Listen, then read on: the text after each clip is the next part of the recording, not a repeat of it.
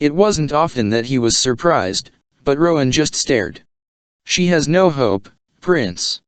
She has no hope left in her heart. Help her. If not for her sake, then at least for what she represents, what she could offer all of us, you included. And what is that? He dared ask. Emrys met his gaze unflinchingly as he whispered, a better world. Selena walked and walked, until she found herself by the tree-lined shore of a lake, glaringly bright in the midday sun. She figured it was as good a spot as any as she crumpled to the mossy bank, as her arms wrapped tight around herself and she bowed over her knees. There was nothing that could be done to fix her. And she was. A whimpering noise came out of her, lips trembling so hard she had to clamp down to keep the sound inside. But the sound was in her throat, in her lungs, and her mouth, and when she took a breath, it cracked out.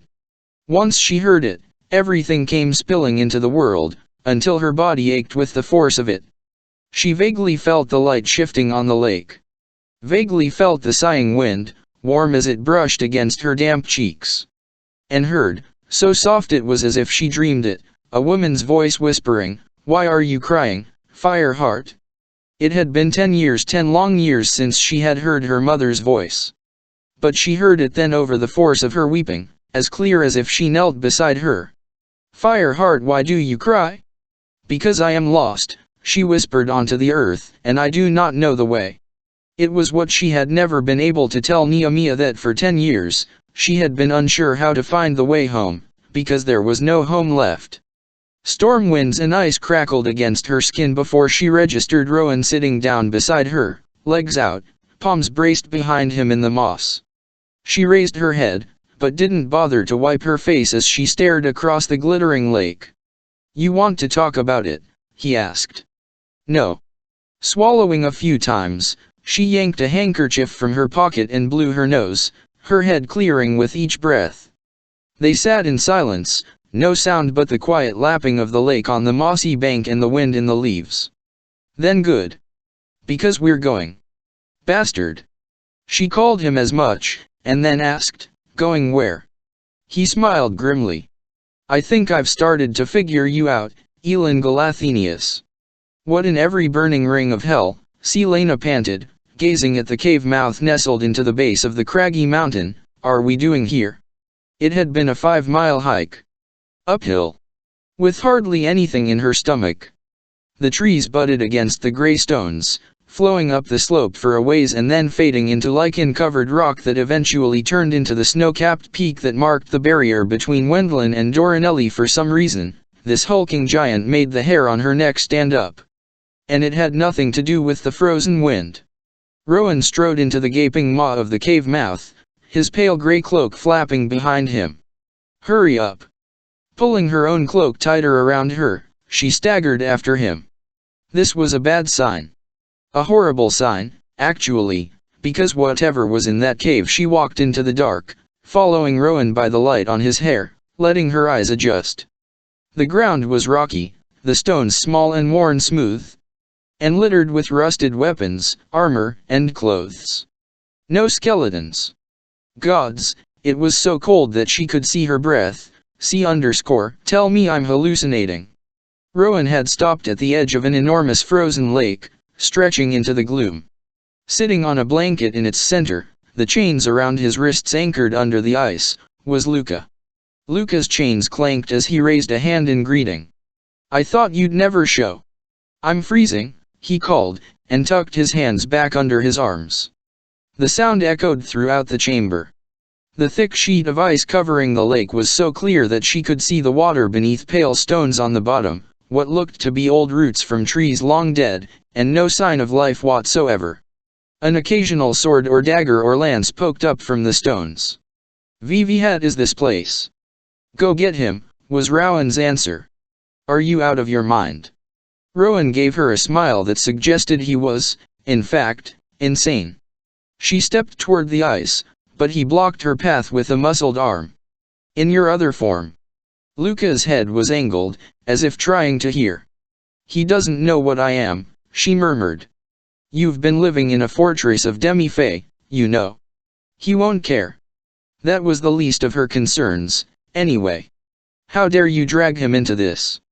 You dragged him in yourself when you insulted him and Emery's. The least you can do is retrieve him. He blew out a breath toward the lake, and the ice thawed by the shore, then hardened. Holy gods! He'd frozen the whole damn lake. He was that powerful? I hope you brought snacks. Luca said. I'm starving. Hurry up, Elentia. Rowan said you had to do this as part of your training, and... He prattled on and on. What is the goddamned point of this? Just punishment for acting like an ass. You can control your power in human form, keep it dormant. But the moment you switch, the moment you get agitated or angry or afraid, the moment you remember how much your power scares you, your magic rises up to protect you. It doesn't understand that you are the source of those feelings, not some external threat. When there is an outside threat, when you forget to fear your power long enough, you have control. Or some control. He pointed again to the sheet of ice between her and Luca. So free him. If she lost control, if her fire got out of her. Well, fire and ice certainly went well together, didn't they? What happens to Luca if I fail? He'll be very cold and very wet. And possibly die.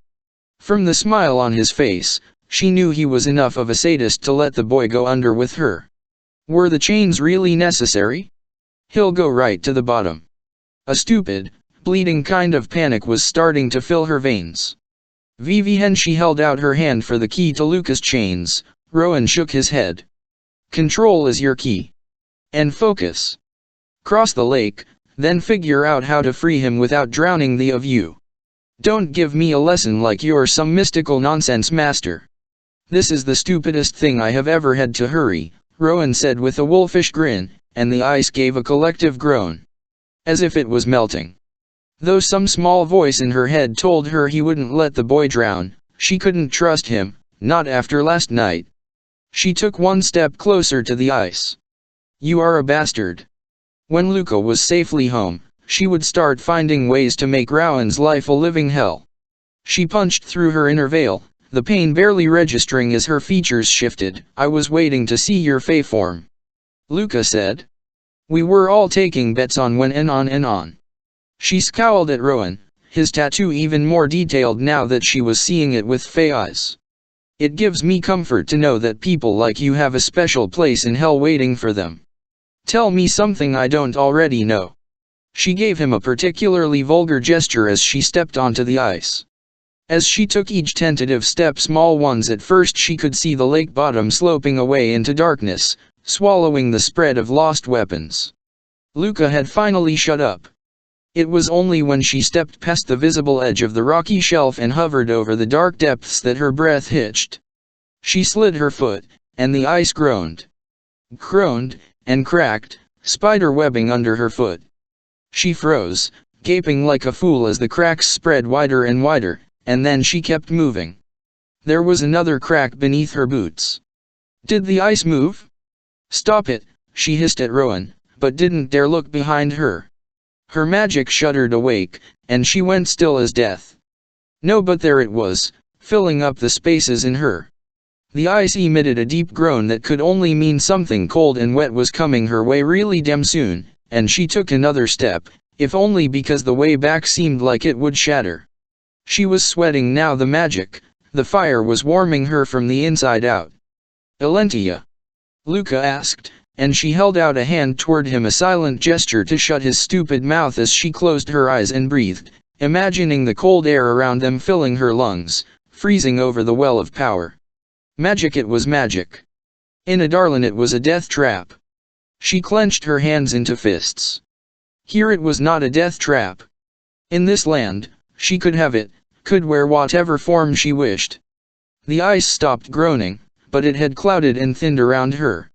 She started sliding her feet, keeping as balanced and fluid as she could, humming a melody, a bit of a symphony that used to calm her. She let the beat anchor her, dull the edge of her panic. The magic simmered to embers, pulsing with each breath. I am safe, she told it. Relatively safe. If Rowan was right, and it was just a reaction to protect her from some enemy. Fire was the reason she'd been banned from the library of Erinth when she was 8, after accidentally incinerating an entire bookcase of ancient manuscripts when she grew irritated with the master scholar lecturing her about decorum. It had been a beautiful, horrible relief to wake up one day not too many months after that and no magic was gone. That she could hold a book, hold what she adored most, and not worry about turning it to ash if she upset or tired or excited. Selena Sardotien, gloriously mortal Selena, never had to worry about accidentally scorching a playmate, or having a nightmare that might incinerate her bedroom, or burning all of Erinth to the ground. Selena had been everything Elin wasn't. She had embraced that life, even if Selena's accomplishments were death and torture and pain. Elentia. She'd been staring at the ice. Her magic flickered again, burning a city to the ground. That was the fear she overheard Melisandre's emissary hiss at her parents and uncle. She'd been told he had come to see about an alliance, but she later understood he'd really come to gather information on her. Melisandre had a young queen on its throne, and she wanted to assess the threat she might face from the heir of Turasan one day. Wanted to know if Elin Galathenius would become a weapon of war. The ice fogged over, and a crack splintered through the air. The magic was pulsing its way out of her, snapping its jaws at every breath she took. "You are in control now," Rowan said from the shore. "You are its master." She was halfway there. She took one more step toward Luca, and the ice cracked further. His chains rustled impatience, or fear. She had never been in control. Even as Selena, control had been an illusion. Other masters had held her reins. "You are the keeper of your own fate," Rowan said softly from the shore, as if he knew exactly what was flowing through her head. She hummed some more, the music wending its way from her memory. And somehow the flame grew quiet. Selena took a step forward, then another. The power smoldering in her veins would never go away. She was far more likely to hurt someone if she didn't master it. She scowled over her shoulder at Rowan, who was now striding along the shore, examining some of the fallen blades. There was a hint of triumph in his usually hollow eyes, but he turned away and approached a small crevice in the cave wall, feeling for something inside. She kept walking, the watery abyss deepening. She had mastered her mortal body as an assassin. Mastering her immortal power was just another task. Luca's eyes were wide as she came at last within touching distance. "You have nothing to hide, you know. We all knew you could shift, anyway," he said. "And if it makes you feel any better, Sten's animal form is a pig. He won't even shift for shame." She would have laughed, actually felt her insides tighten to bark out the sound that had been buried for months, but then she remembered the chains around his wrists. The magic had quieted down, but now melt through them, or melt the ice where they were anchored and let him drag the chains back. If she went for the ice, she could easily send them right to the of this ancient lake. And if she went for the chains, well, she could lose control and send them to the bottom, but she could also wind up burning him. At best, branding him where the monocles were. At worst, melting his bones. Better to risk the ice. Luca said. "I'll forgive every awful thing you said earlier if we can go eat something right now. It smells awful in here." His senses had to be sharper than hers. The cave had only a faint hint of rust, mold, and rotting things. "Just hold still and stop talking," she said, more sharply than she'd intended. But he shut up as she eased to the spot where Rowan had frozen the chains. As carefully as she could, she knelt, spreading her weight out evenly. She slid one palm against the ice, eyeing the chain's path to the hanging length swaying in the water beneath. Swaying there must be a current. Which meant Rowan had to be constantly sealing the ice. The cold bit into her palm, and she eyed Luca on the fur blanket before she turned back to the anchor. If the ice broke, she'd have to grab him. Rowan was out of his damned mind. She took several long breaths, letting the magic calm and cool and gutter. Then, hand pressed flat against the ice, she crooked an inner finger at her power and pulled out a tiny, burning thread. It flowed down her arm, snaked around her wrist, and then settled in her palm, her skin warming, the ice glowing a bright red. Luca yelped as the ice splintered around them. Control, Rowan barked from the shore, pulling free a discarded sword from where it had been knocked into the little crevice in the wall, its golden hilt glinting. Selena clamped on the magic so hard it suffocated. A small hole had melted where her palm had been, but not all the way through. Not big enough to free the chain. She could master this. She could master herself again. The well inside of her filled up and she pushed back, willing only that thread to squeeze free and into the ice, burrowing like a worm, gnawing away at the cold. There was a clank of metal, and a hiss, and then, oh, thank the gods, Luca moaned, hauling the length of chain out of the hole.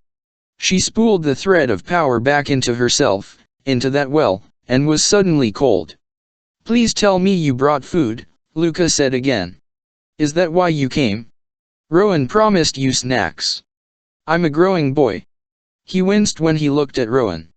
And you don't say no to no. Indeed, no one ever said no to him, and that was probably why Rowan thought a scheme like this was acceptable. Selena sighed through her nose and looked at the small hole she'd made. A feat, a miracle. As she was about to stand and help Luca navigate the way back to shore, she glanced at the ice once more. No, not the ice, the water beneath. Vivi here, a giant red eye was staring right at her. Chapter 35. The next 4 words that came out of Selena's mouth were so vulgar that Luca choked.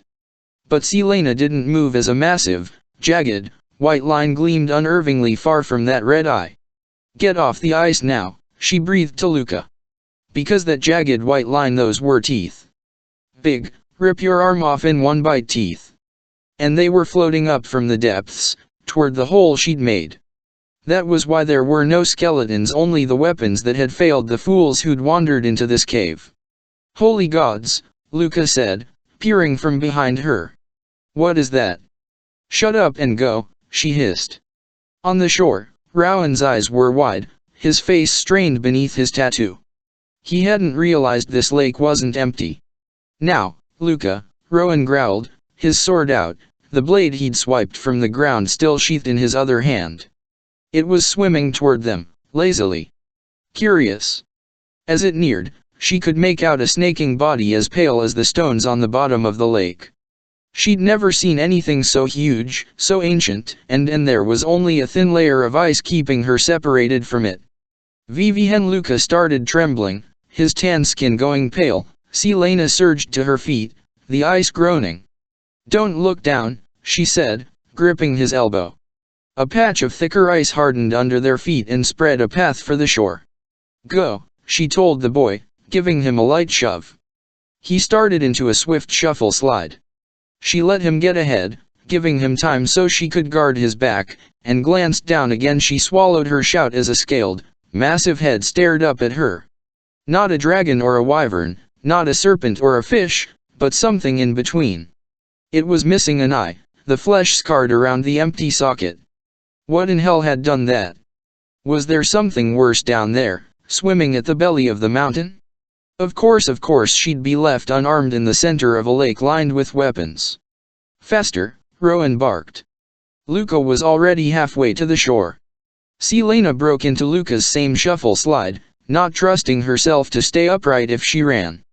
Just as she took her third step, a flash of bone white snapped up through the depths, twisting like a striking asp.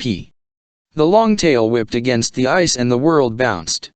She went up, legs buckling as the ice lifted from the blow, and then slammed onto her hands and knees.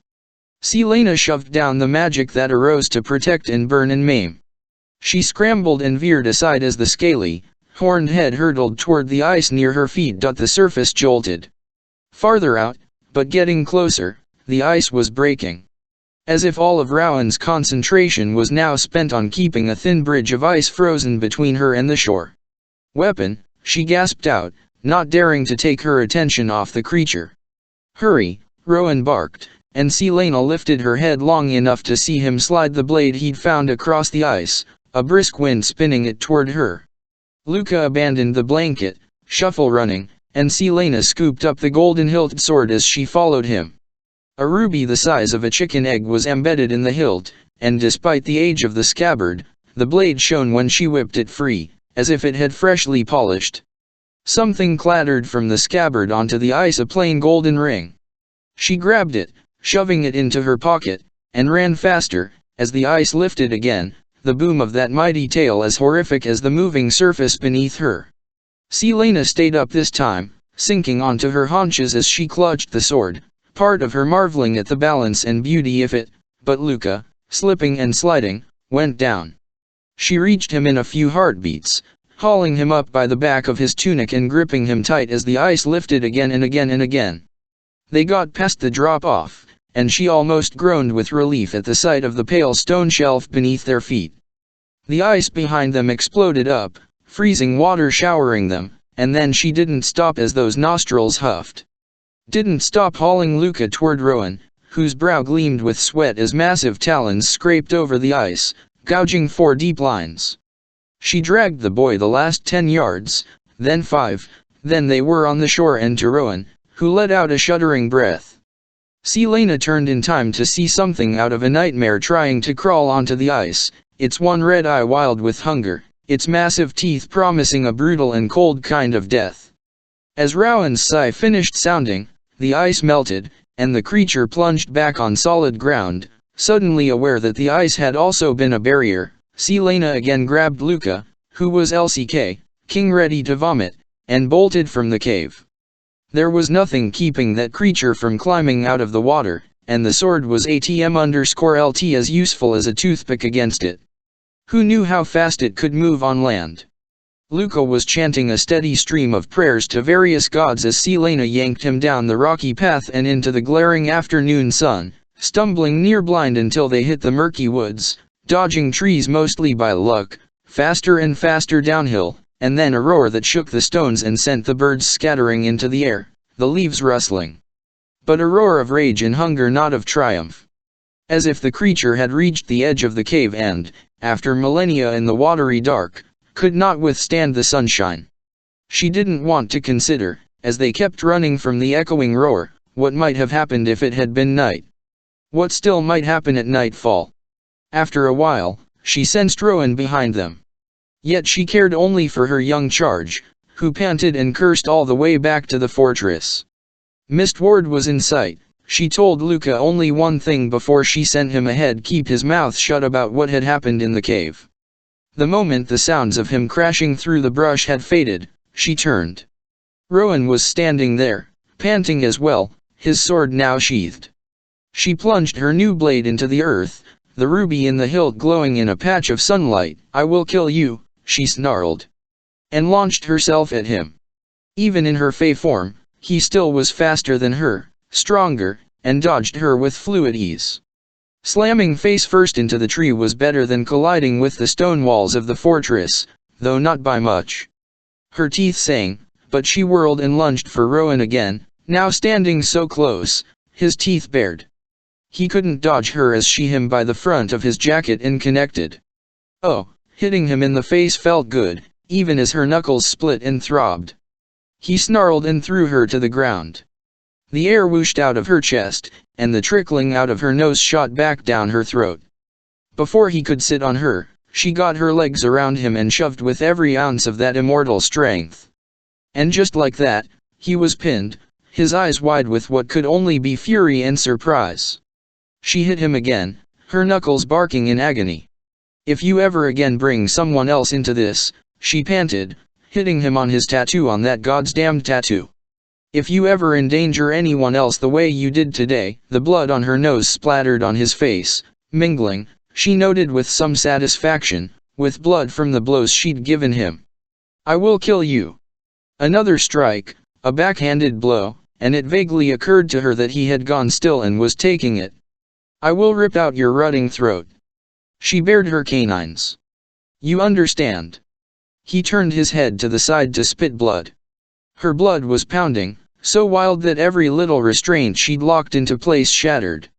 She shoved back against it, and the distraction cost her.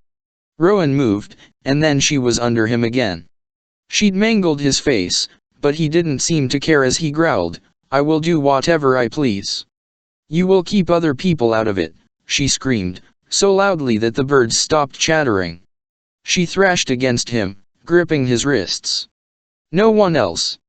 "Tell me why, Aelin." "That goddamned name." She dug her nails into his wrists. Because I am sick of it. She was gulping down air, each breath shuddering as the horrific realization she'd been holding at bay since Nehemiah's death came loose. I told her I would not help, so she orchestrated her own death. Because she thought she laughed a horrible, wild sound. She thought that her death would spur me into action. She thought I could somehow do more than her, that she was worth more dead. And she lied about everything. She lied to me because I was a coward, and I hate her for it. I hate her for leaving me. Rowan still pinned her, his warm blood dripping onto her face. She had said it. Said the words she'd been choking on for weeks and weeks. The rage seeped from her like a wave pulling away from shore, and she let go of his wrists. Please, she panted, not caring that she was begging, please don't bring anyone else into it. I will do anything you ask of me. But that is my line. Anything else but that. His eyes were veiled as he finally let go of her arms. She gazed up at the canopy. She would not cry in front of him, not again. He peeled back, the space between them now a tangible thing. How did she die? She let the moisture against her back seep into her, cool her bones. She manipulated a mutual acquaintance into thinking he needed to kill her in order to further his agenda. He hired an assassin, made sure I wasn't around, and had her murdered. Oh, Nehemiah. She had done it all out of a fool's hope, not realizing what a waste it was. She could have allied with flawless Galen Ashrar and saved the world, found a truly useful heir to the throne. What happened to the two men? A cold question. The assassin I hunted down and left in pieces in an alleyway. And the man who hired him. Blood on her hands, on her clothes, in her hair, Kaol's horrified stare. I gutted him and dumped his body in a sewer. They were two of the worst things she'd done, out of pure hatred and vengeance and rage. She waited for the lecture. But Rowan merely said, "GCK, She was so surprised that she looked at him and saw what she had done. Not his already bruised and bleeding face, or his ripped jacket and shirt, now muddy. But right where she'd gripped his forearms, the clothes were burned through, the skin beneath covered in angry red welts. Handprints. She'd burned right through the tattoo on his left arm. She was on her feet in an instant, wondering if she should be on her knees begging for forgiveness instead. It must have hurt like hell. Yet he had taken it, the beating, the burning, while she let out those words that had clouded her senses for so many weeks now. "I am so sorry," she started, but he held up a hand. "You do not apologize," he said, "for defending the people you care about." She supposed it was as much of an apology as she would ever get from him. She nodded, and he took that as answer enough. "I'm keeping the sword," she said, yanking it free of the earth. She'd be hard-pressed to find a better one anywhere in the world. "You haven't earned it." He fell silent, then added, "But consider this a favor. Leave it in your rooms when we're training." She would have debated, but this was a compromise, too. She wondered if he'd made a compromise any time in the last century. If that thing tracks us to the fortress once darkness falls. Even if it does, it can't get past the wards.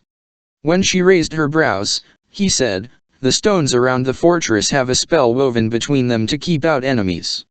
Even magic bounces off it." Oh. Well, that explained why they called it Mist Ward. A calm, if not pleasant, silence fell between them while they walked. "You know," she said slyly, "that's twice now you've made a mess of my training with your tasks. I'm fairly sure that makes you the worst instructor I've ever had." He gave her a sidelong look. "I'm surprised it took you this long to call attention to it." She snorted, and as they approached the fortress, the torches and candles ignited as if to welcome them home. "I've never seen such a sorry sight," Emrys hissed as Rowan and Selena trudged into the kitchen. "Blood and dirt and leaves over every inch of you both." Indeed, they were something to behold, both of their faces swollen and lacerated, covered in each other's blood, hair a mess, and Selena limping slightly. The knuckles of two of her fingers were split, and her knee throbbed from an injury she did not recall getting. "No better than alley cats, brawling at all hours of the day and night," Emrys said, slamming 2 bowls of stew onto the work table. "Eat, both of you. And then get cleaned up. Alentia, you're off kitchen duty tonight and tomorrow." Selena opened her mouth to object, but the old man held up a hand. "I don't want you bleeding on everything. You'll be more trouble than you're worth." Wincing, Selena slumped next to Rowan on the bench, and swore viciously at the pain in her leg, her face, her arms. Swore at the pain in the ass sitting right next to her. "Clean out your mouth, too, while you're at it," Emrys snapped. Luca was huddled by the fire, wide-eyed and making a sharp, cutting gesture across his neck, as if to warn Selena about something. Even Malachi, seated at the other end of the table with 2 weathered sentries, was watching her with raised brows. Rowan was already hunched over the table, digging into his stew. She glanced again at Luca, who frantically tapped his ears. She hadn't shifted back. And well, now they'd all noticed, even with the blood and dirt and leaves. Malachi met her stare, and she dared the old man to say anything. But he shrugged and went back to his meal. So it really wasn't a surprise after all. She took a bite of her stew and had to bite back her moan. Was it her face senses, or was it even more delicious tonight? Emrys was watching from the hearth, and Selena gave him that challenging look, too. She punched back through the veil, aching as she shifted into her mortal form. But the old man brought her and Rowan a loaf of bread and said, "Makes no difference to me whether your ears are pointy or round, or what your teeth look like. But," he added, looking at Rowan, "I can't deny I'm glad to see you got in a few punches this time." Rowan's head snapped up from his bowl, and Emrys pointed a spoon at him. "Don't you think you've had enough of beating each other into a pulp?" Malachi stiffened, but Emrys went on, "Vivi had good does it accomplish, other than providing me with a scullery maid whose face scares the wits out of our sentries? You think any of us like to hear you 2 cursing and screaming every afternoon? The language you use is enough to curdle all the milk in Wendlin." Rowan lowered his head and mumbled something into his stew. For the first time in a long while, Selena felt the corners of her lips tug up. And that was when Selena walked to the old man and got onto her knees. She apologized, profusely. To Emrys, to Luca, to Malachi. Apologized because they deserved it. They accepted, but Emrys still looked wary. Hurt, even. The shame of what she'd said to that man, to all of them, would cling to her for a while. Though it made her stomach twist and palms sweat, though they didn't mention names, she wasn't all that surprised when Emrys told her that he and the other old fae knew who she was, and that her mother had worked to help them. But she was surprised when Rowan took a spot at the sink and helped clean up after the evening meal. They worked in an easy silence. There were still truths she hadn't confessed to, stains on her soul she couldn't yet explore or express. But maybe he wouldn't walk away whenever she did find the courage to tell him. At the table, Luca was grinning with delight. Just seeing that smile, that bit of proof that today's events hadn't scarred him completely, made Selena at Emrys and say, "We had an adventure today." Malachi set down his spoon and said, "Let me guess, it had something to do with that roar that sent the livestock into pandemonium." Though Selena didn't smile, her eyes crinkled. "Vivi, do you know of a creature that dwells in the lake under?" She glanced at Rowan to finish. "Bald Mountain. And he can't know that story," Rowan said. "No one does." "I am a story keeper," Emrys said, staring down at him with all the wrath of one of the iron figurines on the mantel. "And that means that the tales I collect might not come from fae or human mouths, but I hear them anyway." He sat down at the table, folding his hands in front of him. "I heard one story, years ago, from a fool who thought he could cross the Cambrian mountains and enter Maeve's realm without invitation. He was on his way back, barely clinging to life thanks to Maeve's wild wolves in the passes, so we brought him here while we sent for the healers." Malachi murmured, "So that's why you wouldn't give him a moment's peace." A twinkle in those old eyes, and Emrys gave his mate a wry smile. "He had a fierce infection, so at the time I thought it might have been a fever dream, but he told me he found a cave at the base of the Bald Mountain. He camped there, because it was raining and cold and he planned to be off at first light. Still, he felt like something was watching him from the lake. He drifted off, and awoke only because the ripples were lapping against the shore, ripples from the center of the lake. And just beyond the light of his fire, out in the deep, he spied something swimming. Bigger than a tree or any beast he'd ever seen. "Oh, it was horrific," Luca cut in. "You said you were out with Bass and the other scouts on patrol today." Emrys barked, then gave Rowan a look that suggested he'd better test his next meal for poison. Emrys cleared his throat and was soon staring at the table again, lost in thought. What the fool learned that night was this: the creature was almost as old as the mountain itself. It claimed to have been born in another world, but had slipped into this one when the gods were looking elsewhere. It had preyed upon Fae and humans until a mighty Fae warrior challenged it. And before the warrior was through, he carved one of the creature's eyes out for spite or sport and cursed the beast, so that as long as that mountain stood, the creature would be forced to live beneath it. A monster from another realm. Had it been let in during the Valg Wars, when demons had opened and closed portals to another world at will? How many of the horrific creatures that dwelled in this land were only here because of those long-ago battles over the word keys? So it has dwelled in the labyrinth of underwater caves under the mountain. It has no name, for it forgot what it was called long ago, and those who meet it do not return home.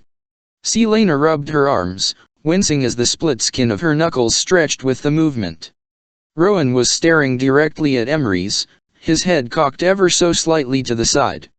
Rowan glanced at her, as if to make sure she was listening, and asked, "Who was the warrior who carved out its eye?"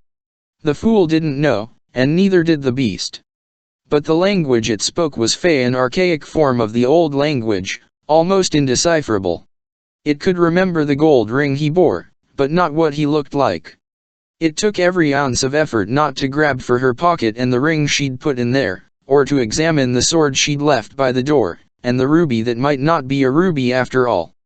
But it was impossible, too much of a coincidence. She might have given in to the urge to look had Rowan not reached for his glass of water. He hid it well, and she didn't think anyone else noticed, but as the sleeve of his jacket shifted, he winced, ever so slightly. From the burns she'd given him. They'd been blistering earlier, they must be screaming in agony now.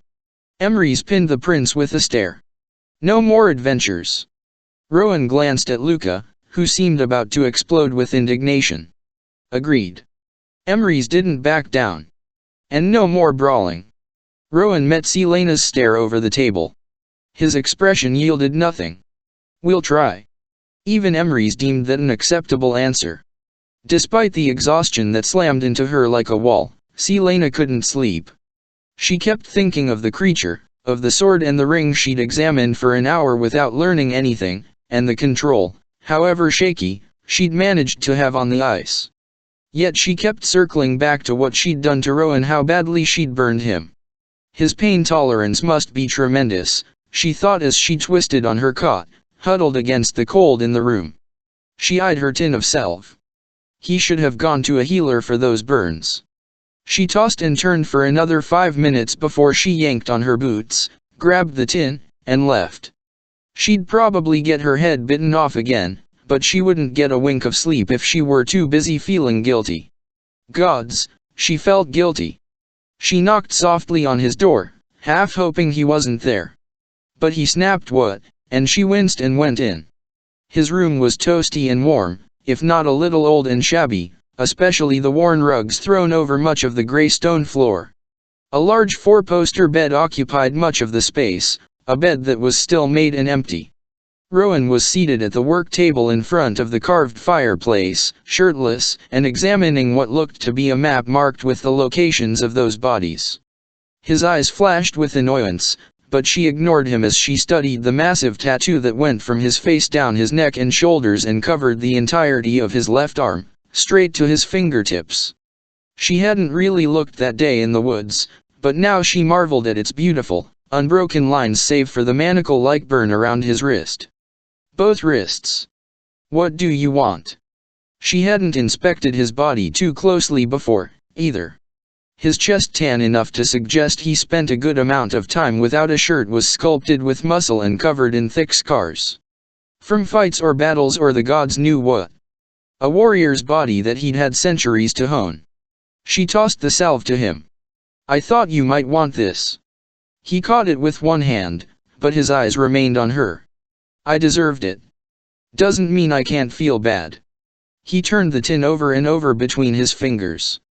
There was a particularly long and nasty scar down his right pectoral. Where had it come from? Is this a bribe? Give it back, if you're going to be a pain in my ass. She held out her hand.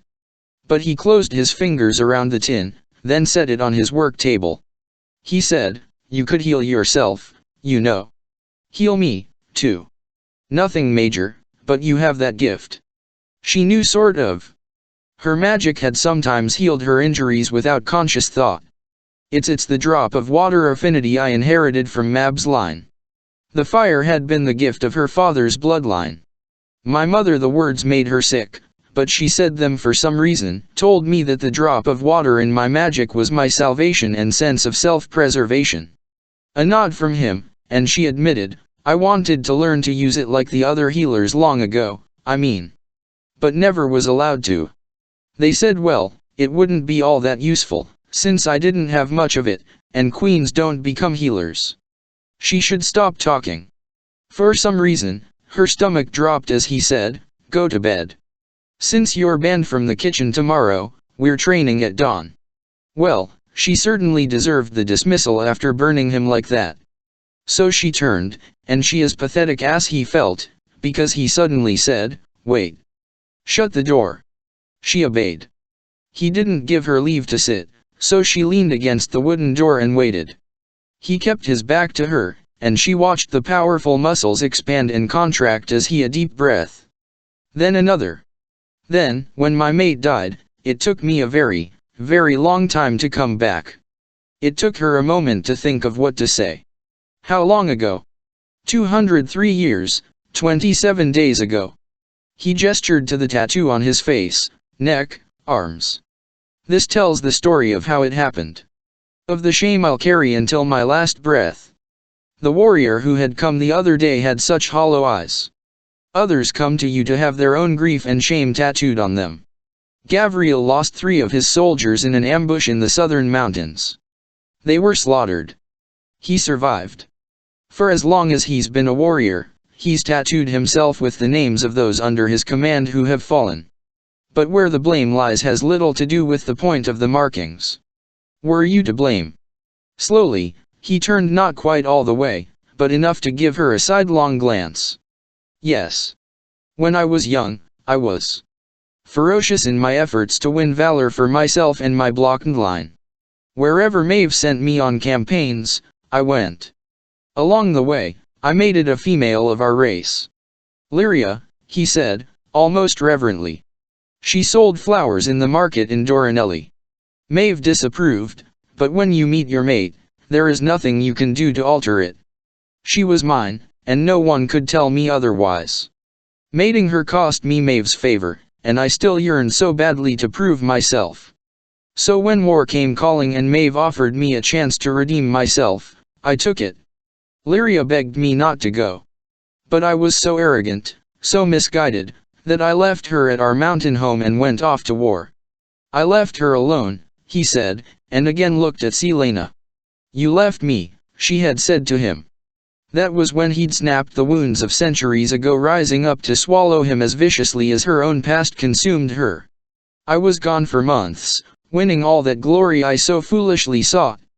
And then we got word that our enemies had been secretly trying to gain entrance to Doranelli through the mountain passes.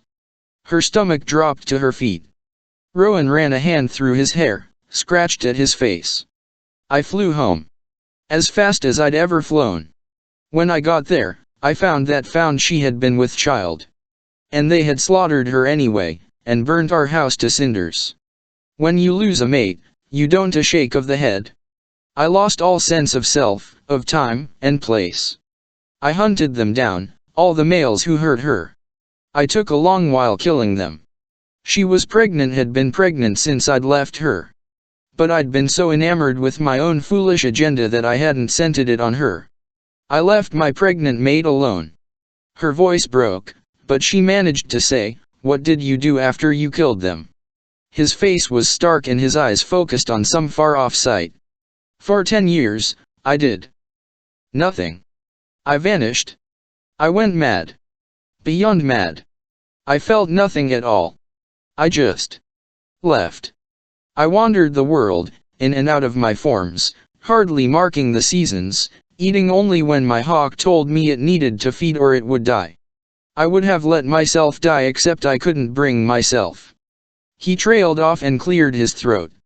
I might have stayed that way forever, but Maeve tracked me down. She said it was enough time spent in mourning, and that I was to serve her as prince and commander to work with a handful of other warriors to protect the realm. It was the first time I had spoken to anyone since that day I found Lyria. The first time I'd heard my name or remembered it. So you went with her?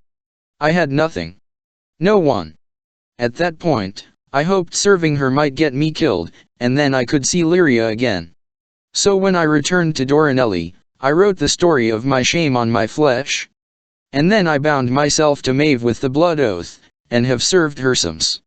How did you come back from that kind of loss? I didn't. For a long while I couldn't. I think I'm still not back. I might never 1K. She nodded, lips pressed tight, and glanced toward the window. But maybe, he said, quietly enough that she looked at him again. He didn't smile, but his eyes were inquisitive. Maybe we could find the way back together. He would not apologize for today, or yesterday, or for any of it. And she would not ask him to, not now that in the weeks she had been looking at him it had been like gazing at a reflection. No wonder she had loathed him. I think, she said, barely more than a whisper, I would like that very much. He held out a hand. Together, then. She studied the scarred, calloused palm, then the tattooed face, full of a grim sort of hope. Someone who did understand what it was like to be crippled at your very core, someone who was still climbing inch by inch out of that abyss.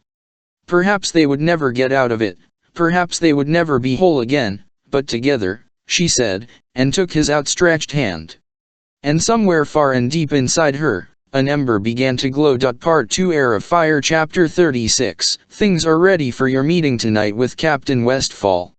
Edion could have sworn Ren Alsbrook bristled as he bit out the name. Seated beside the young lord on the ledge of the roof of the warehouse apartment, Edion considered Ren's tone, decided it wasn't enough of a challenge to warrant a verbal slap, and gave a nod as he went back to cleaning his nails with one of his fighting knives. Ren had been recovering for days now, after the captain had set him up in the guest room of the apartment. The old man had refused to take the main bedroom, saying he'd prefer the couch, but Edion wondered what exactly Murtaugh had observed when they arrived in the apartment. If he suspected who the owner was, Selena or Ilan or both, he revealed nothing. Edion hadn't seen Ren since the opium den, and didn't really know why he'd bothered to come tonight. He said, "You've managed to build yourself a network of lowlifes here. That's a far cry from the lofty towers of Alsbrook Castle." Ren's jaw tightened. "You're a far cry from the white towers of Arinth, too. We all are." A breeze ruffled Ren's shaggy hair. "Thank you for helping that night." "It was nothing," Edion said coolly, giving him a lazy smile. "You killed for me, then hid me. That isn't nothing. I owe you." Edion was plenty used to accepting gratitude from other men, from his men, but this. "You should have told me," he said, dropping the grin as he watched the golden lights twinkling across the city, "that you and your grandfather had no home. Or money." No wonder Ren's clothes were so shabby.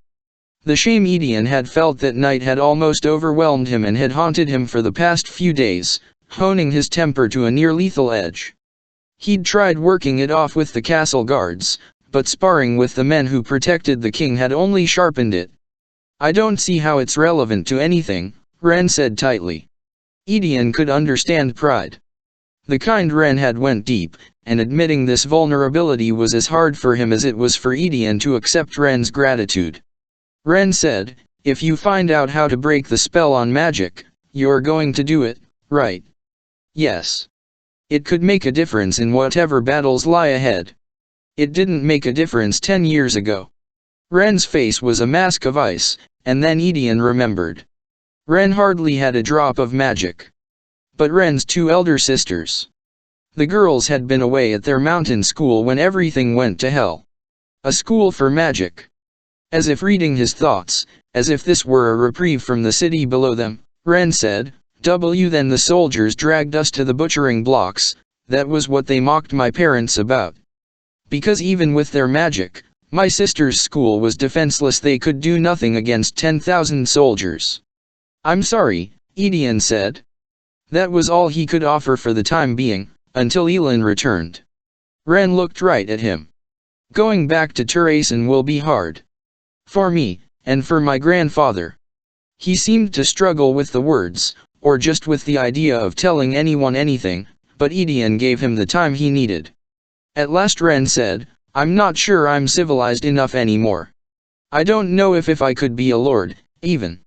If my people would want me as lord. My grandfather is better suited, but he's an Allsbrook by marriage and he says he doesn't want to rule. Ah.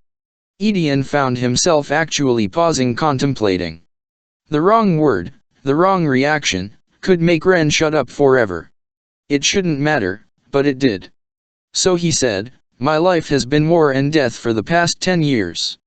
It will probably be war and death for the next few as well.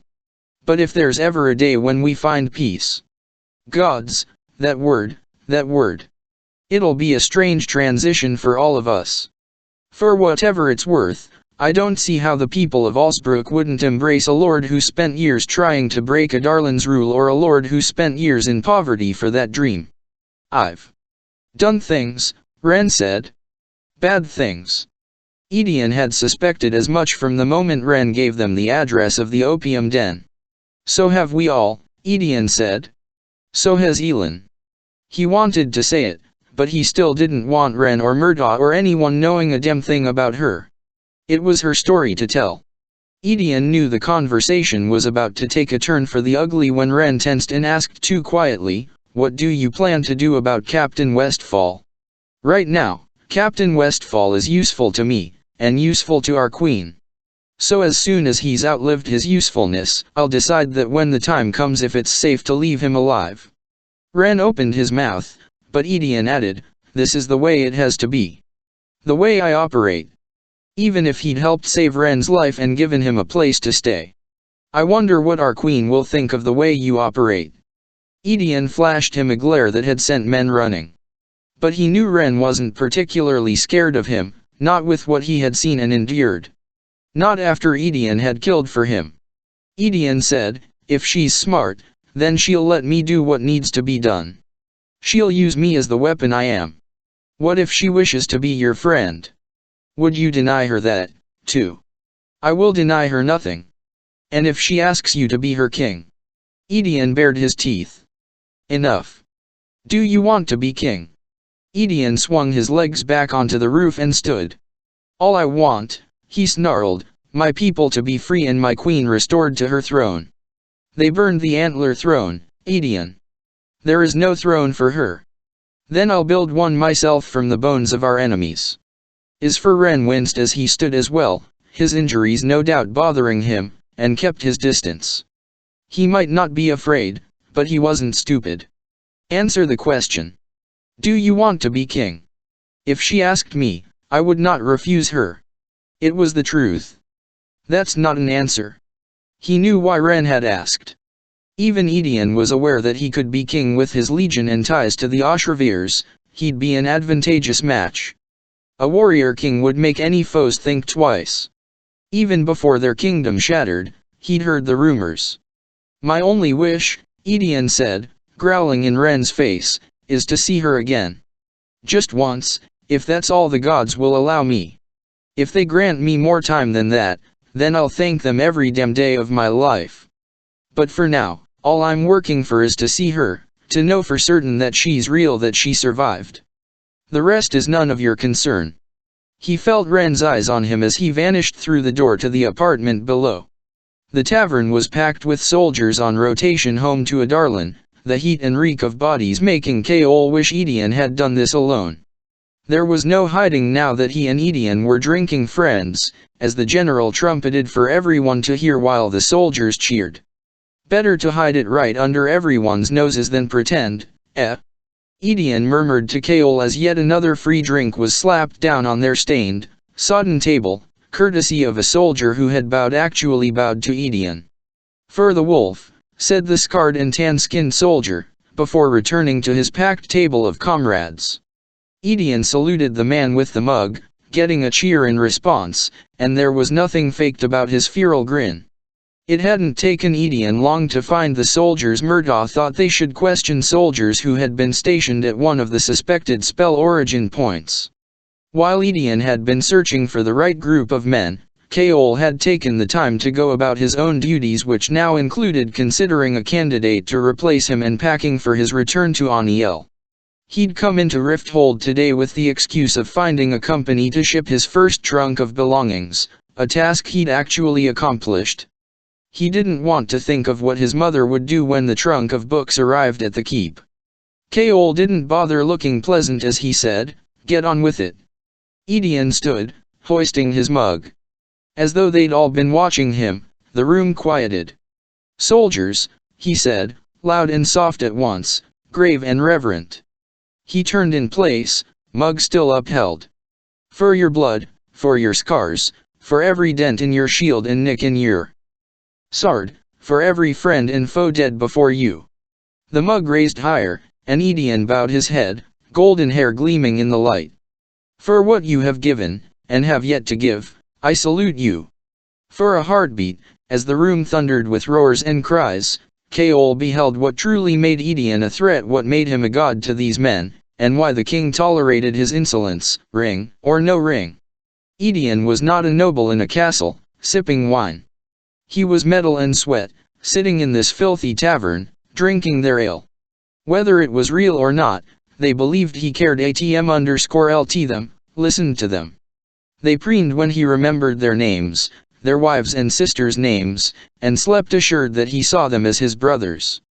Edion made sure that they believed he would fight and die for them. Thus they would fight and die for him, and Kaol was afraid, but not for himself. He was afraid of what would come when Edion and Elin were reunited. For he'd seen in her that same glittering ember that made people look and listen. Had seen her stalk into a council meeting with Councillor Mollison's head and smile at the King of Adarlan, every man in that room enthralled and petrified by the dark whirlwind of her spirit. The two of them together, both of them lethal, working to build an army, to ignite their people. He was afraid of what they would do to his kingdom. Because this was still his kingdom. He was working for Dorian, not Elin, not Edion. And he didn't know where all of this put him. A contest. Edion called, standing on the bench. Kaol hadn't moved during the long hour. Edion had been saluted and toasted by half the men in this room, each one getting a turn to stand and tell his story to the general. Vivian Edion had enough of being serenaded by his own enemy, his Ashriver eyes brilliant with a rush that Kaol knew was precisely because he hated each and every one of them and they were eating out of his palm like rabbits. The general roared for the contest. There were a few shouted suggestions for drinking games, but Edion hoisted his mug again, and silence fell. Farthest to travel drinks for free. There were cries of Banjali, Arinth, Melisande, Aniel, Endovire, but then. Quiet, all of you. An older, gray-haired soldier stood. "I got you all beat." He lifted his glass to the general, and pulled a scroll from his vest. "Release papers. I just spent 5 years at Knoll." Bullseye. Edion thumped the empty seat at the table. "Then you drink with us, my friend." The room cheered again. Knoll. It was a speck on the map at the farthest end of the deserted peninsula. The man sat down, and before Edion could raise a finger to the barkeep, a fresh pint was before the stranger. "Knoll, Edion said. "Commander Jensen, of the 24th Legion, sir." "How many men were under you, Commander?" 2,000. All of us sent back here last month." Jensen took a long drink. 5 years, and we're done just like that." He snapped his scarred, thick fingers. "I take it His Majesty didn't give you any warning." With all due respect, General, he didn't tell us shit. I got the word that we were to move out because new forces were coming in, and we weren't needed anymore. Keol kept his mouth shut, listening, as Edion had told him to do. What for? Is he sending you to join another legion? No word yet. Didn't even tell us who was taking our place. Edion grinned. At least you're not in Knoll anymore.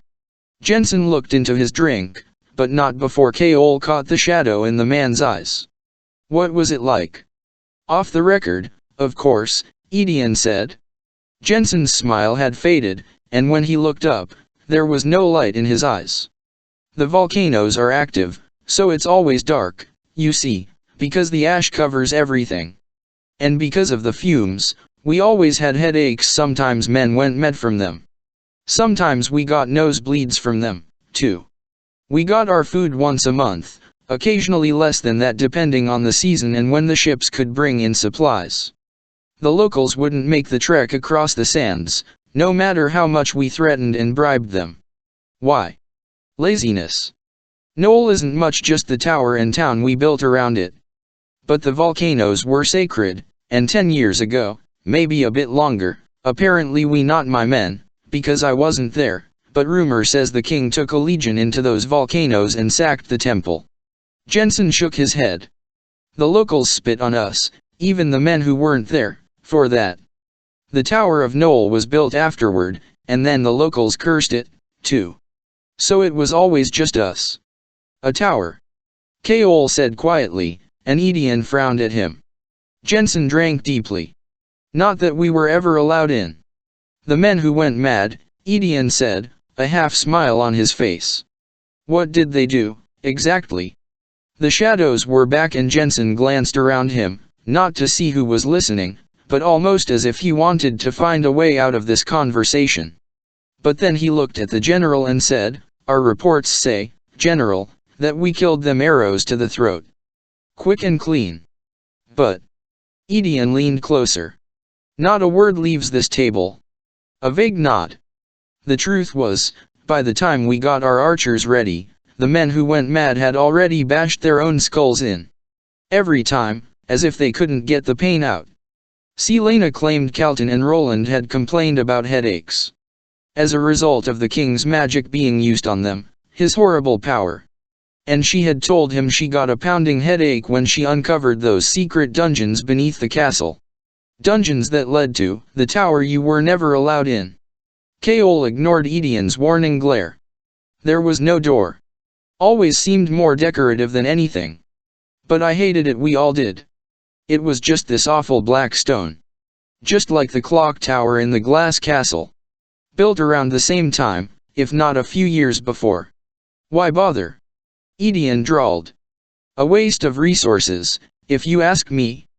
There were still so many shadows in the man's eyes, full of stories that Keol didn't dare ask about. The commander drained his glass and stood. I don't know why they bothered with Knoll, or Amarote. We'd sometimes send men up and down the Western Sea with messages between the towers, so we knew they had a similar one. We didn't even really know what the hell we were all doing out there, anyway. There was no one to fight. Amarote. The other outpost, and Murtaugh's other possible origin point for their spell due north from Knoll. Both the same distance from Rifthold. 3 towers of black stone, all 3 points making an equilateral triangle. It had to be part of the spell, then. Keol traced the rim of his glass. He had sworn to keep Dorian out of it, to leave him alone. He had no way of testing out any theory, and didn't want to get within 10 feet of that clock tower. But perhaps the theory could be tested on a small scale. Just to see if they were right about what the king had done.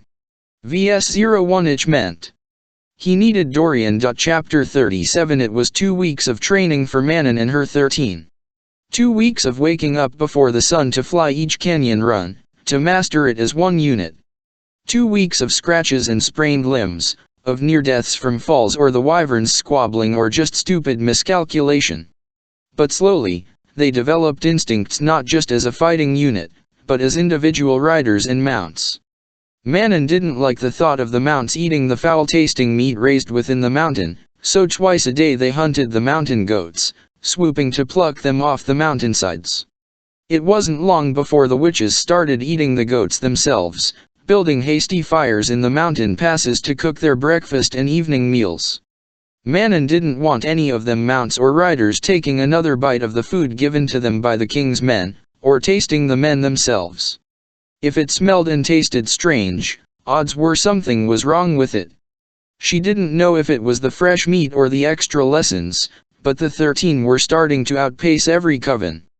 To the point where Manon ordered the 13 to hold back whenever the Yellowlegs gathered to watch their lessons. Abraxos was still a problem. She hadn't dared take the crossing with him, as his wings, while slightly stronger, weren't better by much, at least not enough to brave the sheer plunge through the narrow pass. Manon had been chewing it over every night when the 13 gathered in her room to compare notes about flying, their iron nails glinting as they used their hands to demonstrate the ways they'd taught their wyverns to bank, to take off, to do some fancy maneuver. For all the excitement, they were exhausted. Even the lofty-headed bluebloods had their tempers on tight leashes, and Manon had been called in a dozen times now to break apart brawls. Manon used her downtime to see Abraxos, to check on his iron claws and teeth, to take him out for extra rides when everyone else had passed out in their cots. He needed as much training as he could get, and she liked the quiet and stillness of the night, with the silvered mountain peaks and the river of stars above, even if it made waking up the next day difficult. So after braving the wrath of her grandmother, Manon won 2 days off for the Black Beaks, convincing her that if they didn't rest, there would be outright war in the middle of the mess hall and the king wouldn't have an aerial cavalry left to ride his wyverns into battle. They got 2 days to sleep and eat and see to whatever needs only the men across the mountain could provide. That was something a good number of the 13 were doing, as she'd seen Vesta, Lynn, Asterin, and the demon twins stalking across the bridge. No sleeping for Manon tck1 or tomorrow. No eating. Or bedding men. No, she was taking Abraxos out into the ruins. He was already saddled, and Manon ensured Windcleaver was tightly strapped to her back as she mounted him. The saddlebags were an unexpected weight behind her, and she made a note to start training the 13 and the rest of the covens with them. If they were to be an army, then they'd carry their supplies, as most soldiers did. And training with weights would make them faster when it came time to fly without them. "You sure I can't convince you not to go?" the overseer said as she paused at the back gates. "You know the stories as well as I do. This won't come without a cost. His wings are weak, and so far everything else we've tried to reinforce them has failed," she said.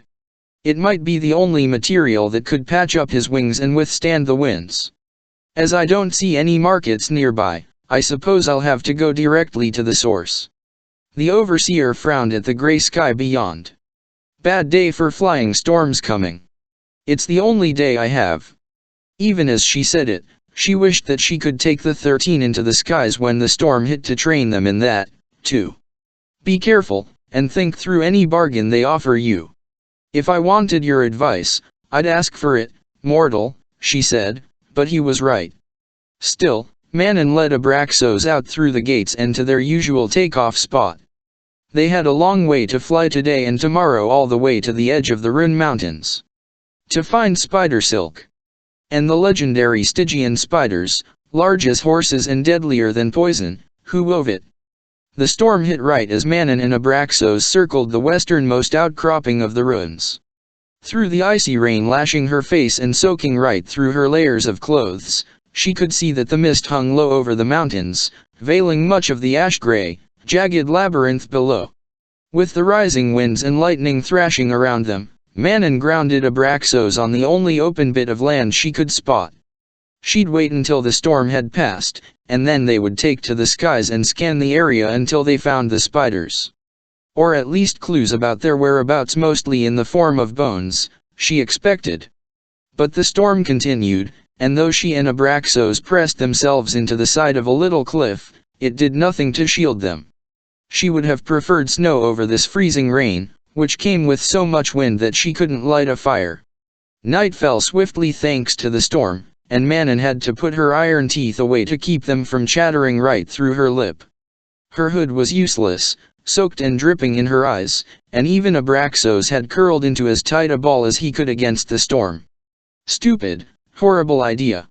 She pulled a goat leg from a saddle bag and tossed it to Abraxos, who uncurled himself long enough to chomp it down, and then went right back to shielding himself against the storm. She cursed herself for a fool as she choked down her own meal of soggy bread and a freezing apple, then gnawed on a bit of cheese. It was worth it. To secure victory for the 13, to be wing leader, one night in a storm was nothing. She'd been through worse, trapped in snowy mountain passes with fewer layers of clothes, no way out, and no food. She'd survived storms some witches didn't awaken from the next morning. But she still would have preferred snow. Manon studied the labyrinth of rock around them. She could feel eyes out there observing. Yet nothing came closer, nothing dared. So after a while, she curled on her side, just like Abraxos, her head and chest angled toward the cliff face, and tucked her arms across herself, holding tight. Mercifully, it stopped raining in the night, or at least the angle of the wind shifted to stop pounding on them. She slept better after that, but she still shook from cold though it felt slightly warmer. Those small hints of warmth and dryness were probably what kept her from shaking to death or getting ill, she realized as she dozed off, awakening at the gray light of dawn. Vivienne, she opened her eyes. She was in shadow, but dry and warm, thanks to the massive wing shielding her from the elements and the heat of Abraxos's breath filling the space like a little furnace. He was still snoozing a deep, heavy sleep. She had to brush ice crystals off his outstretched wing before he came awake.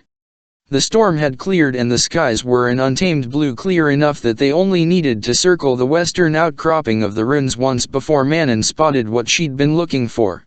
Not just bones, but trees shrouded in dusty gray webs like mourning widows. It wasn't spider silk, she saw as Abraxos swooped low, gliding over the trees. These were only ordinary webs. If you could call an entire mountain wood shrouded in webs ordinary. Abraxos growled every so often at something below, shadows or whispers she couldn't see. But she did notice the crawling on the branches, spiders of every shape and size, as if they had all been summoned here to live under the protection of their massive brethren. It took them half the morning to find the ashen mountain caves hovering above the veiled wood, where bare bones littered the ground. She circled a few times, then set Abraxos down on an outcropping of stone at one of the cave mouths, the cliff face behind them a sheer plunge to a dried-out ravine below. Abraxos paced like a mountain cat, tail lashing this way and that as he watched the cave. She pointed to the edge of the cliff. Enough. Sit down and stop moving. You know why we're here. So don't ruin it. He huffed but plopped down, shooting grayish dust into the air. He draped his long tail along the length of the cliff's edge, a physical barrier between Manon and the plunge. Manon stared him down for a moment before an otherworldly, feminine laugh flittered from the cave mouth. Now that beast is one we have not seen for an age. Manon kept her face blank.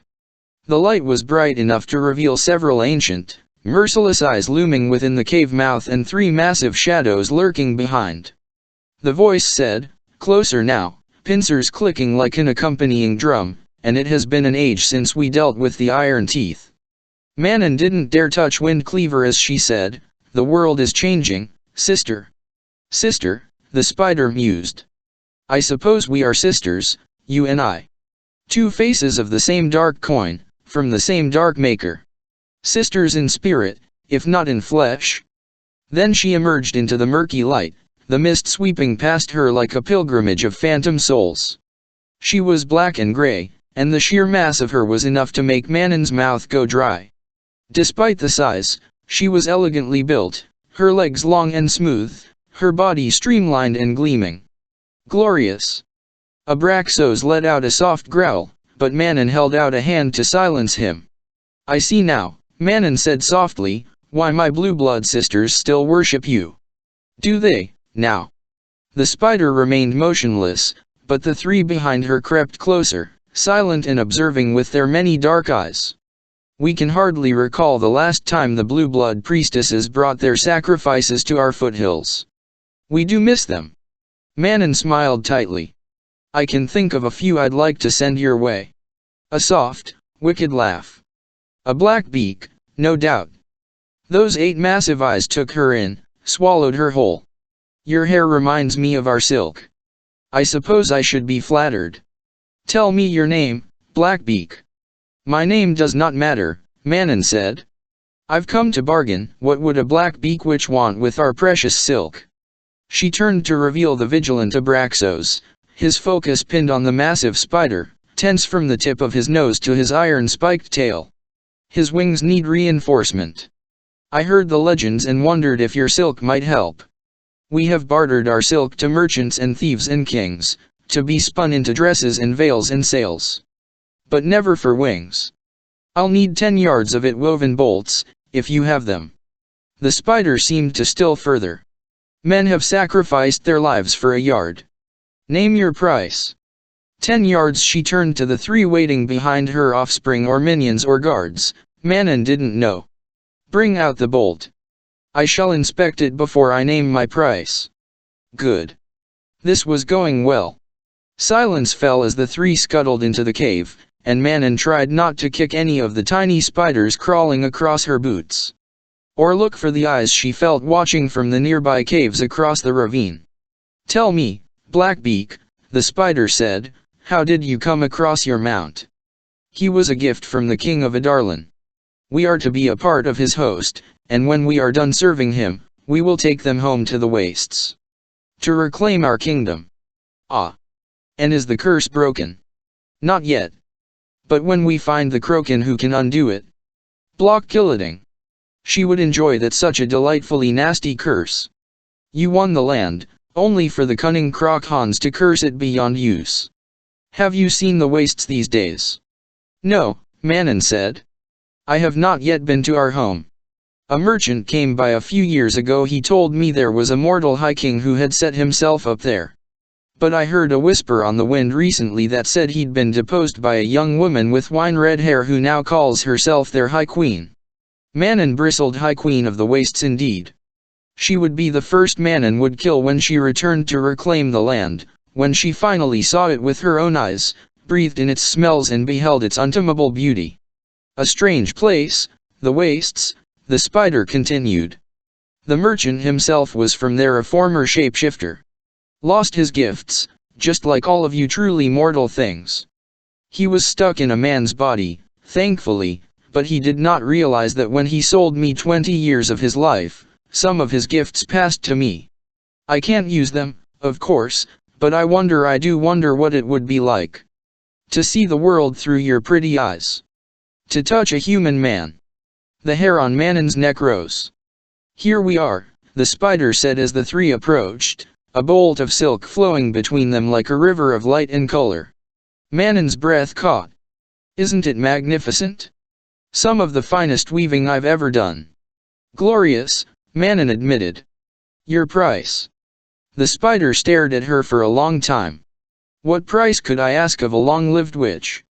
20 years off your lifespan is nothing to you, even with magic aging you like an ordinary woman.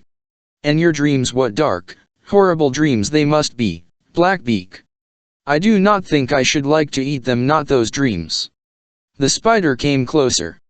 But what of your face? What if I took your beauty? I do not think I'd walk away if you took my face. The spider laughed. Oh, I don't mean your literal face. But the color of your skin, the hue of your burnt gold eyes. The way your hair catches the light, like moonlight on snow. Those things I could take. That beauty could win you a king. Perhaps if magic returns, I'll use it for my woman's body. Perhaps I'll win a king of my very own. Manon didn't particularly care about her beauty, weapon though it was. But she wasn't ATM_LT to say that, or to offer it without bargaining. I'd like to inspect the silk first. Cut a swatch, the spider ordered the 3, who gently set down the yards of silk while one sliced off a perfect square. Men had killed for smaller amounts and here they were, cutting it as if it were ordinary wool. Manon tried not to think about the size of the pincer that extended it to her. She stalked to the cliff edge, stepping over Abraxos's tail as he held the silk to the light. Darkness embrace her, It sparkled. She tugged it. Flexible, but strong as steel. Impossibly light. But, there's an imperfection here. Can I expect the rest of it to be similarly marred? The spider hissed and the ground thudded as she neared. Abraxos stopped her with a warning growl that set the other three coming up behind her guards, then. But Manon held up the swatch to the light. Look, Manon said, pointing to a vein of color running through it. That's no imperfection, the spider snapped. Abraxos's tail curled around Manon, a shield between her and the spiders, bringing her closer to the wall of his body. Manon held it higher, angling it toward the sun. Look in the better light. You think I'm going to give away my for second-rate weaving? Second-rate, the spider seethed. Abraxos's tail curled tighter. No, it appears I'm mistaken. Manon lowered her arms, smiling. It seems I'm not in the bargaining mood today.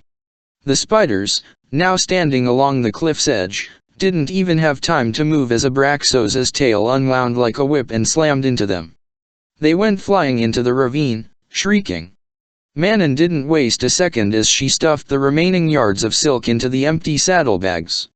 She mounted Abraxos and they leapt into the air, the cliff the perfect takeoff spot, just as she'd planned. The perfect trap for those foolish, ancient monsters. Chapter 38. Manon gave a foot of spider silk to the overseer after he carefully grafted it onto Abraxos's wings.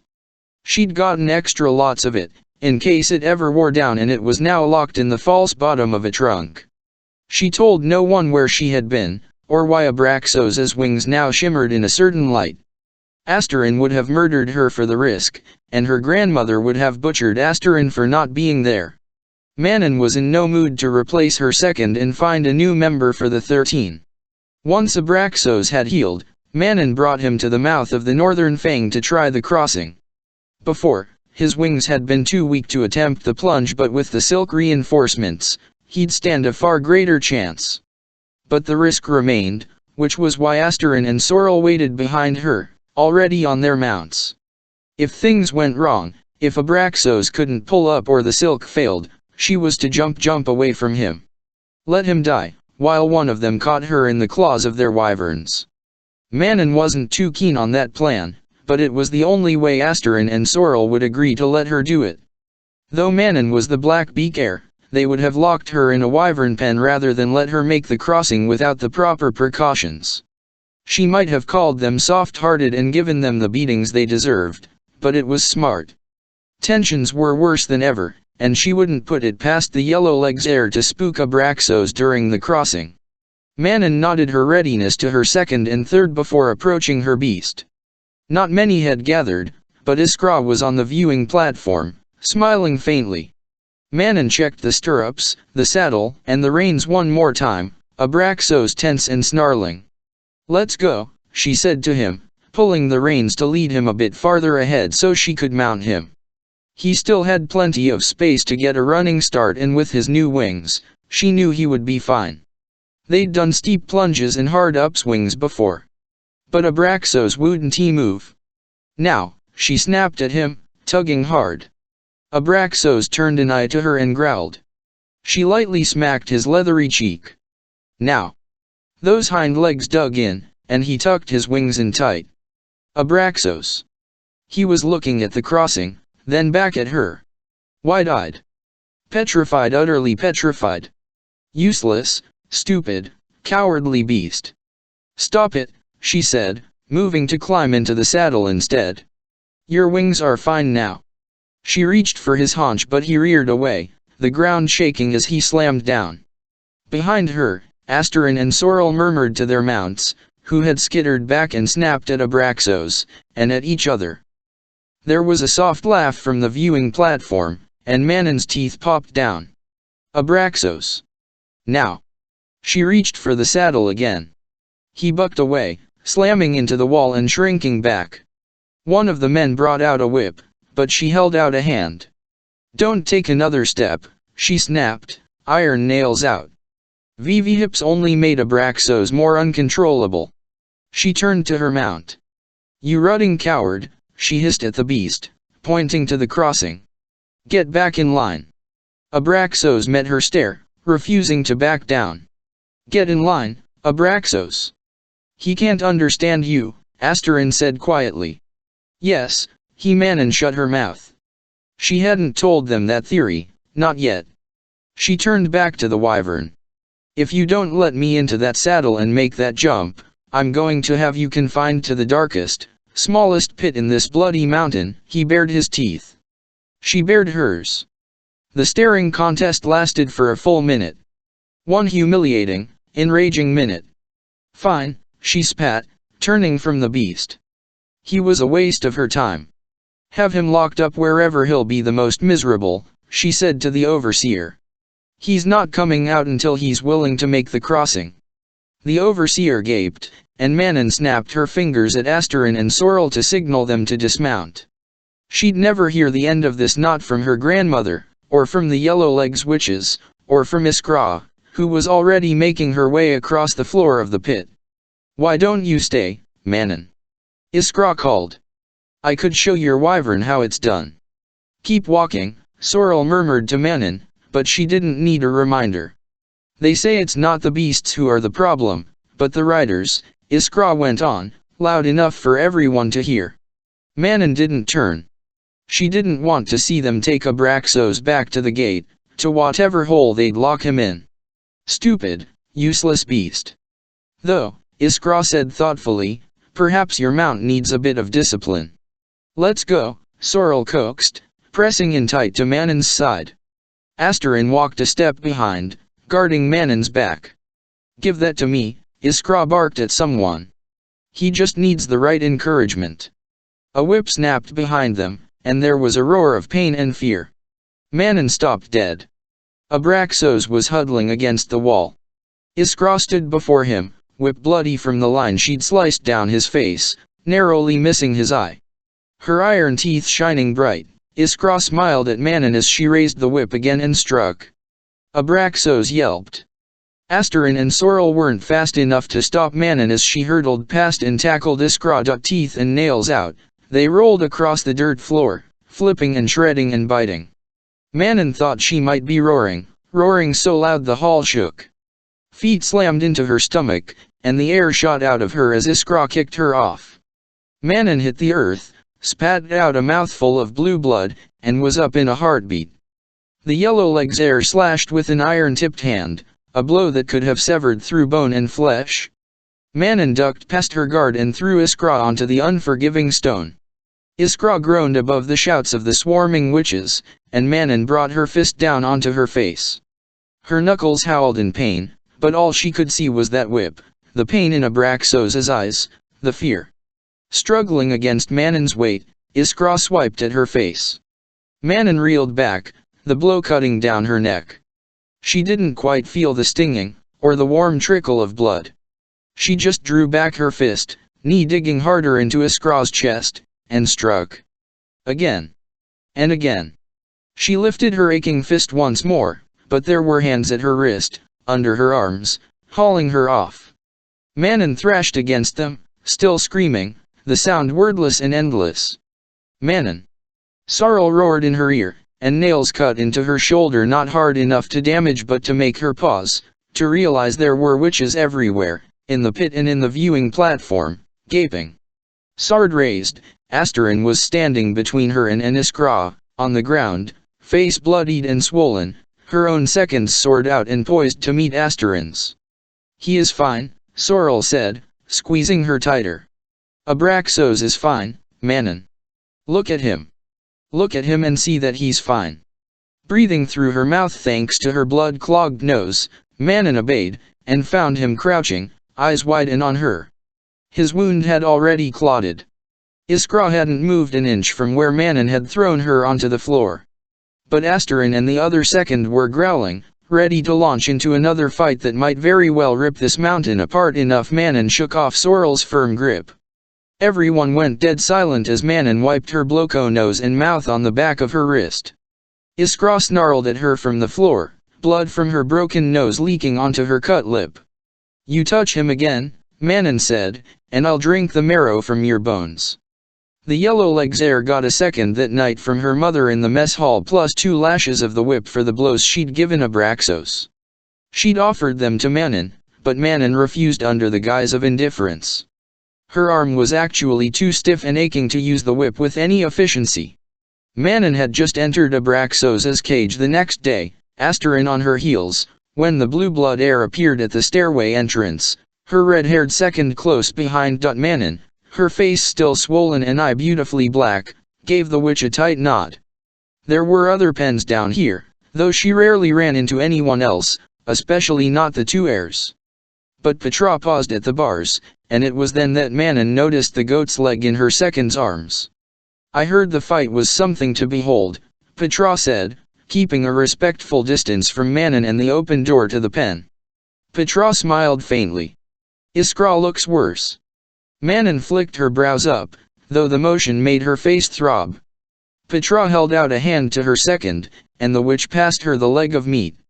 I also heard that you're 13 and your mounts only eat the meat they catch. Mycele caught this on our morning flight. She wanted to share with Abraxos. I don't accept meat from rival clans. Are we rivals? Petra asked. I thought the king of Adarlan had convinced us to fly under one banner again. Manon took a long breath. What do you want? I have training in 10 minutes. Petra's second bristled, but the heir smiled. I told you Mycele wanted to give this to him. Oh? She told you? Manon sneered. Petra cocked her head. Doesn't your wyvern talk to you? Abraxos was watching with as much awareness as the other witches. They don't talk. Petra shrugged, tapping a hand casually over her heart. Don't they? She left the goat leg before walking off into the raucous gloom of the pens. Manon threw the meat away. Chapter 39. Tell me about how you learned to tattoo. No. Hunched over the wooden table in Rowan's room a night after their encounter with the creature in the lake, Selena up from where she held the bone-handled needle over his wrist. If you don't answer my questions, I might very well make a mistake, and... She lowered the tattooing needle to his tan, muscled arm for emphasis. Rowan, to her surprise, let out a huff that might have been a laugh. She figured it was a good sign that he'd asked her to help shade in the parts of his arm he couldn't reach himself. The tattoo around his wrist needed to be re-inked now that the wounds from her burning him had faded. Did you learn from someone? Master and apprentice and all that? He gave her a rather incredulous look. Yes, master and apprentice and all that. In the war camps, we had a commander who used to tattoo the number of enemies he'd killed on his flesh. Sometimes he'd write the whole story of a battle. All the young soldiers were enamored of it, and I convinced him to teach me. With that legendary charm of yours, I suppose. That earned her a half-smile at least. Just fill in the spots where one, a hiss as she took the needle and little mallet and made another dark, bloody mark in him. GCK-D. That's the right depth. With his immortal, fast-healing body, Rowan's ink was mixed with salt and powdered iron to keep the magic in his blood from wiping away any trace of the tattoo. She'd awoken that morning feeling clear. The grief and pain were still there, writhing inside her, but for the first time in a long while, she felt as though she could see. As though she could breathe. Focusing on keeping her hand steady, she made another little mark, then another. Tell me about your family. Tell me about yours and I'll tell you about mine, he said through gritted teeth as she kept going. He'd instructed her thoroughly before he had let her take the needles to his skin. Fine. Are your parents alive? A stupid, dangerous question to ask, given what had happened with his mate, but there was no grief in his face as he shook his head. My parents were very old when they conceived me. Not old in the human sense, she knew. I was their only child in the millennia they'd been mated. They faded into the afterworld before I reached my second decade. Before she could think more on that interesting, different way of describing death, Rowan said, you had no siblings. She focused on her work as she let out the thinnest tendril of memory. My mother, thanks to her Fey heritage, had a difficult time with the pregnancy. She stopped breathing during labor. They said it was my father's will that kept her tethered to this world. I don't know if she even could have conceived again after that. So, no siblings. But gods, she should shut her mouth. But I had a cousin. He was 5 years older than me, and we fought and loved each other like siblings. Edion. She hadn't spoken that name aloud in 10 years. But she'd heard it, and seen it in papers. She had to set down the needle and mallet and flex her fingers. I don't know what happened, but they started saying his name as a skilled general in the king's army. She had failed Edion so unforgivably that she couldn't bring herself to blame or detest him for what he'd become. She'd avoided learning any details about what, exactly, he'd done in the north all these years. Edion had been fiercely, wildly loyal to Theresen as a child. She didn't want to know what he'd been forced to do, what had happened to him, to change that. It was by luck or fate or something else entirely that he had never been in the castle when she was there.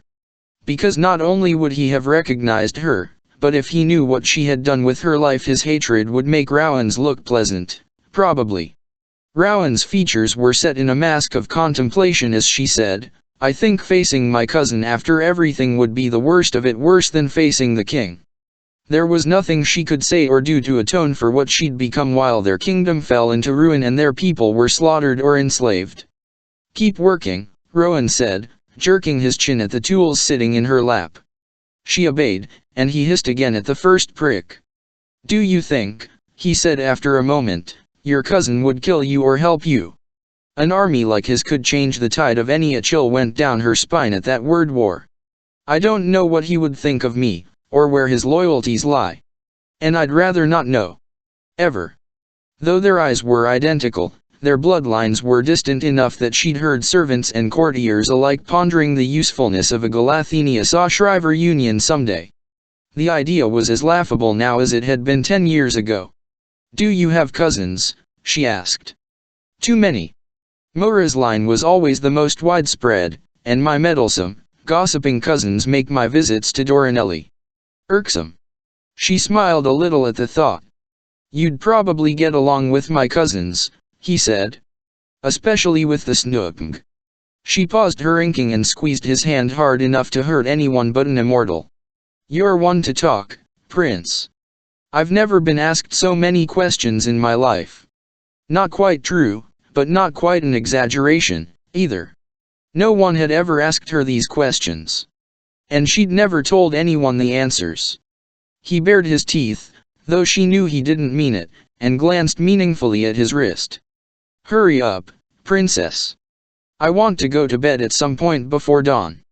She used her free hand to make a particularly vulgar gesture, and he caught it with his own, teeth still out.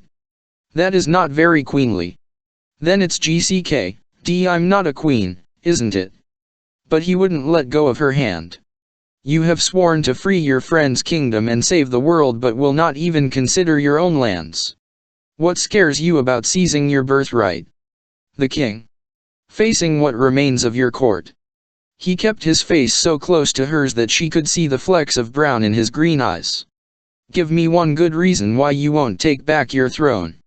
One good reason, and I'll keep my mouth shut. ATM_LT it. She weighed the earnestness in his gaze, his breathing, and then said, because if I free Ilwe and destroy the king as Selena, I can go anywhere after that. The crown, my crown, is just another set of shackles. It was selfish and horrible, but it was true. Nehemiah, long ago, had once said as much. It was her most ardent and selfish wish to be ordinary. Without the weight of her crown, had her friend known how deeply those words had echoed in her. She waited for the scolding, saw it simmering in Rowan's eyes. But then he quietly said, Vmat, do you mean another set of shackles? He loosened his grip to reveal the two thin bands of scars that wrapped around her wrist. His mouth tightened, and she yanked her wrist back hard enough that he let go. Nothing, she said. Arobin, my master, liked to use them for training every now and then. Arobin had chained her to make her learn how to get free. But the shackles at Endovire had been crafted with people like her in mind. It wasn't until Kaol had removed them that she'd gotten out. She didn't want Rowan knowing that any of it. Anger and hatred she could handle, but pity, and she couldn't talk about Kaol, couldn't explain just how much he had rebuilt and then shattered her heart, not without explaining Endovire. Not without explaining how one day, she didn't know how distant, She was going back to Endovire and freeing them all. Each and every slave, even if she had to unshackle them all herself. Selena went back to her work, and Rowan's face remained tight as if he could smell her half-truth. "Why did you stay with Robin?" "I knew I wanted two things. First, to disappear from the world and from my enemies, but it was hard to look him in the eye. I wanted to hide from myself, mostly. I convinced myself I should disappear, because the second thing I wanted, even then, was to be able to someday hurt people the way I had hurt. And it turned out that I was very, very good at it. If he had tossed me away, I would either have died or wound up with the rebels. If I had grown up with them, I probably would have found by the king and slaughtered, or I would have grown up so hateful that I would have been killing Darlanian soldiers from a young age." His brows rose, and she clicked her tongue. "You thought I was just going to spread my whole history at your feet the moment I met you? I'm sure you have even more stories than I do, so stop looking so surprised. Maybe we should just go back to beating each other into a pulp." His eyes gleamed with near predatory intent. "Oh, not a chance, princess. You can tell me what you want, when you want, but there's no going back now." She lifted her tools again. "I'm sure your other friends just adore having you around." A feral smile, and he grabbed her by the chin, not hard enough to hurt, but to get her to look at him. "First thing," he breathed, "we're not friends. I'm still training you, and that means you're still under my command." The flicker of hurt must have shown, because he leaned closer, his grip tightening on her jaw. "Second, whatever we are, whatever this is, I'm still figuring it out, too. So if I'm going to give you the space you deserve to sort yourself out, then you can damn well give it to me." She studied him for a moment, their breath mingling. "Deal," she said. Chapter 40, "Tell me your greatest wish," Dorian murmured into Sorshaw's hair as he entwined their fingers, marveling at the smoothness of her tan skin against the calluses of his. Such pretty hands, like morning doves. She smiled onto his chest. "I don't have a greatest wish." "Liar." He kissed her hair. "You're the world's worst liar." She turned toward the window of his bedroom, the morning light making her dark hair glow. It had been 2 weeks since that night she'd kissed him, 2 weeks since she'd started creeping up here after the castle had gone to sleep. They'd been sharing a bed, though not in the manner he still yearned to. And he detested the sneaking and the hiding. But she'd lose her position if they were found out. With him being who he was, he could bring down a world of trouble on her just for being associated with him. His mother alone could find ways to get her shipped off somewhere. "Tell me," he said again, bending to snatch a kiss. "Tell me, and I'll make it happen." He'd always been generous with his lovers. Usually he gave them gifts to keep them from complaining when he lost interest, but this time he genuinely wanted to give her things. He had tried giving her jewelry and clothes, and she had refused it all. So he'd taken to giving her hard-to-come-by herbs and books and special tools for her workroom. She'd tried to refuse those, but he'd worn her down quickly, mostly by kissing away her protests. "And if I asked for the moon on a string, then I would start praying to Deanna." She smiled, but Dorian's own grin faded. Deanna, Lady of the Hunt. He usually tried not to think about Selena, Elin, whoever she was. Tried not to think about Kaol and his lying, or Edion and his treason. He wanted nothing to do with them, not now that Sorsha was with him. He'd been a fool once, swearing he would tear the world apart for Selena.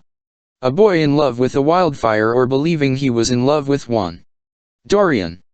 Sorsha pulled back to study his face. She looked at him the way he'd once caught Selena looking at Kaol. He kissed her again, soft and lingering, and her body melted into his. He savored the silkiness of her skin as he ran a hand down her arm. She yanked back. "I have to go. I'm late." He groaned. It was indeed almost breakfast, and she would be noticed if she didn't leave. She shimmied out of his embrace and into her dress, and he helped tie the stays in the back. Always hiding, was that to be his life? Not just the women he loved, but his magic, his true thoughts. Sorsha kissed him and was at the door, a hand on the knob. "My greatest wish," she said with a little smile, is for a morning when I don't have to run out the door at first light. Before he could say anything, she was gone. But he didn't know what he could say, or do, to make it happen. Because Sorsha had her obligations, and he had his. If he left to be with her, if he turned on his father, or if his magic was discovered, then his brother would become heir. And the thought of Holland as king one day, what he would do to their world, especially with their father's power. No, Dorian could not have the luxury of choosing, because there was no option. He was bound to his crown, and would be until the day he died. There was a knock on his door, and Dorian smiled, wondering if Sorsha had come back. The grin vanished as the door opened. "We need to talk," Kaol said from the threshold. Dorian hadn't seen him in weeks, and yet his friend looked older. Exhausted. "Not going to bother with flattery," Dorian said, plopping onto the couch. "You would see through it anyway." Kaol shut the door behind him and leaned against it. "Humor me." "I am sorry, Dorian," Kaol said softly. "More than you know. Sorry because lying cost you me and her. Would you be sorry if you hadn't been caught?" Kaol's jaw tightened. And perhaps Dorian was being unfair, but he didn't care. "I am sorry for all of it," Kaol said. "But I've been working to fix it." "And what about Selena? Is working with Edian actually to help me, or her? Both of you. Do you still love her?" He didn't know why he cared, why it was important. Kaol closed his eyes for a moment.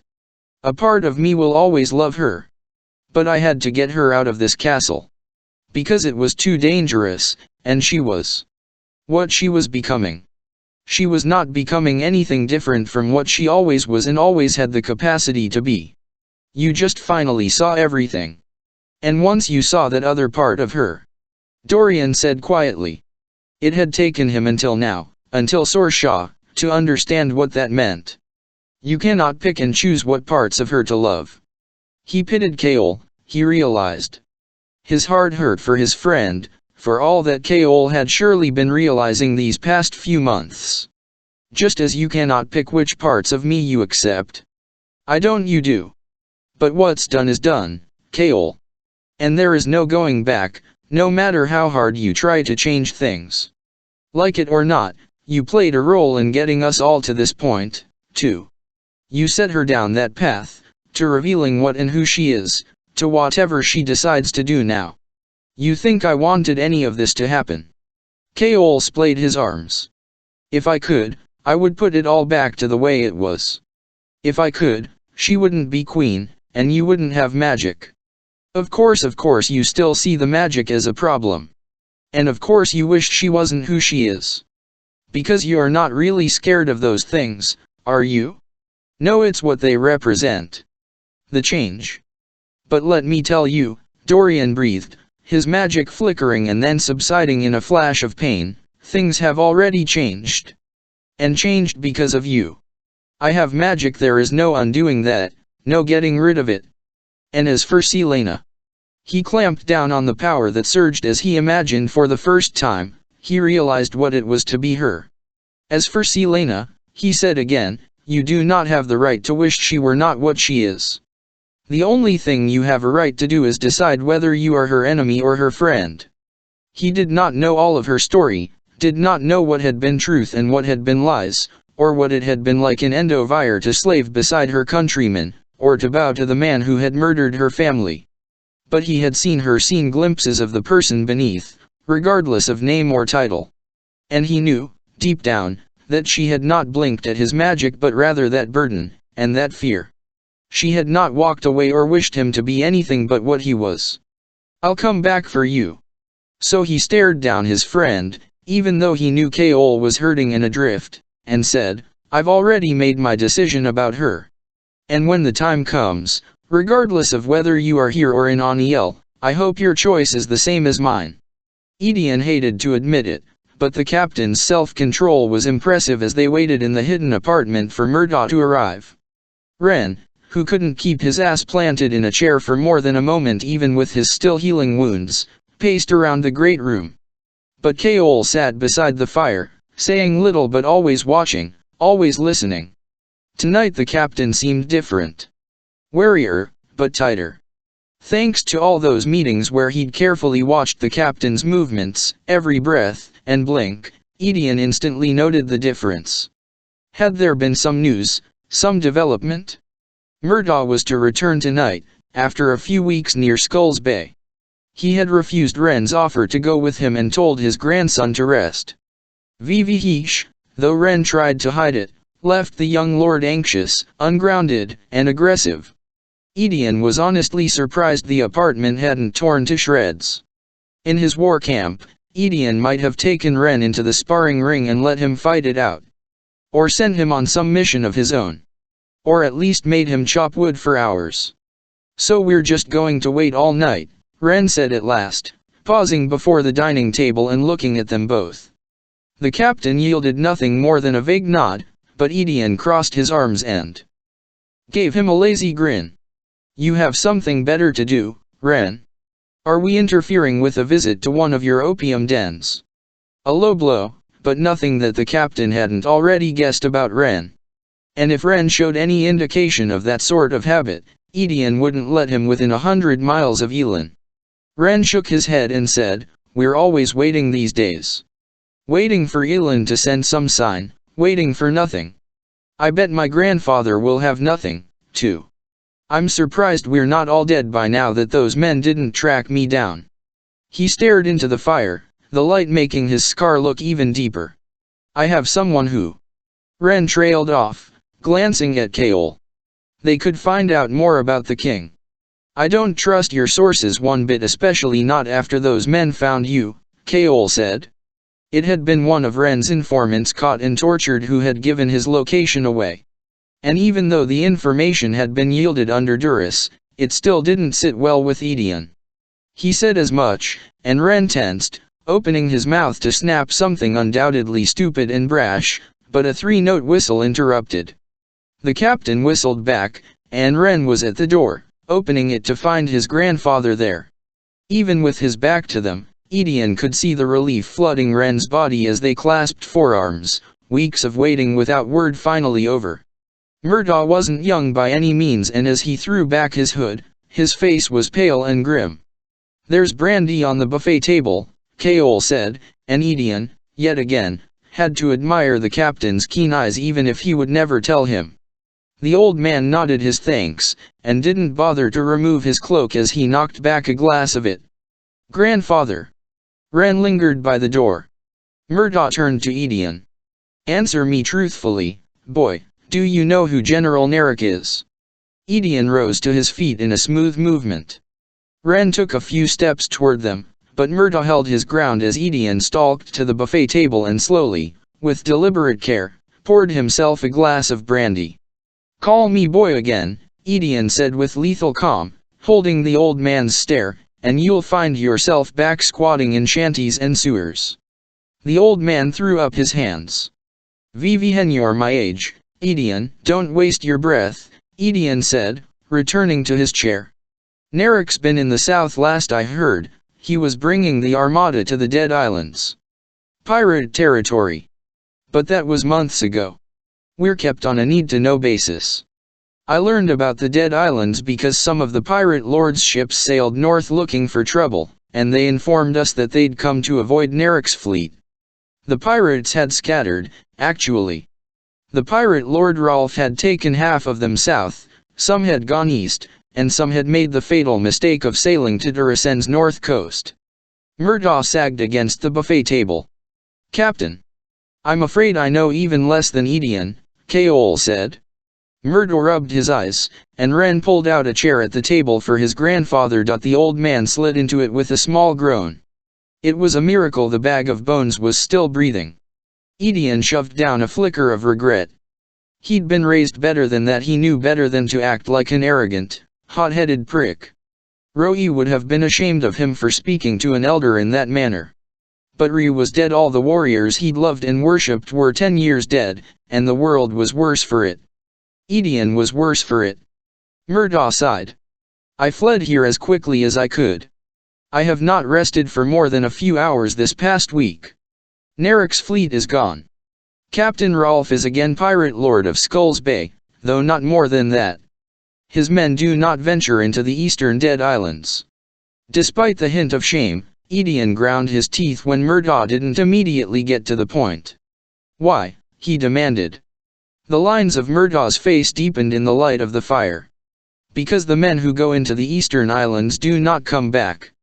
And on windy nights, even Rolf swears he can hear roaring from the islands, human, but not quite. The crew that hid in the islands during Nerek's occupation claim it's quieted down, as if he took the source of the sound with him." "And Rolf?" Murtaugh rubbed the bridge of his nose. "He told me that on the night they sailed back into the islands, they saw something standing on an outcropping of rocks, just on the border of the eastern islands. Looked like a pale man, but not. Rolf might be in love with himself, but he's not a liar. He said whoever it was felt wrong. Like there was a hole of silence around it, at odds with the roaring they usually hear. And that it just watched them sail past. The next day, when they returned to the same spot, it was gone. There have always been legends of strange creatures in the seas," the captain said. Rolf and his men swore that this was nothing from legend. "It was made," they said. "How did they know?" Edion asked, eyeing the captain, whose face was still bone white. "It bore a black collar like a pet. It took a step toward them, as if to go into the sea and hunt them down, but it was yanked back by some invisible hand, some hidden leash." Ren raised his scarred brow. "The pirate lord thinks there are monsters in the Dead Islands. He thinks, and I also believe, that they were being made there. And Nerek took some of them with him." It was Kaol who asked, "Where did Nerek go?" "To Wendlin," Murtaugh said. Edion's heart, damn him, stopped.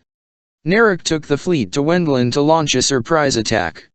"That's impossible," the captain said, shooting to his feet. "Why? Why now?"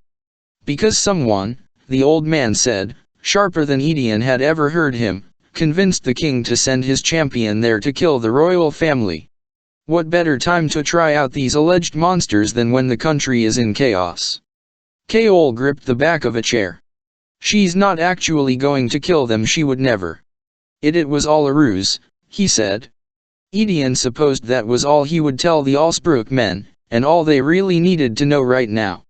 He ignored the wary glance Ren tossed him, no doubt to see how he would react to news of his Ashriverkin having targets on their backs. But they'd been dead to him for 10 years already, from the moment they refused to send aid to Turaisen. Gods help them if he ever set foot in their kingdom. He wondered what Elin thought of them if she thought Wendlin might convinced of an alliance now, especially with the Darlin launching a larger-scale assault on their borders. Perhaps she would be content to let them all burn, as the people of Turaisen had burned. He wouldn't mind either way. "It doesn't matter if they are assassinated or not," Murtaugh said. "When these things arrive, I think the world will soon learn what our queen is up against." "Can we send a warning?" Ren demanded. "Can Rolf get word to Wendlin?" "Rolf will not get involved. I offered him promises of gold, of land when our queen returns. Nothing can sway him. He has his territory back, and he will not risk his men agam. Then there has to be some blockade runner, some message we can smuggle," Ren went on. Edion debated informing Ren that Wendlin hadn't bothered to help Turaisen, but decided he didn't particularly feel like getting into an ethical debate. "I have sent a few that way," Murtaugh said, "but I do not have much faith in them. And by the time they arrive, it may be too late.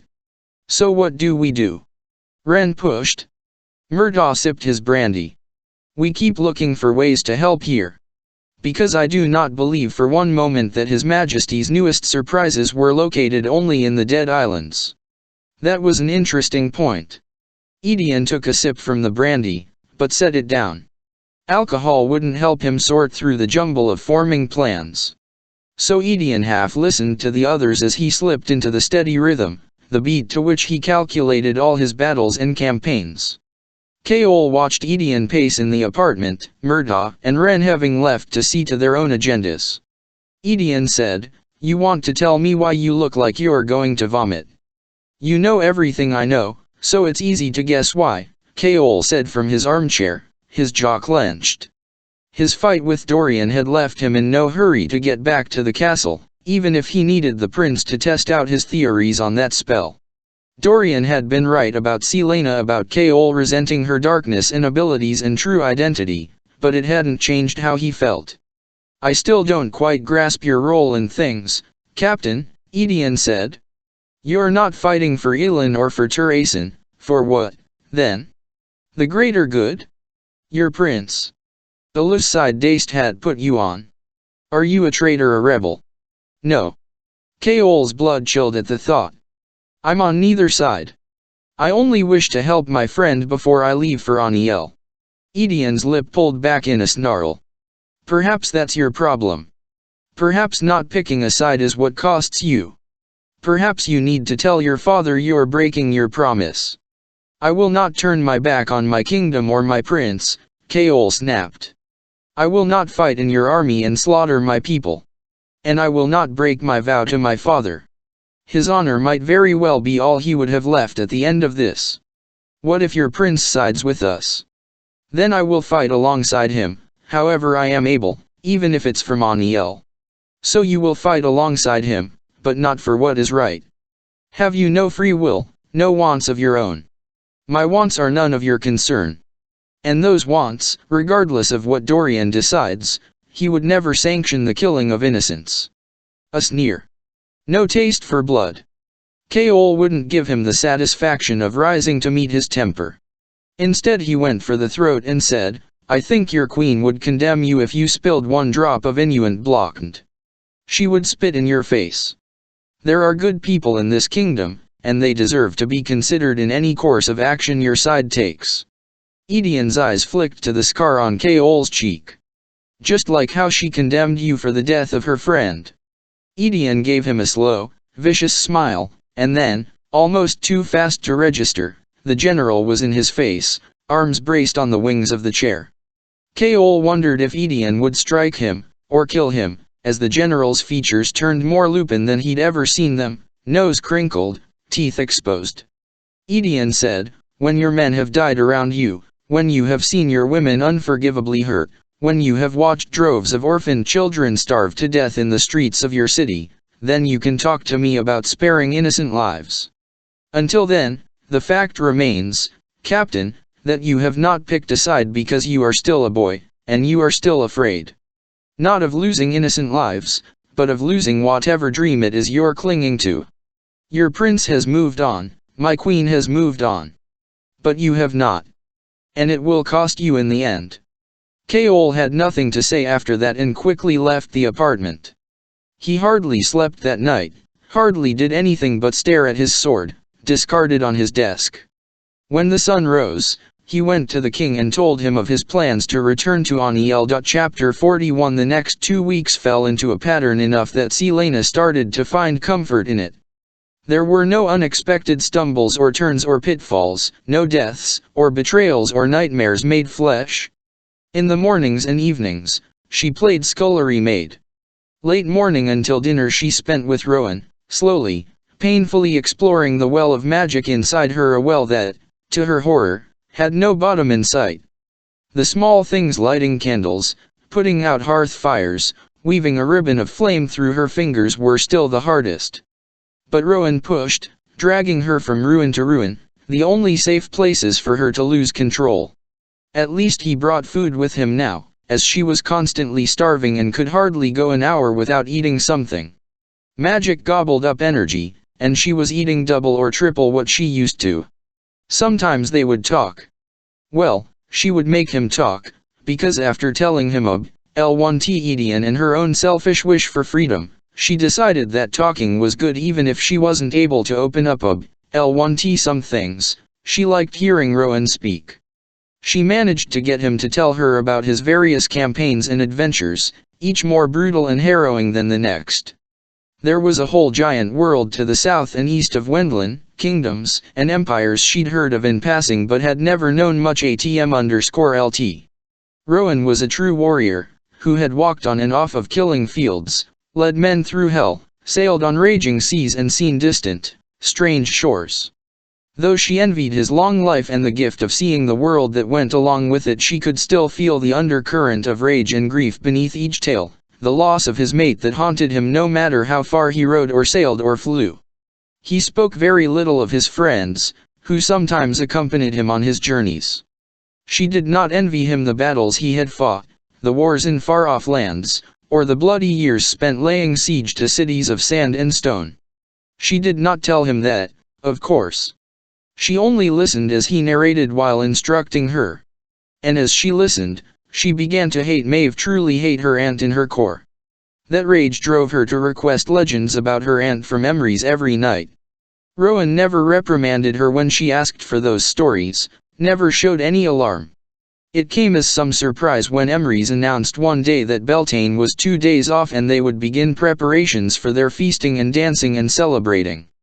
Already Beltane, and according to Rowan, she was still far from ready to go to Doranelli, despite mastering the shift. Spring would now be in full bloom on her own continent. Maypoles would be raised, hawthorn bushes decorated, that was about as much as the king would allow. There would be no small gifts left at crossroads for the little folk. The king permitted the bare bones only, with the focus squarely on the gods and planting for the harvest. Not a hint or whisper of magic. Bonfires would be ignited and a few brave souls would jump across for luck, to ward off evil, to ensure a good crop whatever they hoped would come of it. As a child, she had run rampant through the field before the gates of Erinth, the 1,000 bonfires burning like the lights of the invading army that would too soon be encamped around the White City. It was her night, her mother had said, a night when a fire-bearing girl had nothing to fear, no powers to hide. Elin Fireheart, people had whispered as she bounded past, embers streaming from her like ribbons, Edion, and a few of her more lethal court members trailing as indulgent guards. Elin of the Wildfire.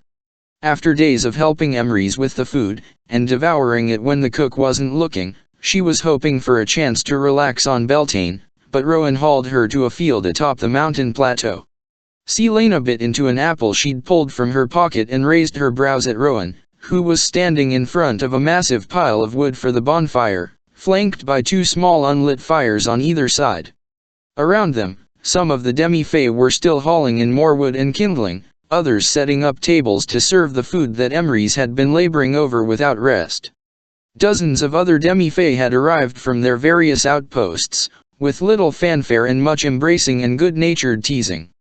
Between helping Emery's and training with Rowan, Selena hardly had time to inspect them, though a wretched part of her was somewhat pleased by the few admiring glances she caught being thrown in her direction by the visiting males.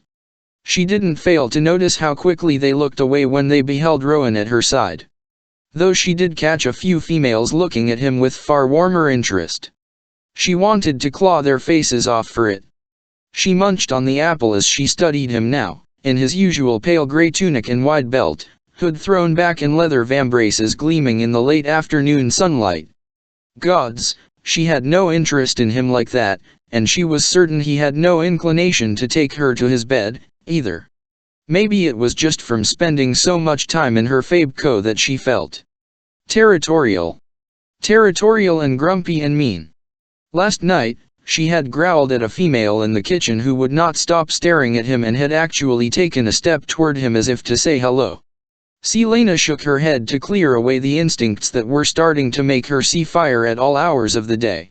I assume you brought me here so I could practice. She chucked the apple core across the field and rubbed at her shoulder. She'd been feverish the night before thanks to Rowan making her practice all afternoon, and had awoken exhausted this morning. Ignite them, and keep the fires controlled and even all night. All 3. Not a question. Keep the end ones low for the jumpers. The middle one should be scorching the clouds. She wished she hadn't eaten the apple. This could easily turn lethal. He lifted a hand and wind stirred around her. I'll be here, he said simply, eyes shining with an arrogance he'd more than earned in his centuries of living. And if I somehow still manage to turn someone into a living torch, then it's a good thing the healers are also here to celebrate. She gave him a dirty look and rolled her shoulders. When do you want to start? Her stomach clenched as he said, now. She was burning, but remaining steady, even as the sun set and the field became packed with revelers. Musicians took up places by the forest edge and the world filled with their violins and fiddles and flutes and drums, such beautiful, ancient music that her flames moved with it, turning into rubies and citrons and tigres and deepest sapphires. Her magic didn't manifest in only blue wildfire anymore, it had been slowly changing, growing, these past few weeks. No one really noticed her, standing on the outskirts of the fire's light, though a few marveled at the flames that burned but did not consume the wood. Sweat ran down every part of her, mostly thanks to the terror of people jumping over the lower burning bonfires. Yet Rowan remained beside her, murmuring as if she were a nervous horse. She wanted to tell him to go away, to maybe indulge one of those doe-eyed females who kept silently inviting him to dance. But she focused on the flames and on maintaining that shred of control, even though her blood was starting to boil. A knot tightened in her lower back, and she shifted. Gods, she was soaked, every dim crevice was damp. Easy, Rowan said as the flames danced a little higher. I know, she gritted out. The music was already so inviting, the dancing around the fire so joyous, the food on the tables smelling so delicious. And here she was, far from it all, just burning. Her stomach grumbled. Can I stop? She shifted on her feet again, and the largest bonfire twisted, the flame slithering with her body. No one noticed. When I say so, he said. She knew he was using the people around them, her fear for their safety, to get her to master her control, but I'm sweating to death, I'm starving, and I want a break. Resorting to whining. But a cool breeze licked up her neck, and she closed her eyes, moaning. She could feel him watching her, and after a moment he said, just a little while longer. She almost sagged with relief, but opened her eyes to focus. She could hold out for a bit, then go eat and eat and eat. Maybe dance. She hadn't danced in so long. Maybe she would try it out, here in the shadows. See if her body could find room for joy, even though it was currently so hot and aching that she would bet good money that the moment she stopped, she would fall asleep. But the music was entrancing, the dancers mere shadows swirling around. Unlike in Adarlan, there were no guards monitoring the festivities, no villagers lurking to see who might cross the line into treason and earn a pretty coin for whoever they turned in. There was just the music and the dancing and the food and the fire, her fire. She tapped a foot, bobbing her head, eyes on the 3 smokeless fires and the silhouettes dancing around them. She did want to dance. Not from joy, but because she felt their fire and the music meld and pulse against her bones. The music was a tapestry woven of light and dark and color, building delicate links in a chain that latched onto her heart and spread out into the world, binding her to it, connecting everything. She understood then. The word marks were a way of harnessing those threads, of weaving and binding the essence of things. Magic could do the same, and from her power, from her imagination and will and core, she could create and shape. Easy, Rowan said, then added with a hint of surprise, music. That day on the ice, you were humming. She registered another cool wind on her neck, but her skin was already pulsing in time with the drums. Let the music steady you. Gods, to be free like this. The flames roiled and undulated with the melody. Easy. She could barely hear him above the wave of sound filling her up, making her feel each tether binding her to the earth, each infinite thread.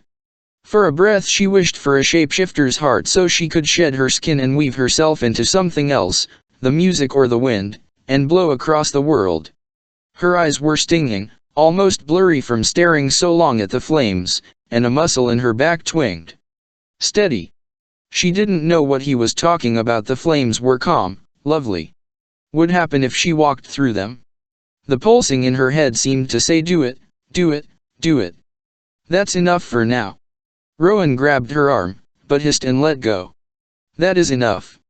Slowly, too slowly, she looked at him.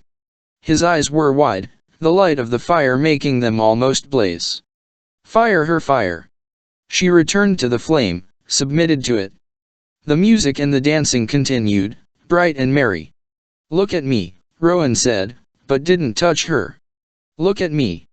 She could hardly hear him, as if she were underwater. There was a pounding in her now edged with pain. It was a knife that sliced into her mind and her body with each pulse.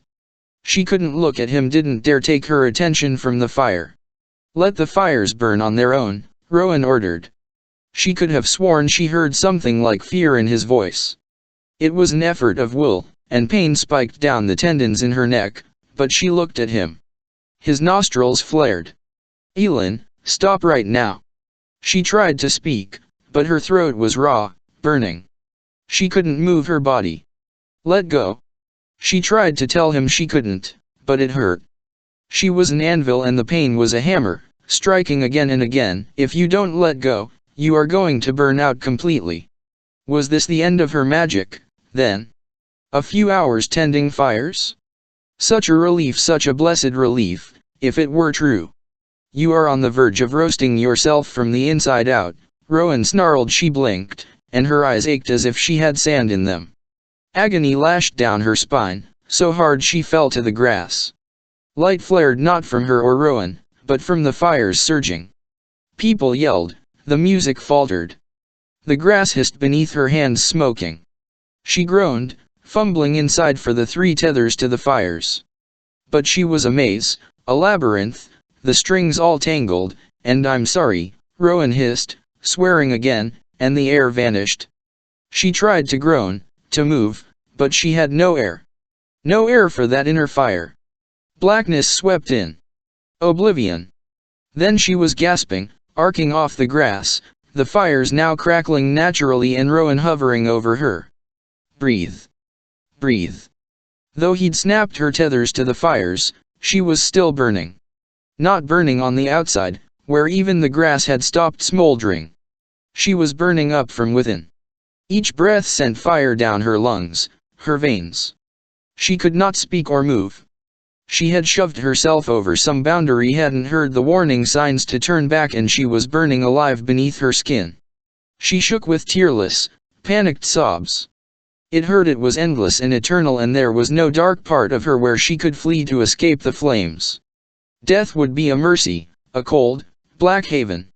She didn't know Rowan had left until he came sprinting back, 2 females in tow. One of them said, "Can you stand to carry her? There aren't any water wielders here, and we need to get her into cold water. Now." She didn't hear what else was said, heard nothing but the pounding of that forge under her skin. There was a grunt and a hiss, and then she was in Rowan's arms, bouncing against his chest as he hurtled through the woods. Every step sent splinters of red-hot pain through her. Though his arms were ice cold, a frigid wind pressing on her, she was adrift in a sea of fire. Hell, this was what the dark GCK-1's underworld felt like. This was what awaited her when she took her last breath. It was the horror of that thought that made her focus on what she could grasp, namely the pine and snow smell of Rowan. She pulled that smell into her lungs, pulled it down deep and clung to it as though it were a lifeline tossed into a stormy sea. She didn't know how long it took, but her grasp on him was weakening, each pulse of fiery pain fraying it. But then it was darker than the woods, and the sounds echoed louder, and they took stairs, and then, get her into the water. She was lowered into the water in the sunken stone tub, then steam brushed her face. Someone swore. "Freeze it, Prince," the second voice commanded. Now. There was a moment of blissful cold, but then the fire surged, and get her out. Strong hands yanked at her, and she had the vague sense of hearing bubbling. She had boiled the water in that tub. Almost boiled herself. She was in another tub a moment later, the ice forming again, then melting. "Melting, and breathe," Rowan said by her ear, kneeling at the head of the tub. "Let it go, let it get out of you." Steam rose, but she took a breath. "Good," Rowan panted. Ice formed again. Melted. She was sweating, heat pulsing against her skin like a drum. She did not want to die like this. She took another breath. Like the ebb and flow of the tide, the bath froze, then melted, froze, then melted, slower each time. And each time, the cold soaked into her a bit more, numbing her, urging her body to relax. Ice and fire. Frost and embers. Locked in a battle, pushing and pulling. Beneath it, she could almost taste Rowan's steel will slamming against her magical will that refused to let the fire burn her into nothing. Her body ached, but now the pain was mortal. Her cheeks were still aflame, but the water went cold, then lukewarm, then warm, and stayed that way. Warm, not hot. "We need to get those clothes off her," one of the females said. Selena lost track of time as two small sets of hands eased up her head and then stripped off her sodden clothes. Without them, she was almost weightless in the water. She didn't care if Rowan didn't think there was an inch of a woman's body he hadn't already explored anyway. She lay there, eyes shut, face tilted toward the ceiling. After a while, Rowan said, "Just answer yes or no. That's all you have to do." She managed a slight nod, though she winced as pain shot down her neck and shoulders. "Are you in danger of flaring up again?"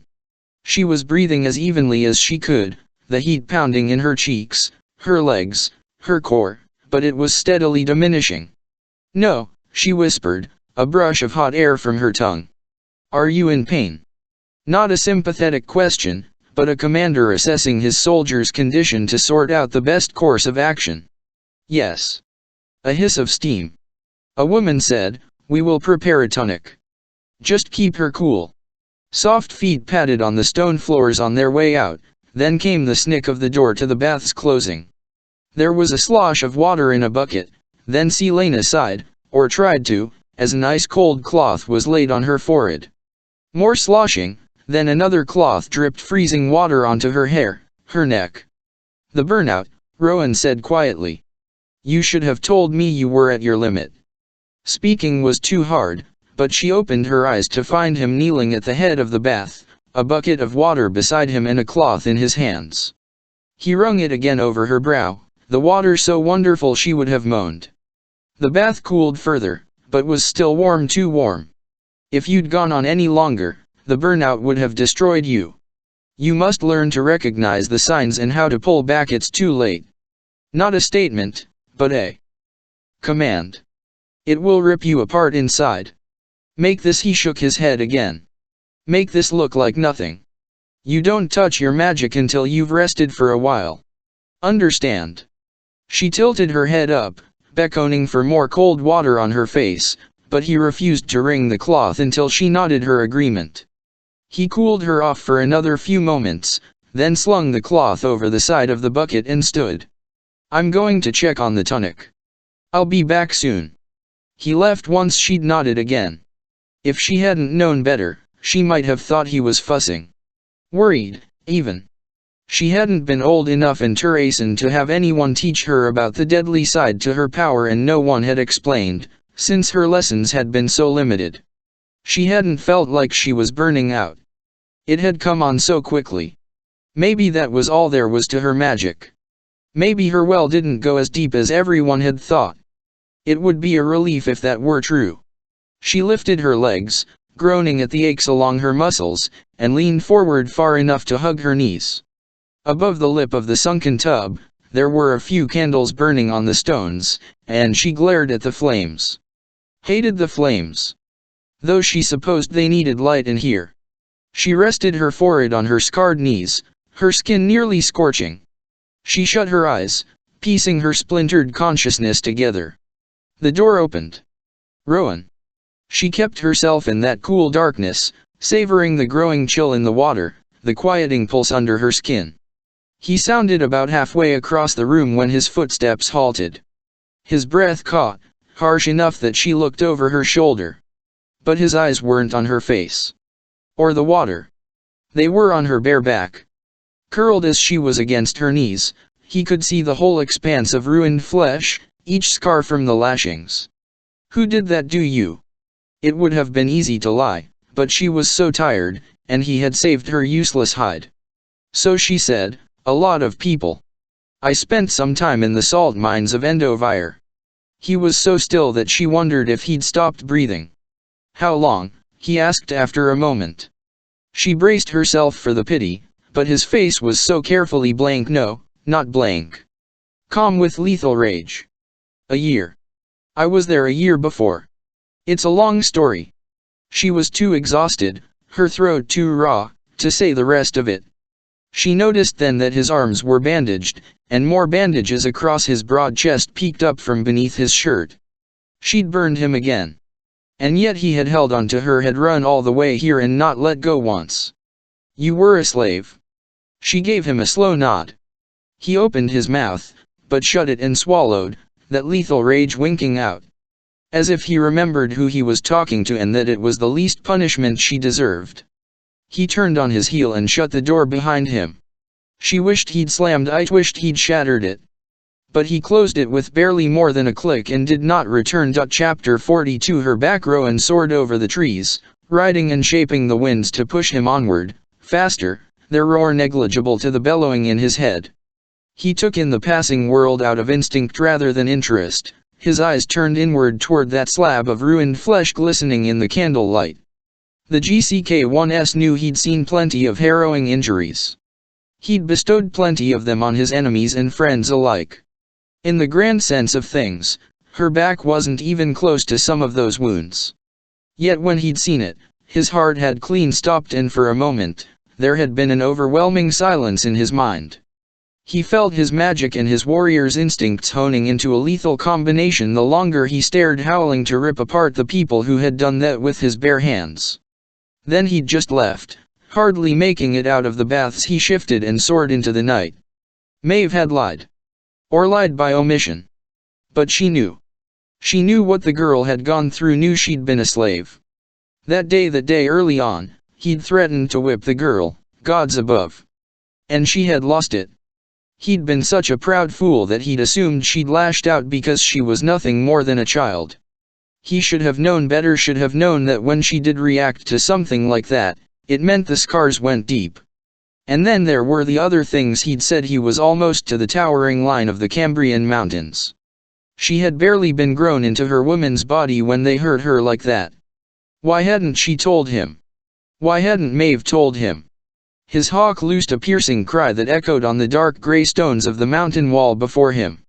A chorus of unearthly howls rose in response. Maeve's wild wolves, guarding the passes.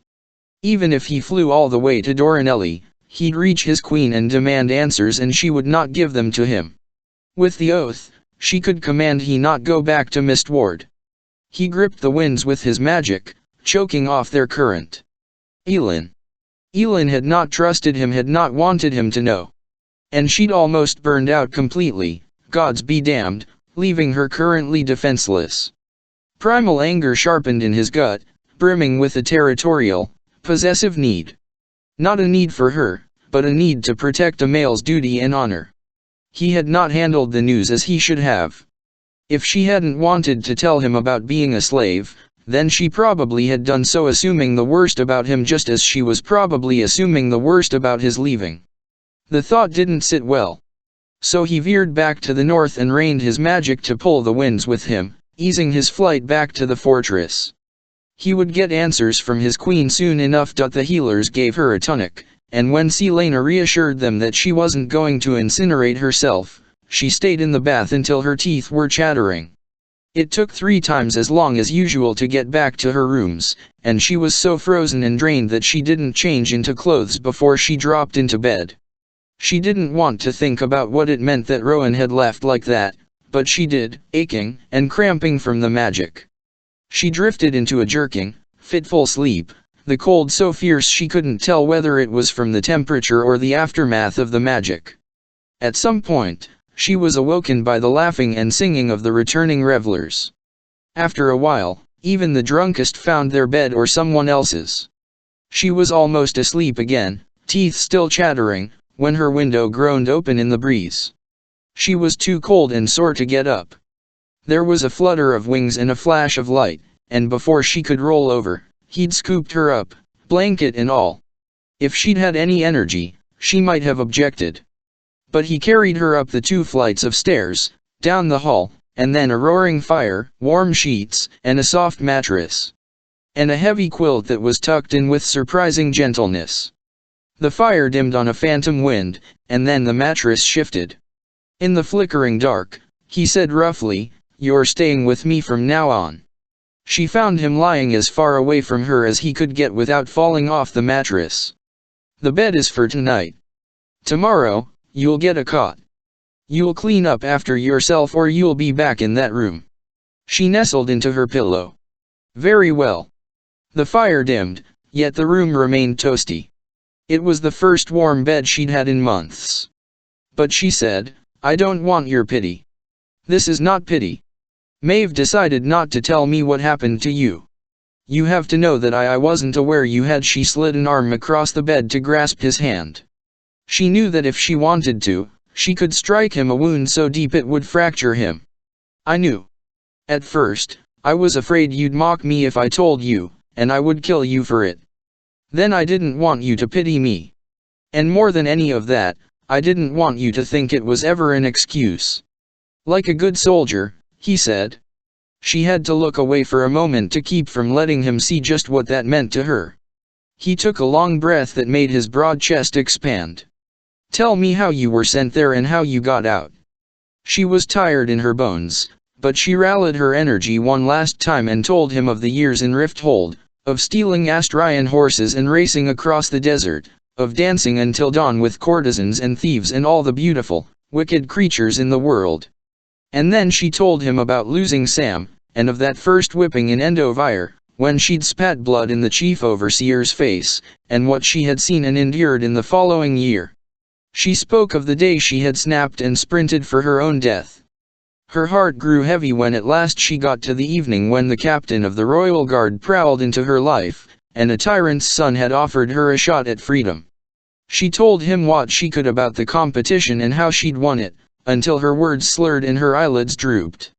There would be more time to tell him of what happened next, of the word keys and Elena and Nehemiah and how she had become so broken and useless. She yawned, and Rowan rubbed his eyes, his other hand still in hers. But he didn't let go.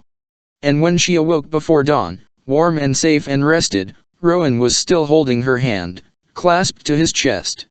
Something molten rushed through her, pouring over every crack and fracture still left gaping and open.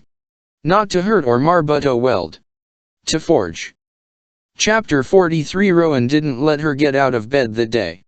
He brought trays of food, going so far as to make sure she consumed every last drop of beef stew, half a loaf of crusty bread, a bowl of the first spring berries, and a mug of ginger tea. He hardly needed to offer any encouragement to eat, she was starving. But if she didn't know better, she'd say he was fussing. Emrys and Luca visited once to see if she was alive, took one look at Rowan's stone-cold face, heard the ripple of a growl, and took off, saying she was in more than competent hands and promising to come back when she was feeling better. You know, Selena said, propped in bed with her fourth mug of tea of the day, I highly doubt anyone is going to attack me now, if they've already put up with my nonsense for this long. Rowan, who was yet again poring over the map of the location of the bodies, didn't even look up from his seat at his work table. This isn't negotiable. She might have laughed had her body not given a burst of twisting, blinding pain. She bore down on it, clenching her mug, focusing on her breathing. That was why she'd allowed him to fuss. Thanks to her magical meltdown last night, every damn part of her was sore. The constant throb and stinging and twisting, the headache between her brows, the fuzziness on the edge of her vision even sliding her gaze across the room sent sparks of pain through her head. So you mean to tell me that whenever someone comes close to burnout, she not only goes through all this misery, but if she's female, the males around her go this berserk? He set down his pen and twisted to examine her. This is hardly berserk. At least you can defend yourself by physical means when your magic is useless. For other Fae, even if they've had weapons and defense training, if they can't touch their magic, they're vulnerable, especially when they're drained and in pain. That makes people, usually males, yes, somewhat edgy. Others have been known to kill without thought any perceived threat, real or otherwise. What sort of threat? Maeve's lands are peaceful. She leaned over to set down her tea, but he was already moving, so swift that he intercepted her mug before it could hit the table. He took it from her with surprising gentleness, saw that she'd drained it, and poured another cup. Threats from anywhere, males, females, creatures, you can't reason against it. Even if it wasn't in our culture, there would still be an instinct to protect the defenseless, regardless of whether they're female or male, young or old. He reached for a slice of bread and a bowl of beef broth. "Eat this. It pains me to say this, but one more bite and I'll be sick all over the place." Oh, he was definitely fussing, and though it warmed her miserable heart, it was becoming rather irritating. The bastard just dipped the bread into the broth and held them out to her. "You need to keep up your energy. You probably came so close to burnout because you didn't have enough food in your stomach. Fine, it smelled too good to resist, anyway." She took the bread and the broth. While she ate, he made sure the room passed inspection. The fire was still high, suffocatingly hot, as it had been since morning, thanks to the chills that had racked her. Only one window was cracked, to allow in the slightest of breezes when she had hot flashes. The door was shut, and locked, and yet another pot of tea was waiting, currently steeping on his work table. He was done ensuring all was accounted for and no threats lurked in the shadows. He looked her over with the same scrutiny, skin, wan and gleaming from the remnants of those hot flashes, lips, pale and cracked, posture, limp and useless, eyes, pain-dimmed and increasingly full of irritation. Rowan frowned again. After handing the empty bowl to him, she rubbed her thumb and forefinger against the persistent headache between her eyebrows. "So when the magic runs out," she said, "that's it, either you stop or you burn out." Rowan leaned back in his chair. "Well, there's the Karanam." The old language word was beautiful on his tongue, and if she'd had a death wish, she might have begged him to speak only in the ancient language, just to savor the exquisite sounds. "It's hard to explain," Rowan went on. "I've only ever seen it used a handful of times on killing fields. When you're drained, your Karanam can yield their power to you, as long as you're compatible and actively sharing a blood connection." She tilted her head to the side. "If we were Karanam, and I gave you my power, would you still only be using wind and ice, not my fire?" He nodded gravely. "How do you know if you're compatible with someone? There's no way of telling until you try. And the bond is so rare that the majority of Fae never meet someone who is compatible, or whom they trust enough to test it out. There's always a threat that they could take too much, and if they're unskilled, they could shatter your mind. Or you could both burn out completely." "Interesting. Could you ever just steal magic from someone?" Less savory Fae once attempted to do so to win battles and add to their own power, but it never worked. And if it did, it was because the person they held hostage was coincidentally compatible. "Maeve outlawed any forced bonds long before I was born, but I've been sent a few times to hunt down corrupt Fae who keep their Karanam as slaves. Usually, the slaves are so broken there's no way to rehabilitate them. Putting them down is the only mercy I can offer." His face and voice didn't change, but she said softly, "Doing that must be harder than all the wars and sieges you've ever waged." A shadow darted across his harsh face. "Immortality is not as much of a gift as mortals would believe. It can breed monsters that even you would be sick to learn about. Imagine the sadists you've encountered, and then imagine them with millennia to hone their craft and warped desires." Selena shuddered. "This conversation's become too awful to have after eating," she said, slumping against the pillows. "Tell me which one of your little cotter is the handsomest, and if he would fancy me." Rowan choked. "The thought of you with any of my companions makes my blood run cold." "They're that awful? Your kitty cat friend looked decent enough." Rowan's brows rose high. "I don't think my kitty cat friend would know what to do with you, nor would any of the others. It would likely end in bloodshed." She kept grinning, and he crossed his arms. "They would likely have very little interest in you, as you'll be old and decrepit soon enough, and thus not worth the effort it would take to win you." She rolled her eyes. "Killjoy." Silence fell, and he looked her over again, lucid, if drained and moody, and she wasn't that surprised when he glanced at her bare wrists, one of the few bits of skin showing thanks to all the blankets he'd piled on top of her.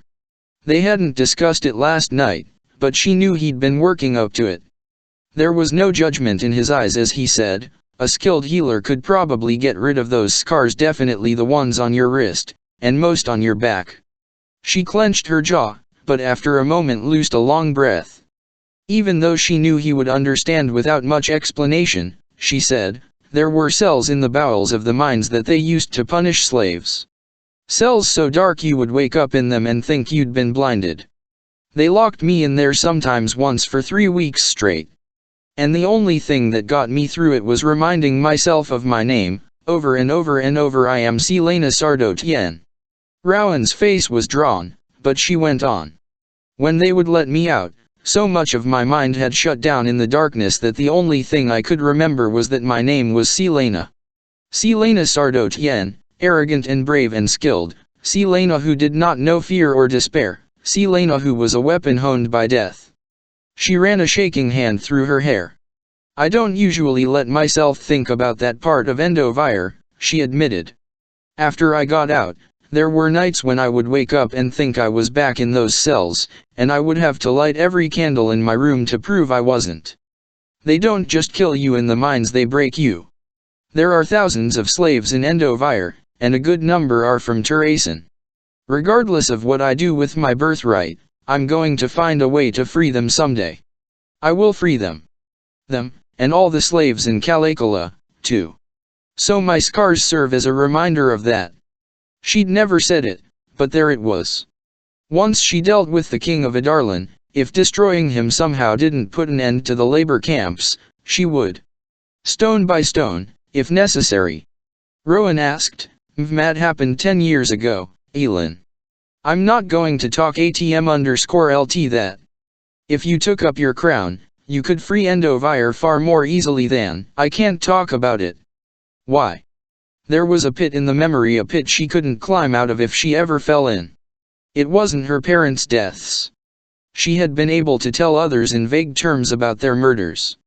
That pain was still staggering, still haunted her. But waking up between their corpses wasn't the moment that had shattered everything Elin Galathenius was and might have been." In the back of her mind, she heard another woman's voice, lovely and frantic, another woman who she rubbed her brows again. "There is this rage," she said hoarsely.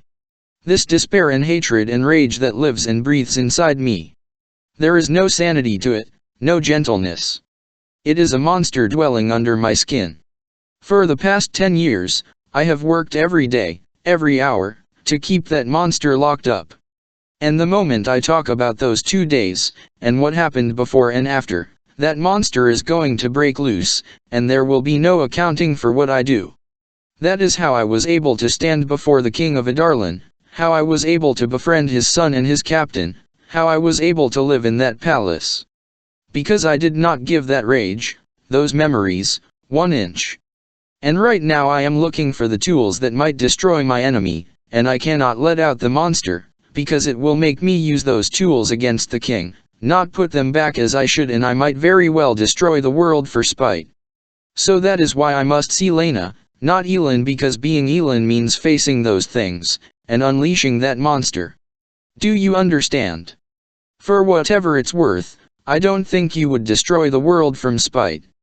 His voice turned hard. "But I also think you like to suffer. You collect scars because you want proof that you are paying for whatever sins you've committed. And I know this because I've been doing the same damn thing for 200 years. Tell me, do you think you will go to some blessed afterworld, or do you expect a burning hell?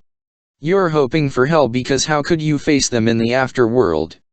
Better to suffer, to be damned for eternity, and that's enough," she whispered. She must have sounded as miserable and small as she felt, because he turned back to the work table. She shut her eyes, but her heart was thundering. She didn't know how much time passed. After a while, the mattress shifted and groaned, and a warm body pressed against hers. Not holding her, just lying beside her. She didn't open her eyes, but she breathed in the smell of him, the pine and snow, and her pain settled a bit. "At least if you're going to hell," he said, the vibrations in his chest rumbling against her, "then we'll be there together. I feel bad for the dark god already." He brushed a large hand down her hair, and she almost purred. She hadn't realized just how much she missed being touched by anyone, friend or lover. "When I'm back to normal, can I assume you're going to yell at me about almost burning out?" He let out a soft laugh but continued stroking her hair. You have no idea. She smiled against the pillow, and his hand stilled for a moment then started again. After a long while he murmured, I have no doubt that you'll be able to free the slaves from the labor camps someday. No matter what name you use. Her eyes burned behind their lids, but she leaned into his touch some more, even going so far as to put a hand on his broad chest, savoring the steady, assured heartbeat pounding beneath. Thank you for looking after me, she said. He grunted acceptance or dismissal, she didn't know. Sleep tugged at her, and she followed it into oblivion. Rowan kept her cooped up in his room for a few more days, and even once she told him she was feeling fine, he made her spend an extra half-day in bed. She supposed it was nice, having someone, even an overbearing, snarling Fey warrior, bothering to care whether she lived or died. Her birthday arrived 19 somehow felt rather dull and her sole present was that Rowan left her alone for a few hours. He came back with the news of another demi-Fey corpse found near the coast. She asked him to let her see it, but he flat out refused, barked at her was more like it, and said he'd already gone to see it himself. It was the same pattern, a dried nosebleed, a body drained until only a husk remained, and then a careless dumping. He'd also gone back to that town where they had been more than happy to see him, since he'd brought gold and silver. And he'd returned to see Lena with chocolates, since he claimed to be insulted that she considered his absence a proper birthday present. She tried to embrace him, but he would have none of that, and told her as much.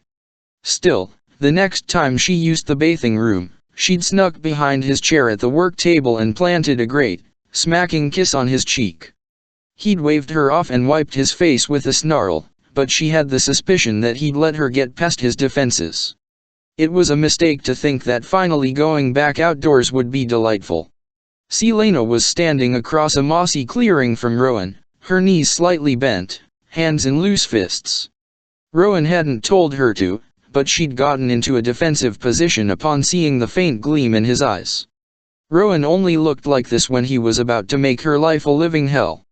And since they hadn't gone to the temple ruins, she assumed he thought she'd at least mastered one element of her power, despite the events of Beltane. Which meant they were on to mastering the next. Your magic lacks shape, Rowan said at last, standing so still that she envied him for it. And because it has no shape, you have little control. As a form of attack, a fireball or wave of flame is useful, yes. But if you are engaging a skilled combatant if you want to be able to use your power then you have to learn to fight with it. She groaned. But, he added sharply, you have one advantage that many magic wielders do not, you already know how to fight with weapons. First chocolates on my birthday, now an actual compliment. His eyes narrowed, and they had yet another of their wordless conversations. The more you talk, the more I'm going to make you pay in a moment. She smiled slightly. Apologies, master. I am yours to instruct. Brat. He jerked his chin at her. Your fire can take whatever form you wish, the only limit being your imagination. And considering your upbringing, should you go on the offensive you want me to make a sword out of fire. Arrows, daggers, you direct the power. Visualize it, and use it as you would a mortal weapon. She swallowed. He smirked. Afraid to play with fire, princess? You won't be happy if I singe your eyebrows off. Try me. When you trained as an assassin, what was the first thing you learned? How to defend myself. She understood why he'd looked so amused for the past few minutes when he said, good. Not surprisingly, having ice daggers thrown at her was miserable. Rowan hurled dagger after magical dagger at her, and every damn time, the shield of fire that she tried, and failed, to imagine did nothing. If it appeared at all, it always manifested too far to the left or right. Rowan didn't want a wall of flame. No, he wanted a small, controlled shield. And it didn't matter how many times he nicked her hands or arms or face, it didn't matter that dried blood was now itching down her cheeks. One shield, that was all she had to craft, and he would stop. Sweating and panting, Selena was beginning to wonder if she should step directly into the path of his next dagger and put herself out of her suffering when Rowan growled. "Try harder." "I am trying," she snapped, rolling aside as he sent 2 gleaming ice daggers at her head. "You're acting like you're on the verge of a burnout." "Maybe I am. If you believe for one moment that you're close to a burnout after an hour off practicing, it happened that quickly on Beltane. That was not the end of your power." His next ice dagger hovered in the air beside his head. "You fell into the lure of the magic and let it do what it wanted, let it consume you. Had you kept your head, you could have had those fires burning for weeks, months." "No." She didn't have any better answer than that. His nostrils flared slightly. "I knew it. You wanted your power to be insignificant. You were relieved when you thought that was all you had." Without warning, he sent the dagger, then the next at her. She raised her left arm as she would raise a shield, picturing the flame surrounding her arm, blocking those daggers, obliterating them, but she cursed so loudly that the birds stopped their chatter. She clutched her forearm as welled and soaked into her tunic. "Stop hitting me. I get the point." But another dagger came. And another. Ducking and dodging, raising her bloodied arm again and again, she gritted her teeth and swore at him. He sent a dagger twirling with deadly efficiency and she couldn't move fast enough to avoid the thin scratch along her cheekbone. She hissed. He was right, he was always right, and she hated that. Almost as much as she hated the power that flooded her and did what it wanted. It was hers to command, not the other way around. She was not its slave. She was no one's slave anymore. And if Rowan threw one more damned dagger at her face, he did. The ice crystal didn't make it past her upraised forearm before it vanished in a hiss of steam. Selena gazed over the flickering edge of the compact red burning flame before her arm. Shaped like a shield. Rowan smiled slowly. "We're done for today. Go eat something." The circular shield did not burn her, though its flames swirled and sizzled. As she'd commanded. It had worked. So she raised her eyes to Rowan. "No. Again." After a week of making shields of various sizes and temperatures, Selena could have multiple defenses burning at once, and encircle the entire glen with half a thought to protect it from outside assault. And when she awoke one morning before dawn, she couldn't say why she did it, but she slipped from the room she shared with Rowan and went down to the ward stones. She shivered from more than the early morning cold as the power of the curving gate stones zinged against her skin when she passed through. But none of the sentries on the battlements ordered her to stop as she walked along the line of towering, carved rocks until she found a bit of even ground and to practice. Chapter 44. As 1:13 flew, as 1:13 led the other black beak covens in the skies. Drill after drill, through rain, and sun and wind, until they were all tanned and freckled. Even though Abraxos had yet to make the crossing, the spider silk patching on his wings improved his flying significantly. It was all going beautifully. Abraxos had gotten into a brawl for dominance with Lynn's bull and emerged victorious, and after that, none in her coven or any other challenged him. The war games were fast approaching, and though Iskra hadn't been any trouble since the night Manon had half killed her, they watched their backs, in the baths, around every dark corner, double-checking every rein and strap before they mounted their wyverns. Yes, it was all going beautifully, until Manon was summoned to her grandmother's room. "Why is it," her grandmother said by way of greeting, pacing the room, teeth always out, "that I have to hear from God's damned Cressida that your runty, useless wyvern hasn't made the crossing?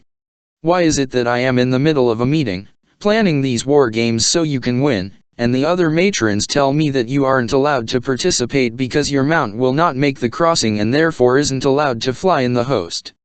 Manon glimpsed the flash of nails before they raked down her cheek. "Not hard enough to scar, but enough to bleed.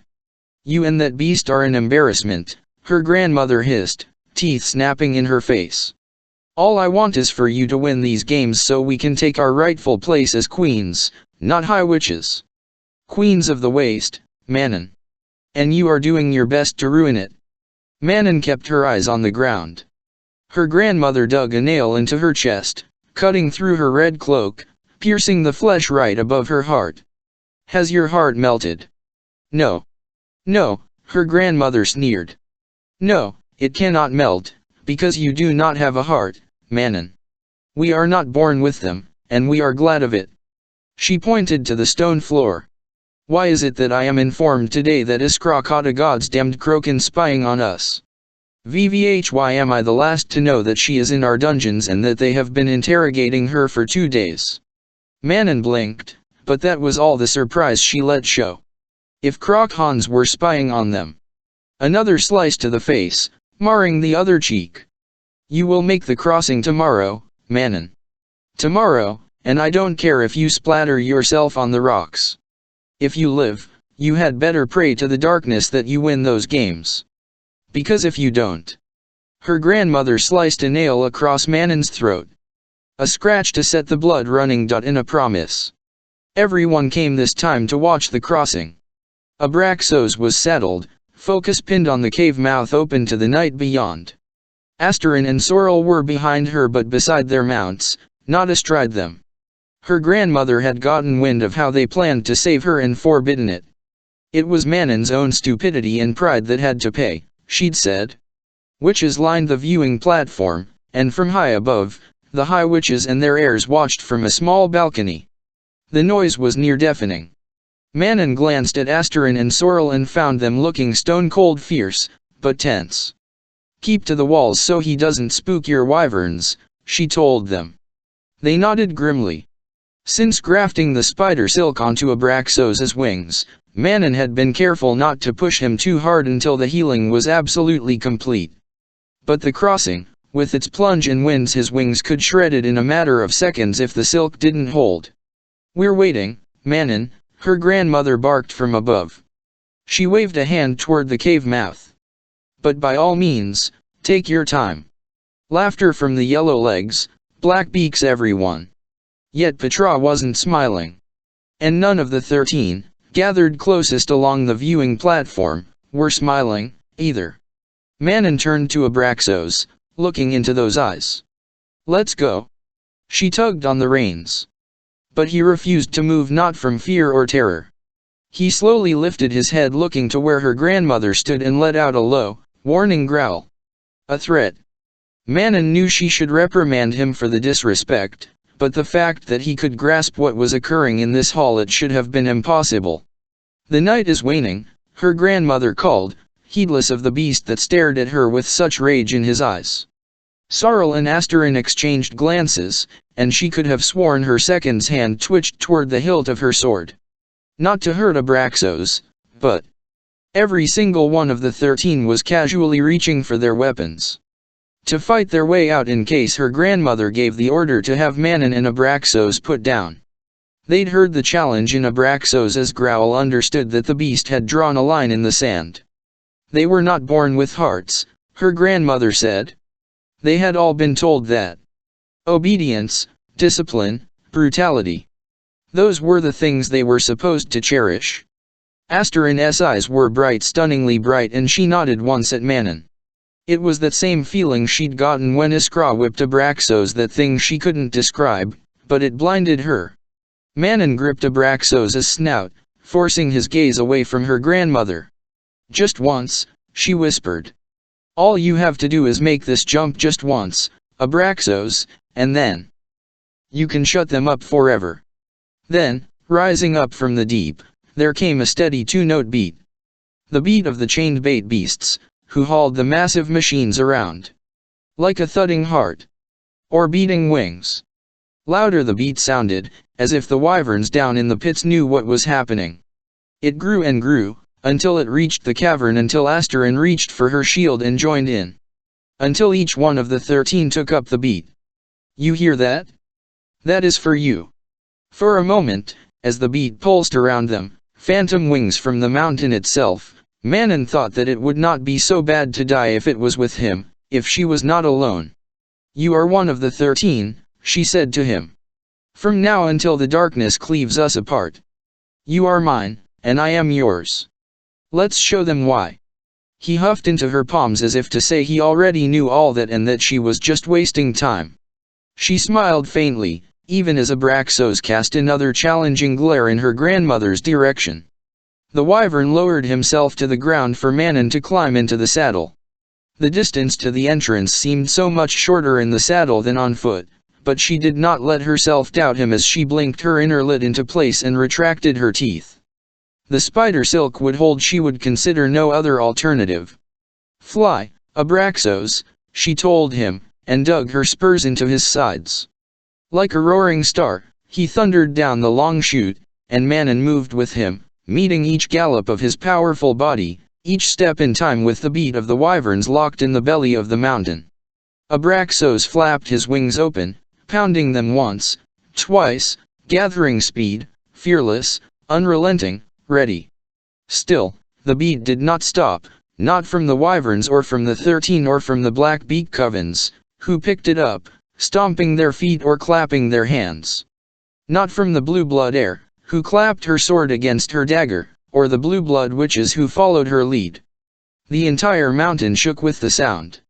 Faster and faster, Abraxos raced for the drop, and Manon held on tight. The cave mouth opened wide. Abraxos tucked in his wings, using the movement to give his body one last shove over the lip as he took Manon with him and plunged. Fast as lightning arcing across the sky, he plummeted toward the gap floor. Manon rose up into the saddle, clinging as her braid ripped free from her cloak, then came loose from its bonds, pulling painfully behind her, making her eyes water despite the lids. Down and down he fell, wings tucked in tight, tail straight, and balanced. Down into hell, into eternity, into that world where, for a moment, she could have sworn that something tightened in her chest. She did not shut her eyes, not as the moon-illuminated stones of the gap became closer, clearer. She did not need to. Like the sails of a mighty ship, Abraxos's wings unfurled, snapping tight. He tilted them upward, pulling against the death, trying to drag them down. And it was those wings, covered in glimmering patches of spider silk, that stayed strong and sturdy, sending them soaring clean up the side of the Omega and into the starry sky beyond. Chapter 45. To their credit, the sentries didn't jump when Rowan shifted beside them atop the battlement wall. They had eyes keen enough to have detected his arrival as he swooped in. A slight tang of fear leaked from them, but that was to be expected, even if it troubled him more than it had in the past. But they did stir slightly when he spoke. "How long has she been down there?" "An hour, Prince," one said, watching the flashing flames below. "For how many mornings in a row?" "This is the fourth, Prince," the same sentry replied. "The first 3 days she'd slipped from bed before dawn, he'd assumed she'd been helping in the kitchens. But when they'd trained yesterday she'd improved at a rate she shouldn't have, as if overnight." He had to give her credit for resourcefulness. The girl stood outside the ward stones, fighting with herself. A dagger of flame flew from her hand toward the invisible barrier between two stones, then another, as if racing for the head of an opponent. It hit the magic wall with a flash of light and bounced back, reflected off the protective spell encircling the fortress. And when it reached her, she shielded swift, strong, sure. A warrior on a battlefield. "I've never seen anyone fight like that," the sentry said. It was a question, but Rowan didn't bother to answer. It wasn't their business, and he wasn't entirely certain if his queen would be pleased with the demi-fae learning to use their powers in such a way. Though he fully planned to tell Lorcan, his commander, and the only male who outranked him in Doranelli, just to see whether they could use it in their training. The girl moved from throwing weapons to hand-to-hand combat, a punch of power, a sweeping kick of flame. Her flames had become gloriously varied golds and reds and oranges. And her technique, not the magic, but the way she moved her master, had been a monster, there was no doubt of that. But he had trained her thoroughly. She ducked and flipped and twisted, relentless, raging, and she swore with her usual color as the wall sent the punch of ruby flame back at her. She managed to shield, but still got knocked on her ass. Yet none of the sentries laughed. Rowan didn't know if it was because of his presence or because of her.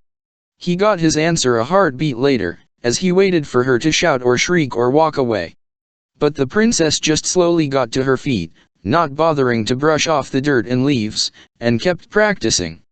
The next corpse appeared a week later, setting a rather wretched tone for the crisp spring morning as Selena and Rowan ran for the site. They'd spent the past week fighting and defending and manipulating her magic, interrupted only by a rather miserable visit from some Fey nobility traveling through the area, which left Selena in no hurry to set foot in Dorinelli. Thankfully, the guests stayed for one night, hardly disrupting her lessons. They worked only with fire, ignoring the drop of water affinity that she'd been given. She tried again and again to summon the water, when she was drinking, while in the bath, when it rained, but to no avail. Fire it was, then. And while she knew Rowan was aware of her early morning practicing, he never lightened her training, though she could have sworn she occasionally felt their magic. Playing together, her flame taunting his ice, his wind dancing amongst her embers. But each morning brought something new, something harder, and different and miserable. Gods, he was brilliant. Cunning and wicked and brilliant. Even when he beat the hell out of her. Every damn day. Not from malice, not like it had been before, but to prove his point her enemies would give no quarter. If she needed to pause, if her power faltered, she died. So he knocked her into the mud or the stream or the grass with a blast of wind or ice. So she rose, shooting arrows of flame, her shield now her strongest ally. Again and again, hungry and exhausted and soaking with rain and mist and sweat. Until shielding was an instinct, until she could hurl arrows and daggers of flame together, until she knocked him on his ass. There was always more to learn. She lived and breathed and dreamed of fire. Sometimes, though, her dreams were of a brown-eyed man in an empire across the sea. Sometimes she'd awaken and reach for the warm, male body beside hers, only to realize it was not the captain, that she would never again lie next to Kaol, not after what had happened. And when she remembered that, it sometimes hurt to breathe. There was nothing romantic about L1T sharing a bed with Rowan, and they kept to their own sides. There certainly was nothing romantic about it when they reached the site of the corpse and she peeled off her shirt to cool down. In nothing but her underclothes, Selena's skin was bitten by the sea air with a delightful chill, and even Rowan unbuttoned his heavy jacket as they carefully approached the coordinates. "Well, I can certainly smell him this time," Selena said between panting breaths. They'd reached the site in little less than 3 hours, guessing by the sun. That was faster and longer than she'd ever run, thanks to the Fey form she'd been training in. "This body has been rotting here longer than the demi-Fey from 3 days ago." She bit back her retort. There had been another demi-Fey body found, and he hadn't let her go see it, instead forcing her to practice all day while he flew to the site. But this morning, he'd taken one look at the fire smoldering in her eyes and relented. Selena stepped carefully on the pine carpet, scanning for any signs of a fight or of the attacker. The ground was churned up, and despite the rushing stream, the flies were buzzing near what appeared to be a heap of clothing peeking from behind a small boulder. Rowan swore, low and viciously, even lifting his forearm to cover his nose and mouth as he examined the husk that remained. The demi-Fey male's face twisted in horror. Selena might done the same, except that second smell was here, too. Not as strong as it had been at the first sight, but it lingered. She shoved back against the memory that wanted to rise in response to the smell, the memory that had overwhelmed her that day in the barrow field. "It has our attention and it knows it," she said. "It's targeting demi-Fey either to send a message, or because they taste good." But she pictured the map Rowan kept in his room, detailing the wide area where the corpses had been found, and winced. That if there's more than one." Rowan looked back at her, brows high. She didn't say anything else until she had moved to where he stood by the body, careful not to disturb any clues. Her stomach lurched and bile stung the back of her throat, but she clamped down on the horror with a wall of ice that even her fire could not melt. "You're old as hell," she said. "You must have considered that we're dealing with a few of them, given how vast the territory is. Vivi had if the one we saw in the barrows wasn't even the creature responsible for these bodies." He narrowed his eyes, but conceded a nod. She studied the hollowed-out face, the torn clothes.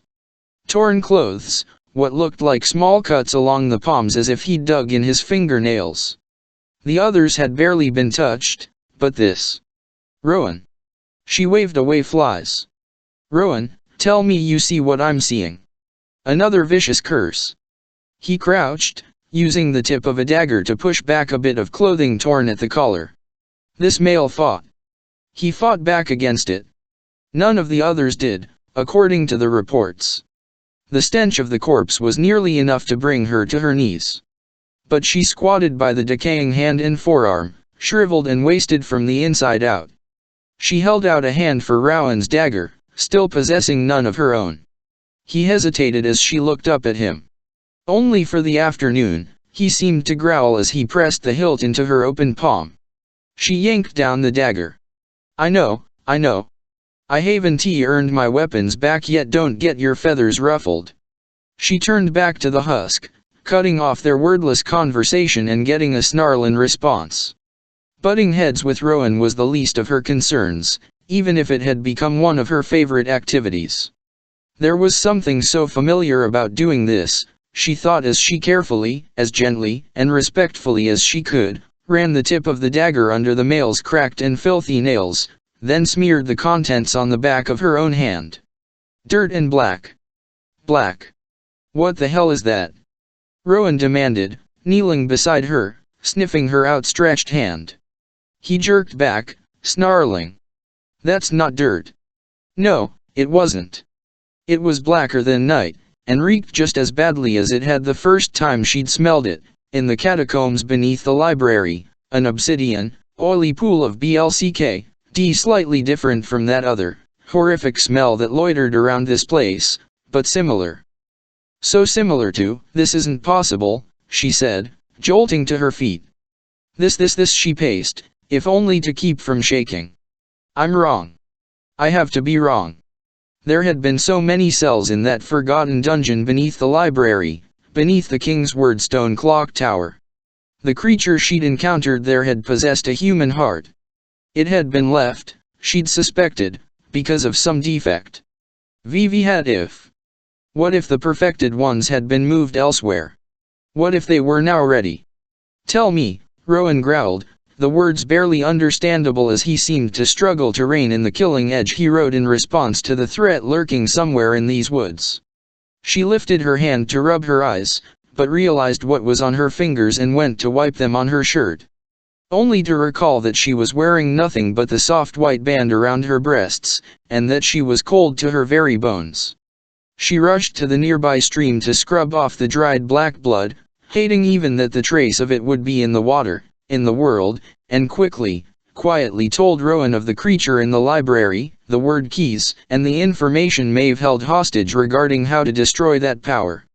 Power that was being used by the king to make things and targeting people with magic in their blood to be their hosts.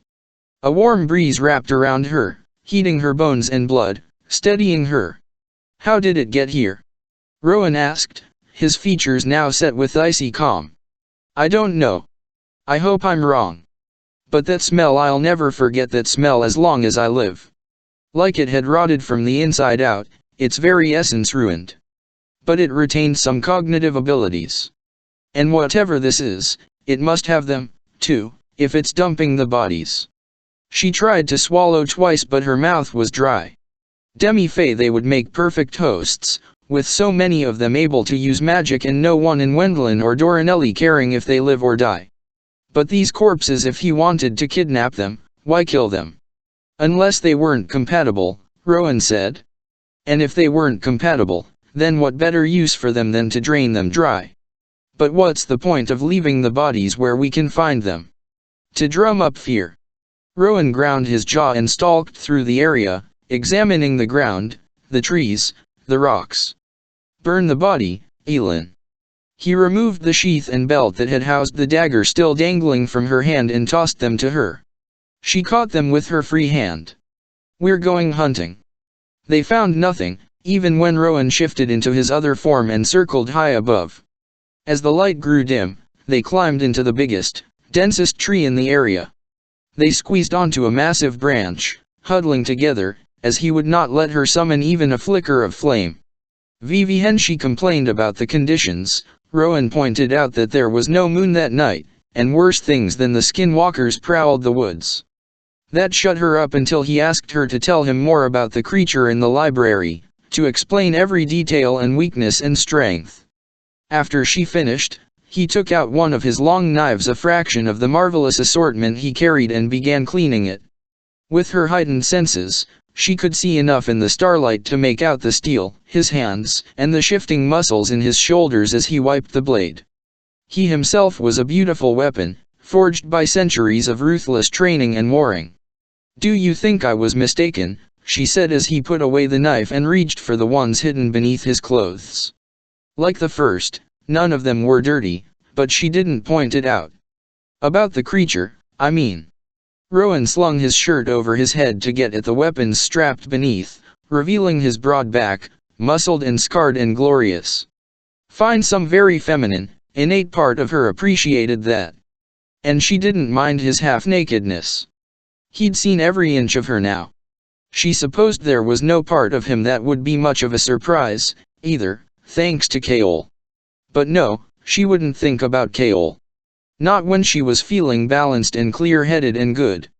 "We're dealing with a cunning, lethal predator, regardless of where it originated and how many there are," he said, cleaning a small dagger that had been strapped across his pectoral muscle. She followed the path of his tattoo down his face, neck, shoulders, and arm. Such a stark, brutal marking. Had the scars on Kaol's face healed, or would they be a permanent reminder of what she'd done to him? "If you were mistaken, I'd consider it a blessing." She slumped against the trunk. That was twice now she'd thought of Kaol. She must truly be exhausted, because the only other option was that she just wanted to make herself feel miserable. She didn't want to know what Kaol had been doing these months, or what he now thought of her. If he'd sold the information about her past to the king, maybe the king had sent one of those things here, to hunt her. Andorian gods, she'd been so lost in her own misery that she'd hardly wondered about him, whether he'd managed to keep his magic secret. She prayed he was safe. She suffered with her own thoughts until Rowan finished with his weapons, then took out their skin of water and rinsed his hands, neck, and chest. She watched him sidelong, the way the water gleamed on his skin in the starlight. It was a damn good thing Rowan had no interest in her, either, because she knew she was stupid and reckless enough to consider whether moving on in the physical sense might solve the problem of Kaol. There was still such a mighty hole in her chest.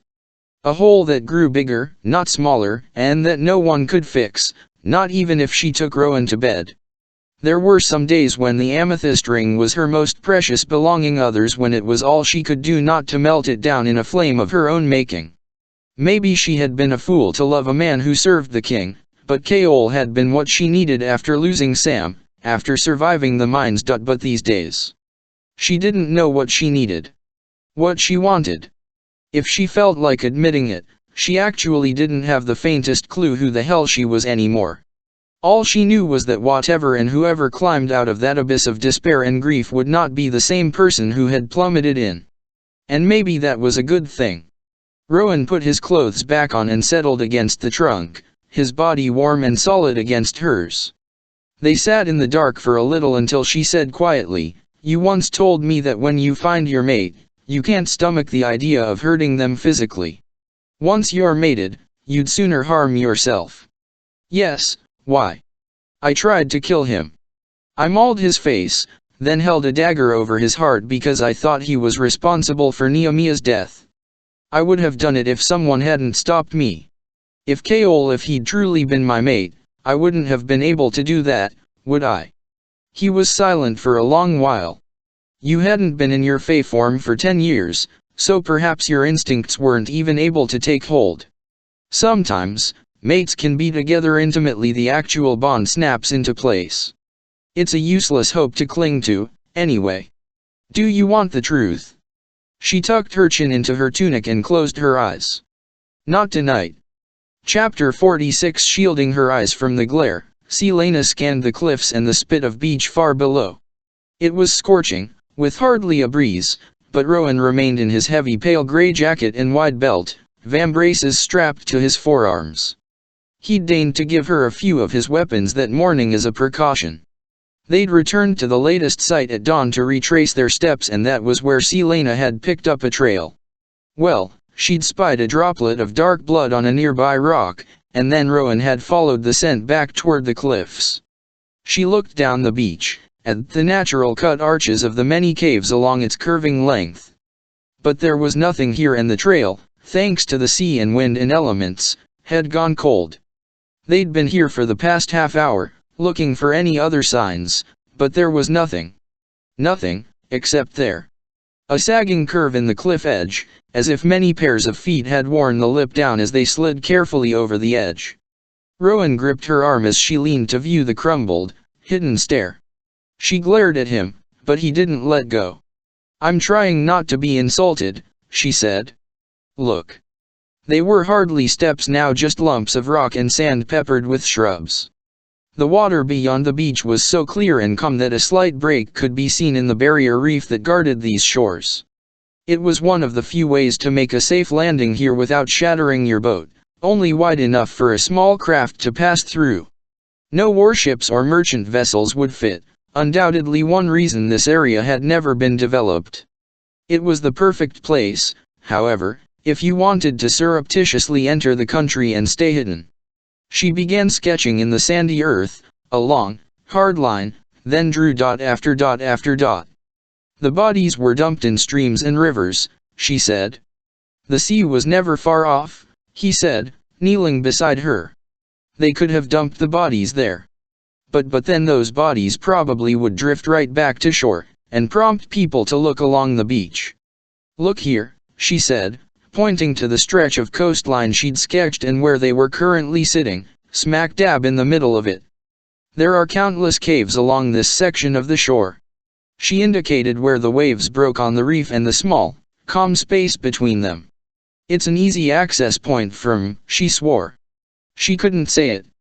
There were no ships along here, but that didn't mean that one or two or more couldn't have come from Adarlan, sneaking in at night, and slipped in their violent, vicious cargo using smaller boats. Rowan stalked. "We're leaving. Now. Don't you think they would already have attacked if they'd seen us?" Rowan pointed to the sun. If he was about to tell her it wasn't safe for a queen to be throwing herself into danger, then he could LF. "We're going to explore, then we're going to do it under cover of darkness. So we're going back to the stream, and we're going to find something to eat. And then, princess," he said with a wild grin, "we are going to have some fun." Some god must have decided to take pity on them, because the rain started right after sunset, thundering clouds rolling in with a vengeance to conceal any sound they made as they returned to the beach and began a thorough search of the caves. But that was about where their favor from the gods ended, because what they found, while lying on their bellies on a narrow cliff overhanging a barren beach, was worse than anything they'd anticipated. It wasn't only monsters of the king's making. It was a host of soldiers. A few men came out of the massive cave mouth, which was camouflaged among the rocks and sand. They might have missed them had it not been for Rowan's keen sense of smell. He did not have the words, he said, to describe what that smell was like. But she knew it. Selena's mouth had gone dry, her stomach in knot as the dark figures slipped in and out of the cave with disciplined, economic movements that suggested they were highly trained.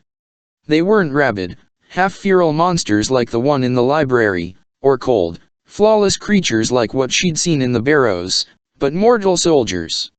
All of them aware, disciplined, ruthless. "The crabmonger," Selena murmured to Rowan. "In the village. He said he found weapons in his nets. They must be taking ships and then getting close enough to swim through the reef without attracting attention. We need to get a closer look." She raised her brows at Rowan, who gave her a hunter's smile. "I knew you'd be useful someday." Rowan just snorted and shifted, a flicker of light that she hoped was gobbled up by the storm. He flapped over the cliff edge and glided across the water, nothing more than a predator looking for a meal, then circled back until he rested on a rock just beyond the breaking waves. She watched him hunt, moving toward the cave itself, an animal looking for shelter from the rain. And then, keeping close to the towering ceiling of the cave, he swept inside. She didn't breathe the entire time he was out of her sight. She counted the gaps between the thunder and the lightning, her fingers itching to grab onto the hilt of her sword. But at long last, Rowan swooped out of the cave in a leisurely flight. He made his way up to her, then flew past, heading into the woods. A message to follow. Carefully, she dragged herself through the dirt and mud and rocks until she was far enough away to slip between the trees. She followed Rowan for a ways, the forest growing denser, the rain masking all sounds. She found him standing with crossed arms against a gnarled pine. There are about 200 mortal soldiers and 3 of those creatures in the caves. There's a hidden network of them all along the shore. Her throat closed up. She made herself wait for him to go on. They are under the command of someone called General Narek. The soldiers all look highly trained, but they keep well away from the 3 creatures. Rowan wiped at his nose, and in the flash of lightning, she beheld the blood. You were right. The 3 creatures look like men, but aren't men. Whatever dwells inside their skin is disgusting isn't the right word. It was as if my magic, my blood, my very essence was repelled by them. He examined the blood on his fingers. All of them seemed to be waiting. 3 of those things. Just one had nearly killed her. Waiting for what? Rowan's animal eyes glowed as they fixed on her. Why don't you tell me? The king never said anything about this. He. Had something gone wrong in Adarlan? Had Kaol somehow told the king who and what she was, and the king sent these men here to know? It had to have taken weeks, months, to get these creatures smuggled here. Send word for Wendland's forces, warn them right now. Even if I reached Varese tomorrow, it would take over a week to get here on foot. Most of the units have been deployed in the north all spring. We still need to warn them that they're at risk. Use your head. There are endless caves and places to hide along the western coastline. And yet they pick here, this access point. She visualized the map of the area. The mountain road will take them past the fortress. Her blood chilled, and even her magic, flickering in an attempt to soothe her, could not warm her as she said, no, not past. To the fortress. They're going after the demi-fae. A slow, grave nod. I think those bodies we found were experiments. To learn the weaknesses and strengths of the demi-fae, to learn which ones were compatible with whatever it is they do to warp beings. With these numbers, I'd suggest this unit was sent here to capture and retrieve the demi-fae, or to wipe out a potential threat. Because if they could not be converted and enslaved to Adarlan, then the demi-fae could be convinced to potentially fight for Wendland in a war. They could be the strongest warriors in Wendland's forces and cause more than a bit of trouble for Adarlan as a result. She lifted her chin and said, then right now, we'll go down to that beach and unleash our magic on them all. While they're sleeping. She turned, even as part of her soul started bucking and thrashing at the thought of it. Rowan grabbed her elbow. If I had thought there was a way to do it, I would have suffocated them all. But we can't, not without endangering our lives in the process. Believe me, I can and I will. They were Adarlan's soldiers. They had butchered and pillaged and done more evil than she could stomach. She could do it. She would do it. No. You physically cannot harm them, Elin. Not right now. They know enough about those word marks to have protected their whole rutting camp from our kind of magic. Wards like the stones around the fortress, but different. They wear iron everywhere they can, in their weapons, in their armor. They know their enemy well. We might be good, but we can't take them on alone and walk out of those caves alive. Selena paced, running her hands through her rain-wet hair, and then realized he hadn't finished. Say it, she demanded. Narek is in the very back of the caves, in a private chamber. He is like them, a creature wearing the skin of a man. He sends out his 3 monsters to retrieve the demi-fae, and they bring them back to the cave for him to experiment on. She knew, then, why Rowan had moved her into the trees, far from the beach. Not for safety, but because there was a demi-fae in there right now. I tried to cut off her air to make it easier for her, Rowan said. But they have her in too much iron, and she won't make it through the night, even if we go in there now.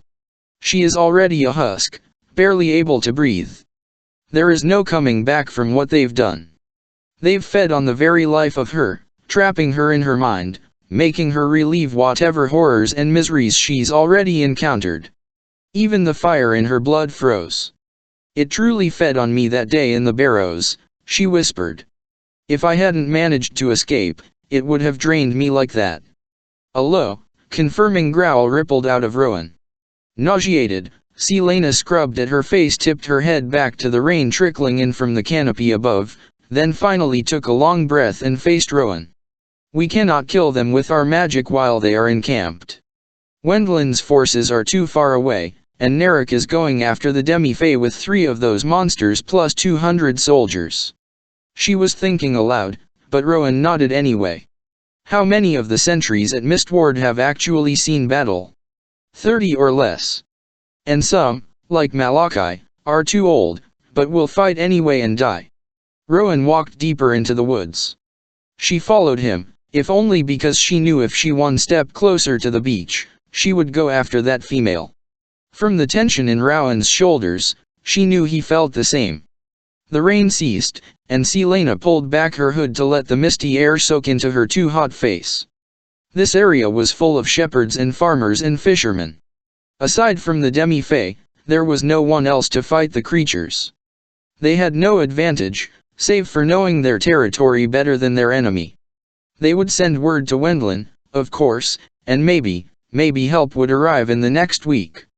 Rowan held up a fist, and she halted as he scanned the trees ahead and behind.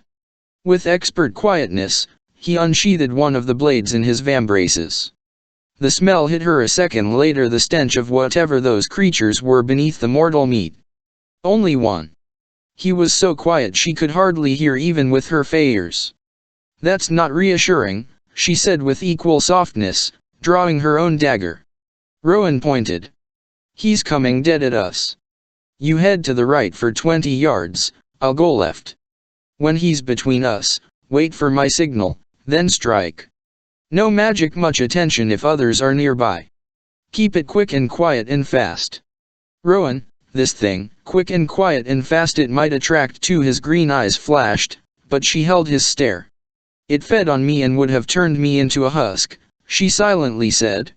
We could easily meet that fate right now. You were unprepared, he seemed to say. And I was not with you. This is insane. I faced one of the defective ones, too, and it almost killed me. Scared, princess? Yes, and wisely so. But he was right. These were their woods, and they were warriors. This time, it would be different. So she nodded, a soldier accepting orders, and did not bother with farewells before she slipped into the trees. She made her footfalls light, counting the distance, listening to the forest around them, keeping her breathing steady. She ducked behind a mossy tree and drew her other blade. The smell deepened into a steady reek that made her head pound. As the clouds overhead cleared further, the starlight faintly illuminated the low-lying mist on the loamy earth. Nothing. She was starting to wonder whether Rowan had been mistaken when the creature appeared between the trees ahead, closer to her than she'd anticipated. Much, much closer. She felt him first, the smudge of blackness, the silence that enveloped him like an extra cloak. Even the fog seemed to pull away from him. Beneath his hood, she could only glimpse pale skin and sensual lips. He did not bother with weapons. But it was his nails that made her breath catch. Long, sharp nails that she remembered all too well how they'd felt when they ripped into her in the library. Unlike those nails, these were unbroken, the polished black curves gleaming. The skin on his fingers was bone-white and flawless, too smooth to be natural. Indeed, she could have sworn she saw dark, glittering veins, a mockery of the blood that had once flowed there. Selena didn't dare bat an eyelash as the thing turned his hooded head toward her. Rowan still didn't give the signal. Did he realize how close it was? A wet trickle of warmth flowed onto her lips from one of her nostrils. She tensed, bracing herself, and wondered how fast he could move and how deeply she would have to slice with her long knives. The sword would be a last resort, as it was more cumbersome. Even if using the knives meant getting in close. He scanned the trees, and Selena pressed hers. The creature beneath the library had torn through metal doors as if they were curtains. And it knew how to use the word marks. She glanced out in time to see him step toward her tree, the movement deadly elegant and promising a long, painful end. He had not had his mind broken, he still retained the ability to think, to calculate. These things were so good at their work, it seemed that the king had thought only 3 were necessary here. How many others remained hidden on her continent? The forest had fallen so still that she could hear a huffing sound. He was scenting her. Her magic flared, and she shoved it down. She didn't want her magic touching this thing, with or without Rowan's command. The creature sniffed again and took another step in her direction.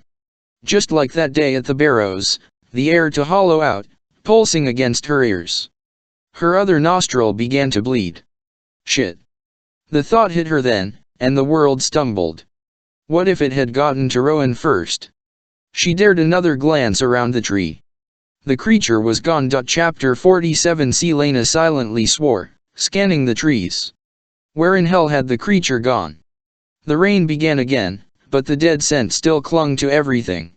She lifted her long dagger to angle it in Rowan's direction to signal him to indicate whether he was breathing. He had to be, she would accept no other alternative. The blade was so clean she could see her face in it, see the trees and the sky and the creature now standing behind her. Selena pivoted, swiping for its exposed side, one blade angled to sink straight into its ribs, the other slashing for the throat. A move she'd practiced for years and years, as easy as breathing. But its black, depthless eyes met hers, and Selena froze. In her body, her mind, her soul. Her magic sputtered and went out. She scarcely heard the damp thud of her blades hitting the earth. The rain on her face dulled to a distant sensation. The darkness around them spread, welcoming, embracing, comforting. The creature pulled back the cowl of its cloak. The face was young and male, unearthly perfection. Around his neck, a torque of dark stone wordstone, she vaguely recalled, gleamed in the rain. This was the god of death incarnate. It was not with any mortal man's expression or voice that he smiled and said, "You." She couldn't look away. There were screams in the darkness, screams she had drowned out for so many years. But now they beckoned. His smile widened, revealing 2 white teeth, and he reached a hand for her throat. So gentle, those icy fingers, as his thumb brushed her neck, as he tilted her face up to better stare into her eyes. "Your agony tasted like wine," he murmured, peering into the core of her. Wind was tearing at her face, her arms, her stomach, roaring her name. But there was eternity and calm in his eyes, a promise of such sweet darkness, and she could not look away. It would be a blessed relief to let go. She need only surrender to the dark, just as he asked. "Take it," she wanted to say, tried to say. "Take everything." A flash of silver and steel pierced the inky veil, and another creature, a monster made of fangs and rage and wind, was there, ripping her away. She clawed at him, but he was ice. He was Rowan. Rowan was hauling her away, shouting her name, but she couldn't reach him, couldn't stop that pull toward the other creature. Teeth pierced the spot between her neck and shoulder, and she jerked, latching onto the pain as if it were a rope yanking her out of that sea of stupor, up, until Rowan crushed her against him with one arm, sword out, her blood dripping down his chin as he backed away from the creature that lingered by the tree. Pain, that was why the body that morning had been marred. The demi-fae had tried to use physical pain to break free of these things, to remind the body of what was real and not real. The creature huffed a laugh. Oh gods! It had placed her in its thrall. That swiftly, that easily. She hadn't stood a chance, and Rowan wasn't attacking because in the dark, with limited weapons against an enemy who did not need blades to kill them, even Rowan was outmatched. A true warrior knew when to walk away from a fight. Rowan breathed, "We have to run." There was another low laugh from the creature, who stepped closer. Rowan pulled them farther back. "You can try," it said in that voice that did not come from her world. That was all Selena needed to hear. She flung out her magic. A wall of flame sprang up as she and Rowan sprinted away, a shield into which she poured every ounce of will and horror and shame, damning the consequences. The creature hissed, but she didn't know if it was due to the light stinging its eyes or merely frustration. She didn't care. It bought them time, a whole minute hurtling uphill through the trees. Then crashing came from behind, that reeking stain of darkness spreading like a web. Rowan knew the woods, knew how to hide their trail. It bought them more time and distance. The creature stalked them, even as Rowan used his wind to blow their scent away. Mile after mile they ran, until her breath was like shards of glass in her lungs and even Rowan seemed to be tiring. They weren't going to the fortress, no, they wouldn't lead this thing within 10 miles of there. Rather, they headed into the Cambrian mountains, the air growing chilled, the hills steeper. Still the creature followed. "He won't stop," Selena panted as they hauled themselves up a harrowing incline, almost on all fours. She pushed against the urge to fall to her knees and vomit. "He's like a hound on a scent." Her scent. Far below, the thing prowled after them. Rowan bared his teeth, rain sluicing down his face. "Then I'll run him down until he drops dead." Lightning illuminated a deer path atop the hill. "Rowan," she panted. "Rowan, I have an idea." Selena wondered if she still had a death wish. Or perhaps the god of death just liked to play with her too much. It was another uphill trek to the trees whose bark had been skinned off. And then she made herself a merry fire and burned a torch beside a forgotten road, the light shining through those skinless trees. Far below, she prayed that Rowan was keeping the creature occupied the way she'd told him to, leading it in circles with the scent on her tunic. Scree went the wedding stone down her dagger as she perched atop a large rock. Despite her incessant trembling, she hummed as she sharpened, a symphony she'd gone to see performed in Rifthold every year until her enslavement. She controlled her breathing and focused on counting the minutes, wondering how long she could remain before she had to find another way. Scree. A rotting scent stuffed itself up her nose, and the already quiet forest went still. Scree. Not her own blade sharpening but another's, almost in answer to her own. She sagged in relief and ran the wedding stone down her dagger one more time before standing, willing strength to her knees. She did not allow herself to flinch when she beheld the 5 of them standing beyond the skinned trees, tall and lean and bearing their wicked tools. "Run," her body screamed, but she held her ground. Lifted her chin and smiled into the dark. "I'm glad you received my invitation." Not a hint of sound or movement. "Your 4 friends decided to come uninvited to my last campfire and it didn't end well for them. But I'm sure you know that already." Another one sharpened his blades, firelight shivering on the jagged metal. "Fey bitch. We'll take our sweet time with you." She sketched a bow, even though her stomach was heaving at the reek of carrion, and waved her torch as if it were a baton at what awaited below. "Oh, I certainly hope you do," she said. Before they could surround her, she burst into a sprint. Selena knew they were near, not because of the crashing brush or the whip of their blades through the air, but from the stench that tore gnarled fingers through her senses. Clutching her torch in one hand, she used the other to keep herself aloft as she bounded down the steep road, dodging rocks and brambles and loose stones. It was a mile down to where she'd told Rowan to lead the creature, a mad flight through the dark. Ankles and knees barking in protest, she leapt and ran, the skinwalkers closing in around her like wolves on a deer. The key was not to panic. Panic made you stupid. Panic got you killed. There was a piercing cry, a hawk's screech. Rowan was exactly where they'd planned, the king's creature perhaps a minute behind and slinking through the brush. Right by the creek, where she dumped her torch. Right where the road curved around a boulder. The ancient road went one way, but she went another. A wind shoved past, going in the direction of the road. She threw herself behind a tree, a hand over her mouth to keep her jagged breaths contained as the wind pushed her scent away. A heartbeat later, a hard body enveloped hers, shielding and sheltering. And then 5 pairs of bare feet slithered along the road, after the scent that now darted and hurtled down to the creature running right at them. She pressed her face into Rowan's chest. His arms were solid as walls, his assortment of weapons just as reassuring. At last, he tugged at her sleeve, nudging her upward to climb. In a few deft movements, she hauled herself up the tree to a wide branch near its top.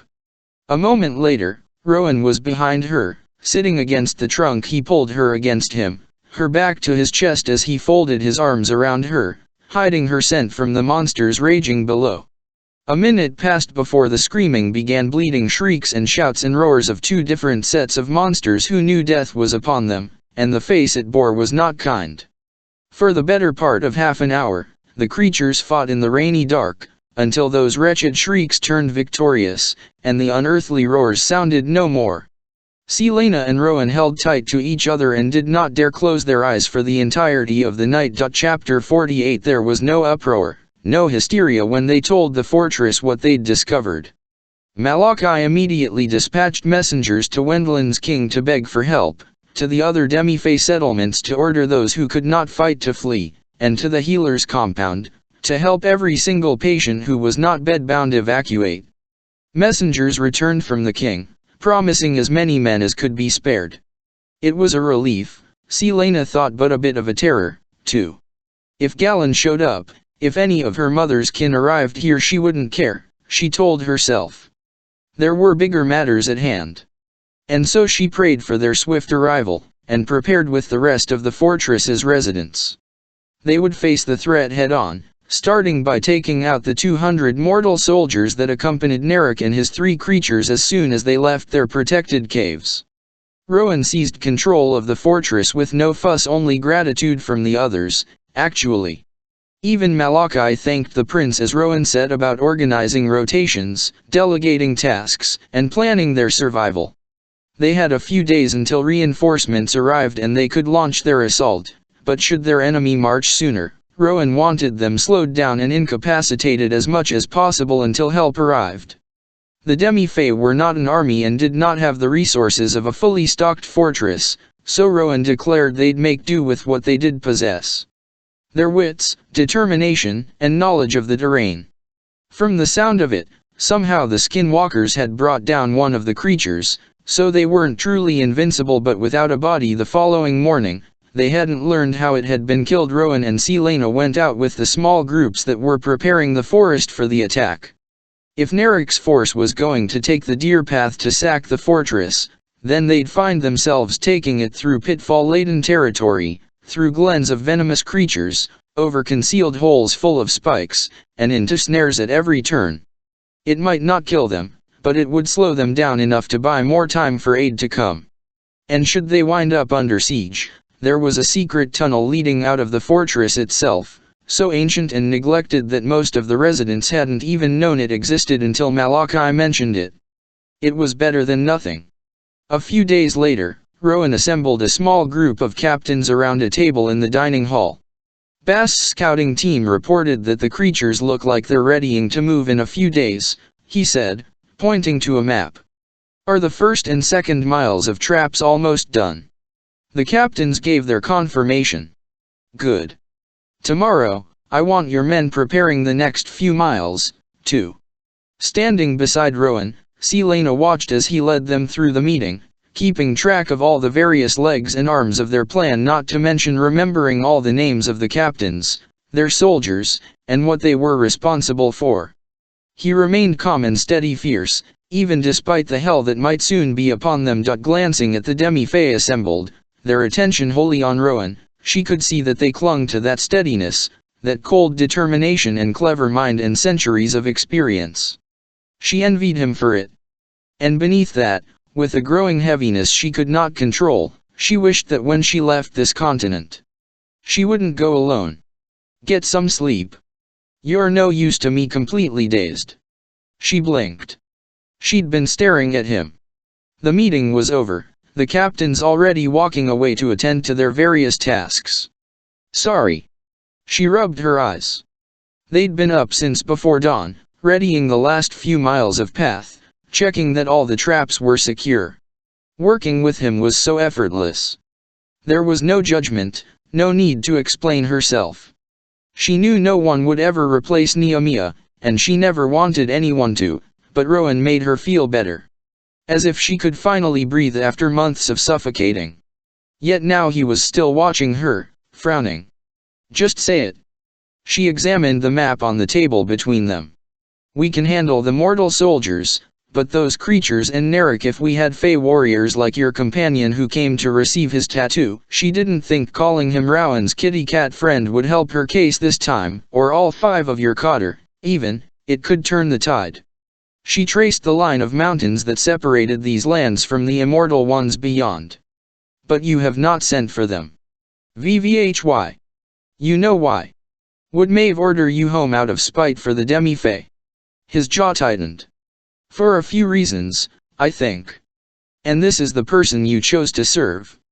I knew what I was doing when I drank her blood to seal the oath. Then let's hope Wendlin's reinforcements get here quickly." She pursed her lips and turned to go to their room. He gripped her wrist. "Don't do that." A muscle feathered in his jaw. "Don't look at me like that." "Like what?" "With that disgust." "I'm not," but he gave her a sharp look. She sighed. All this, Rowan." She waved a hand to the map, to the doors the demi-fae had passed through, to the sounds of people readying their supplies and defenses in the courtyard. "For whatever it's worth, all of this just proves that she doesn't deserve you. I think you know that, too." He looked away. "That isn't your concern." "I know. But I thought you should still hear it." He didn't respond, wouldn't even meet her eyes, so she walked away. She looked over her shoulder once, to find him still hunched over the table, hands braced on its surface, the powerful muscles of his back visible through his shirt. And she knew he wasn't looking at the map, not really. But saying that she wished he could return with her to Adarlan, to Terasin, was pointless. He had no way to break his oath to Maeve, and she had nothing to entice him with even if he could. She was not a queen.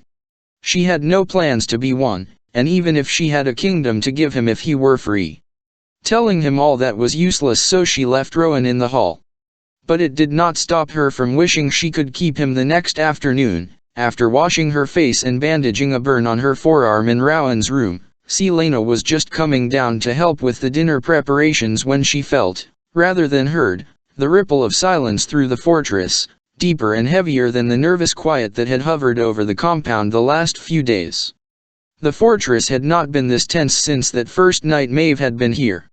It was too soon for her aunt to be checking on her. She had little to show so far other than a few somewhat useful tricks in her various shields. She took the stairs 2 at a time until she reached the kitchen. If Maeve learned about the invasion and ordered Rowan to leave. Breathing, thinking those were the key tools to enduring this encounter. The heat and yeasty scent hit her as she bounded down the last steps, slowing her gait, lifting her chin, even though she doubted her aunt would condescend to meet in the kitchen. Unless she wanted her unbalanced. But Maeve was not in the kitchen. Rowan was, and his back was to her as he stood at the other end with Emrys, Malachi, and Luca, talking quietly. Selena stopped dead as she beheld at Emrys' too pale face, the hand gripping Malachi's arm. As Rowan turned to her, lips thin and eyes wide with shock and horror and grief, the world stopped dead, too. Rowan's arms hung slack at his sides, his fingers clenching and unclenching.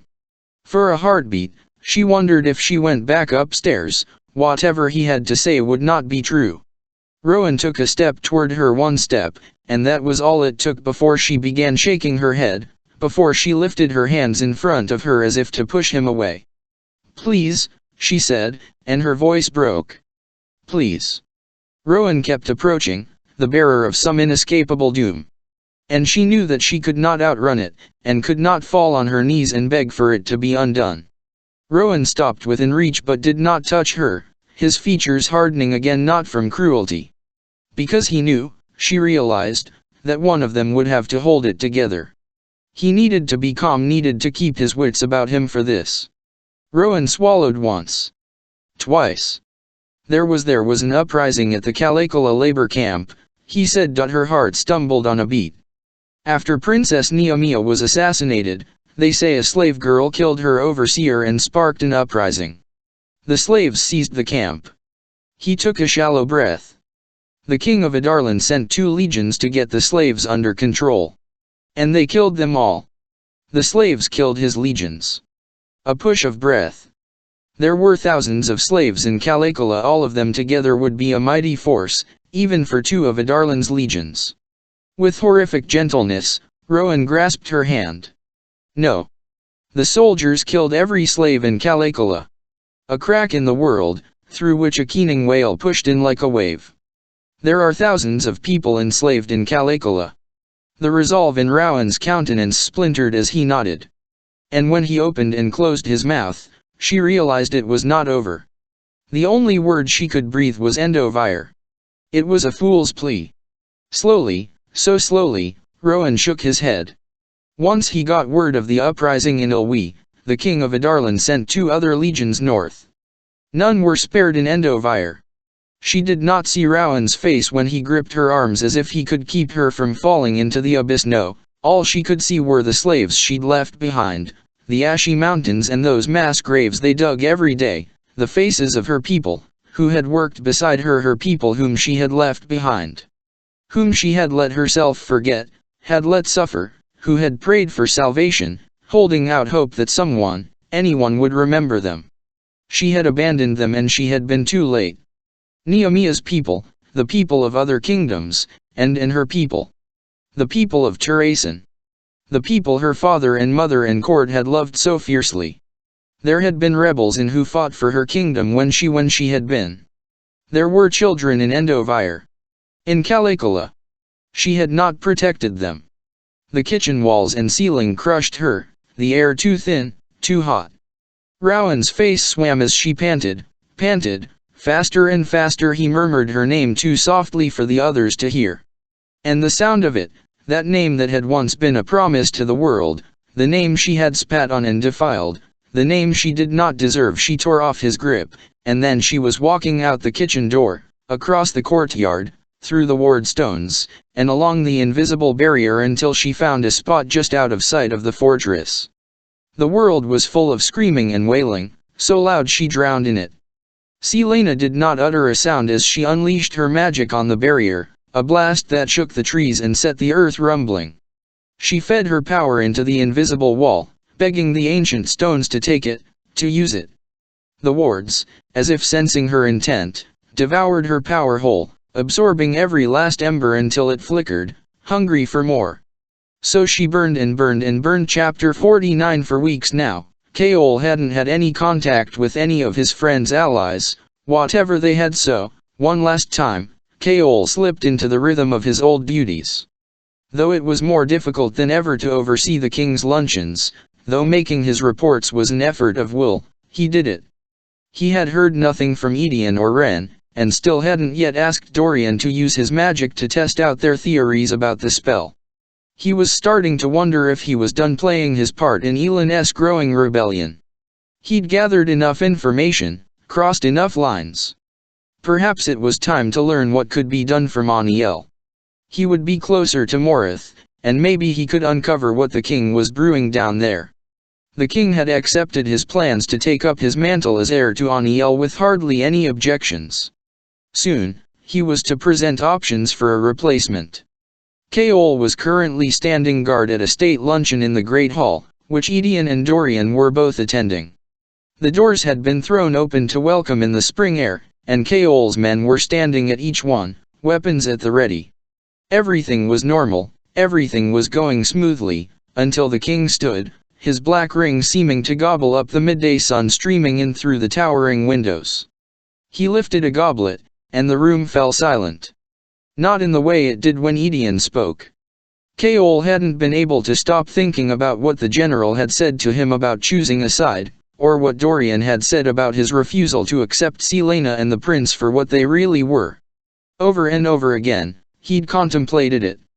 But nothing could prepare Kaol, or anyone in that silent hall, as the king smiled to the tables below his dais and said, "Good news arrived this morning from Ilwi in the north. The Caligula slave rebellion has been dealt with." They'd heard nothing of it, and Kaol wished he could cover his ears as the king said, "We'll have to work to replenish the mines, there and in Heir, but the rebel taint has been purged." Kaol was glad he was leaning against a pillar. It was Dorian who spoke, his face bone white. "What are you talking about?" His father smiled at him. "Forgive me. It seems the slaves in Calicula got it into their heads to start an uprising after Princess Neemia's unfortunate death. We got it into our heads not to allow it, or any other potential uprisings. And as we didn't have the resources to devote to interrogating each and every slave to weed out the traitors. Kaol understood what strength it took for Dorian not to shake his head in horror as he did the calculations and understood just how many people had been slaughtered. General Ashriver, the king said. Edion sat motionless. You and your Bane will be pleased to know that since the purge in Heir, many of the rebels in your territory have ceased their antics. It seems they did not want a fate similar to that of their friends in the mines. Kaol didn't know how Edion found the courage and will, but the general smiled and bowed his head. Thank you, Majesty. Dorian burst into Sorshaw's workroom. She jumped from her spot at the table, a hand on her chest. Did you hear? He asked, shutting the door behind him. Her eyes were red enough to suggest that she had. He took her face in his hands, pressing his brow against hers, needing that cool strength. He didn't know how he'd kept from weeping or vomiting or killing his father on the spot.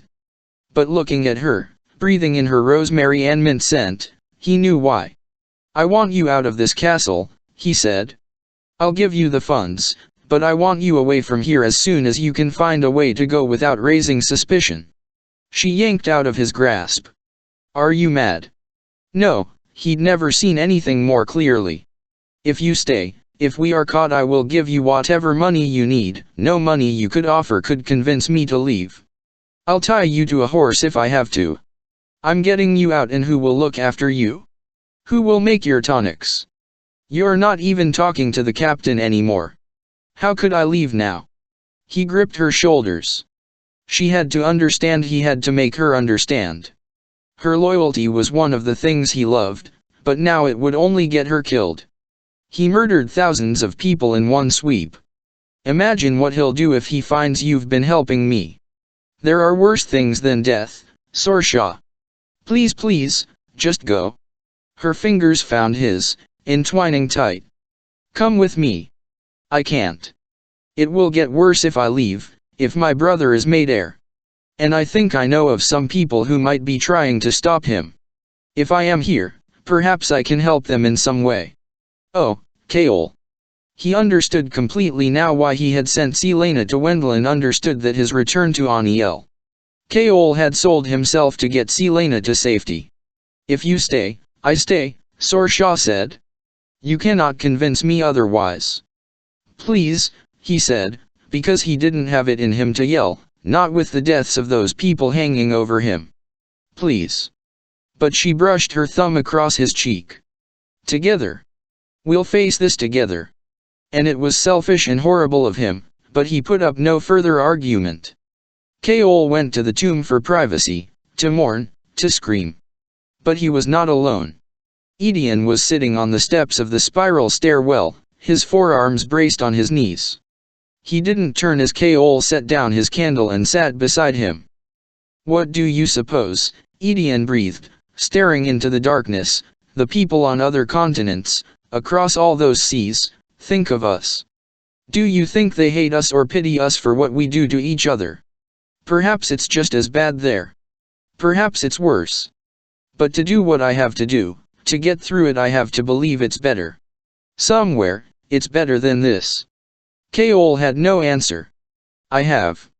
Edion's teeth gleamed in the light. I have been forced to do many, many things. Depraved, despicable things. Yet nothing made me feel as filthy as I did today, thanking that man for murdering my people. There was nothing he could say to console him, nothing he could promise. So Kaol left Edion staring into the darkness. There was not one empty seat in the Royal Theatre that night. Every box and tier was crammed with nobility, merchants, whoever could afford the ticket. Jewels and silk gleamed in the light of the glass chandeliers, the riches of a conquering empire. The news about the slave massacres had struck that afternoon, spreading through the city on a wave of murmuring, leaving only silence behind. The upper tiers of the theater were unusually still, as if the audience had come to be soothed, to let the music sweep away the stain of the news. Only the boxes were full of chatter about what this meant for the fortunes of those seated in the plush crimson velvet chairs, debates over where the new slaves would come from to ensure there was no pause in labor, and about how they should treat their own slaves afterward. Despite the chiming bells and the raising and dimming of the chandeliers, it took the boxes far longer to quiet than usual. They were still talking when the red curtains pulled back to reveal the seated orchestra, and it was a miracle they bothered to applaud for the conductor as he hobbled across the stage. That was when they noticed that every musician on the stage was wearing mourning black. That was when they shut up. And when the conductor raised his arms, it was not a symphony that filled the cavernous space. It was the song of Ilwi. Then the song of Fenhero. And Melisande. And Turasan. Each nation that had people in those labor camps. And finally, not for pomp or triumph, but to mourn what they had become, they played the song of Adarlan. Vivihen. The final note finished, the conductor turned to the crowd, the musicians standing with him. As one, they looked to the boxes, to all those jewels bought with the blood of a continent. And without a word, without a bow or another gesture, they walked off the stage. The next morning, by royal decree, the theater was shut down. No one saw those musicians or their conductor again. Chapter 50. A cooling breeze kissed down Selena's neck. The forest had gone silent, as if the birds and insects had been quieted by her assault on the invisible wall. The barrier had gobbled down every spark of magic she'd launched at it, and now seemed to hum with fresh power. The scent of pine and snow wrapped around her, and she turned to find Rowan standing against a nearby tree. He'd been there for some time now, giving her space to work herself into exhaustion. But she was not tired and she was not done. There was still wildfire in her mind, writhing, endless, damning. She let it dim to embers, let the grief and horror die down, too. Rowan said, "Word just arrived from Wendlin. Reinforcements aren't coming." "They didn't come 10 years ago," she said, her throat raw though she had not spoken in hours. Cold, glittering calm was now flowing in her veins. "VVH, why should they bother helping now?" His eyes flickered. "Elin." When she only gazed into the darkening forest, he suddenly said, "You do not have to stay. We can go to Doranelli tonight, and you can retrieve your knowledge from Maeve. You have my blessing. Do not insult me by asking me to leave. I am fighting. Nehemiah would have stayed. My parents would have stayed. They also had the luxury of knowing that their bloodline did not end with them." She gritted her teeth. "You have experience. You are needed here. You are the only person who can give the demi-fae a chance of surviving. You are trusted and respected. So I am staying. Because you are needed, and because I will follow you to whatever end. And if the creatures devoured her body and soul, then she would not mind. She had earned that fate." For a long moment, he said nothing. But his brows narrowed slightly. To whatever she nodded. He had not needed to mention the massacres, had not needed to try to console her. He knew he understood without her having to say a word what it was like. Her magic thrummed in her blood, wanting out, wanting more. But it would wait. It had to wait until it was time. Until she had Narek and his creatures in her sight. She realized that Rowan saw each of those thoughts and more as he reached into his tunic and pulled out a dagger. Her dagger. He extended it to her, its long blade gleaming as if he'd been secretly polishing and caring for it these months. And when she grasped the dagger, its weight lighter than she remembered, Rowan looked into her eyes, into the very core of her, and said, "Fireheart, reinforcements from Wendlin weren't coming not out of spite but because a legion of Adarlan's men had attacked the northern border. 3,000 men in ships had launched a full-on assault. Wendlin had sent every last soldier to the northern coast, and there they would remain. The demi-fae were to face Narek and his forces alone." Rowan calmly encouraged the non-fighters at the fortress to flee. But no one fled. Even Emrys refused, and Malachi merely said that where his mate went, he went. For hours, they adjusted their plans to accommodate the lack of reinforcements. In the end they didn't have to change much, thankfully. Selena contributed what she could to the planning, letting Rowan order everyone about and adjust the masterful strategy in that brilliant head of his. She tried not to think about Endovire and Caligula, but the knowledge of it still simmered in her, brewing during the long hours that they debated. They planned until Emrys hauled up a pot from the kitchen and began whacking it with a spoon, ordering them out because dawn would come too soon. Within a minute of returning to their room, Selena was undressed and flopping into bed. Rowan his time, however, peeling off his shirt and striding to the wash basin. "You did well helping me plan tonight." She watched him wash his face, then his neck. "You sound surprised." He wiped his face with the towel, then leaned against the dresser, bracing his hands against either end. The wood groaned, but his face remained still. Fireheart, he had called her. Did he know what that name meant to her? She wanted to ask, still had so many questions for him, but right now, after all the news of the day, she needed to sleep. "I sent word," Rowan said, letting go of the dresser and approaching the bed. She'd left the sword from the mountain cave on the bedpost, and its smoldering ruby now glinted in the dim light as he ran a finger down the golden hilt. "To my cotter, as you like to call them." She braced herself on her elbows. "Vivienne. A few days ago. I don't know where they all are or whether they'll arrive in time. Maeve might not let them come, or some of them might not even ask her. They can be unpredictable.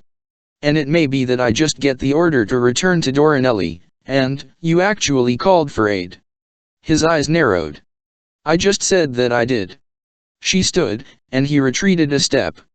"What changed your mind?" "Some things are worth the risk." He didn't back away again as she approached and said with every ember left in her shredded heart, "I claim you, Rowan Whitethorn. I don't care what you say and how much you protest. I claim you as my friend." He just turned to the wash basin again, but she caught the unspoken words that he'd tried to keep her from reading on his face. "It doesn't matter. Even if we survive, when we go to Doranelli, you will walk out of Maeve's realm alone." Emrys joined them along with all the demi-fae at Mistward who had not dispatched with messages in traveling down to the healer's compound the next morning to help cart the patients to safety. Anyone who could not fight remained to help the sick and wounded, and Emrys declared he would stay there until the very end. So they left him, along with a small contingent of sentries in case things went very, very wrong. When Selena headed off into the trees with Rowan, she did not bother with goodbyes. Many of the others did not say farewell, either. It seemed like an invitation for death, and Selena was fairly certain she wasn't on the side of the gods. She was awoken that night by a large, call-used hand on her shoulder, shaking her awake. It seemed that death was already waiting for them. Chapter 51, "Get your sword and your weapons, and hurry," Rowan said to Selena as she instantly came to her feet, reaching for the dagger beside the bed. He was already halfway across the room, slinging on his clothes and weapons with lethal efficiency. She didn't bother with questions, he would tell her what was necessary. She hopped into her pants and boots. "I think we've been betrayed," Rowan said, and her fingers caught on a buckle of her sword belt as she turned to the open window. Quiet. Absolute quiet in the forest. And along the horizon, a growing smear of blackness. "They're coming tonight," she breathed. "I did a sweep of the perimeter." Rowan stuffed a knife into his boot. "It's as if someone told them where every trap, every warning bell is located. They'll be here within the hour." "Are the ward stones still working?" She finished braiding her hair and strapped her sword across her back. "Yes, they're intact. I raised the alarm, and Malachi and the others are readying our defenses on the walls." A small part of her smiled at the thought of what it must have been like for Malachi to find a half-naked Rowan shouting orders in his room. She asked, "Who would have betrayed us?" "I don't know, and when I find them, I'll splatter them on the walls. But for now, we have bigger problems to worry about." The darkness on the horizon had spread, devouring the stars, the trees, the light. "What is that?" Rowan's mouth tightened into a thin line. "Bigger problems." The ward stones were the last line of defense before the fortress itself. If Narek planned to lay siege to Mistward, they couldn't outlast him forever, but hopefully the barrier would wear down the creatures and their power a bit. On the battlements, in the courtyard and atop the towers, stood the demi-fae. Archers would take down as many men as possible once the barrier fell, and they would use the oak doors of the fortress as a bottleneck into the courtyard. But there were still the creatures and Narek, along with the darkness that they carried with them. Birds and animals streamed past the fortress as they fled, an exodus of flapping wings, padding feet, claws clicking on stone. Herding the animals to safety were the little folk, hardly more than a gleam of night-seeing eyes.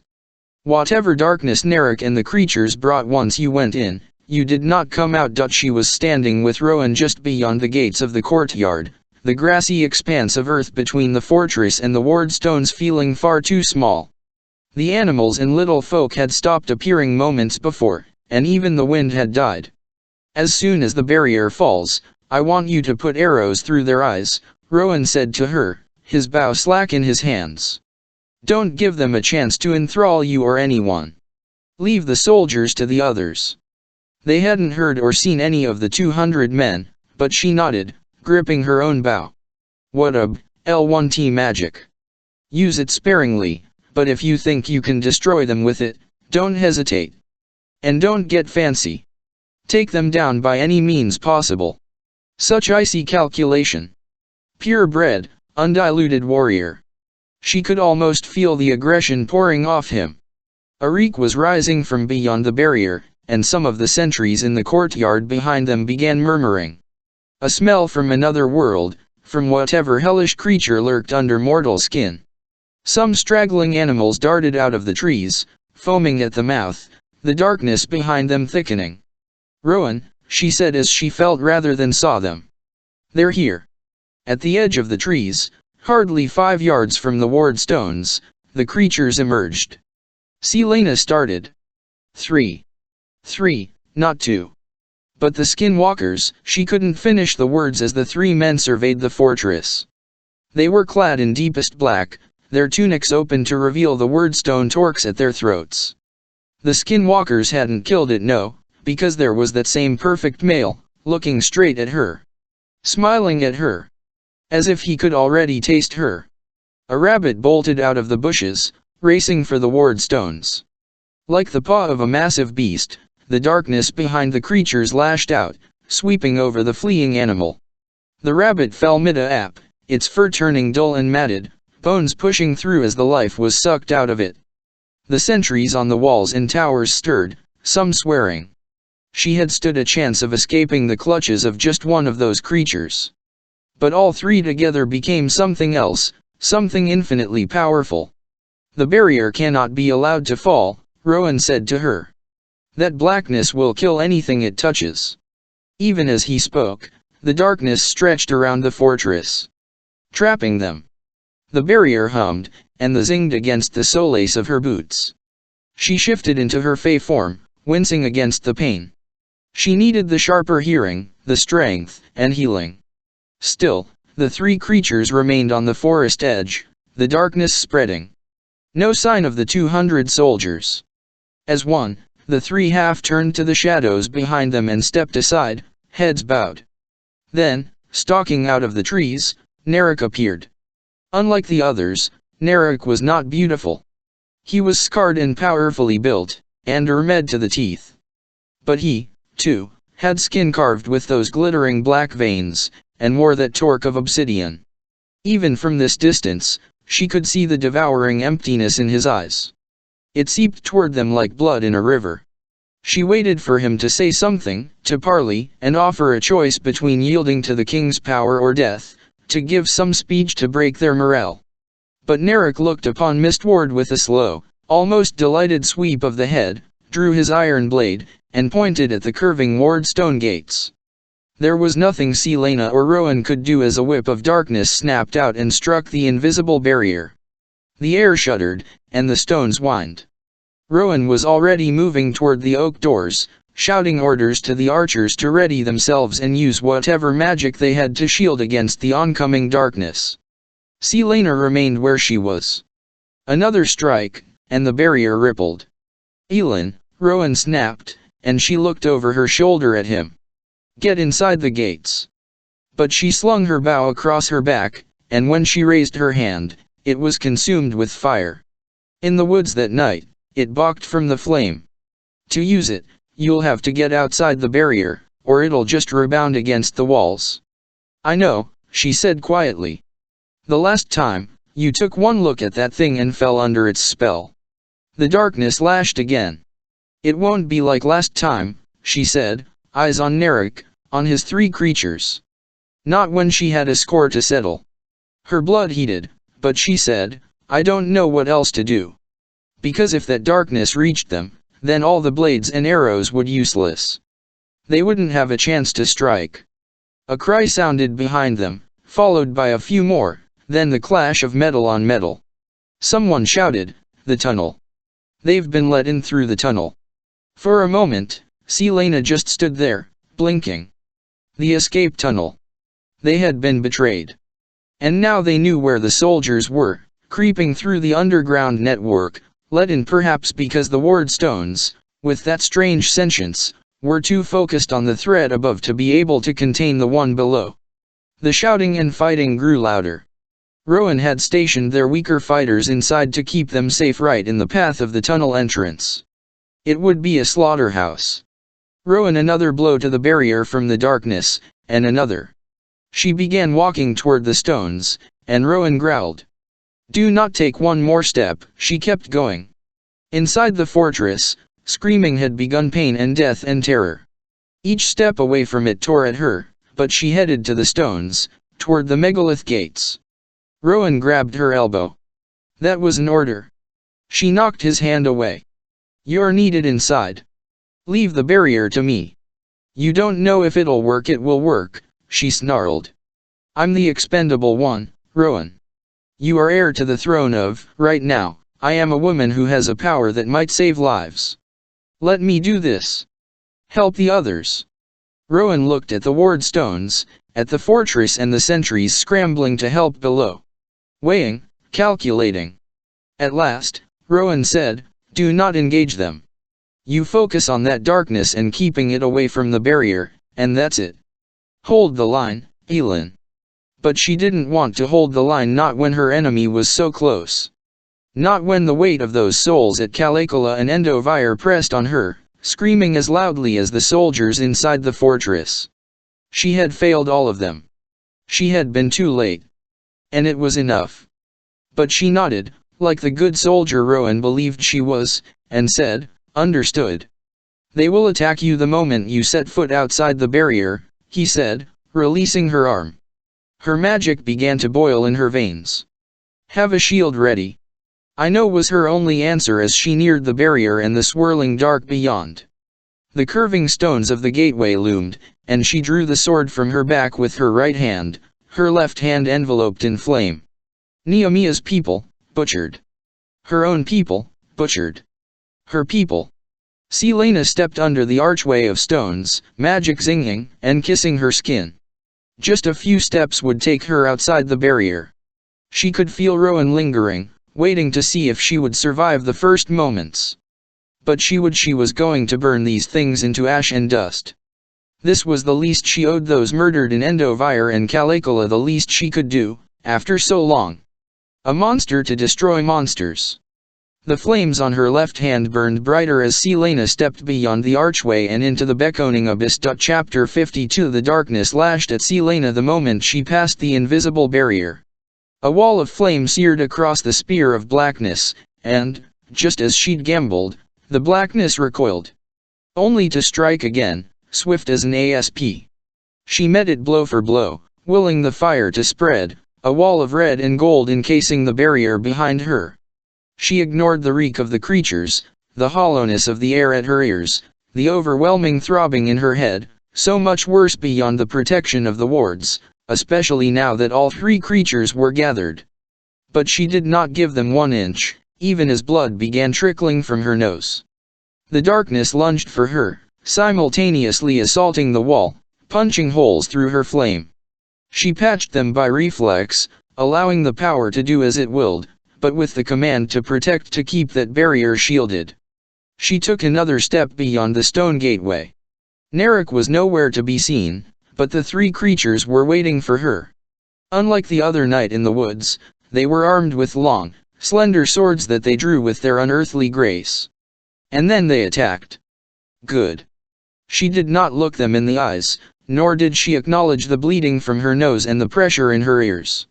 She merely called in a shield of fire around her left forearm and swinging that ancient sword.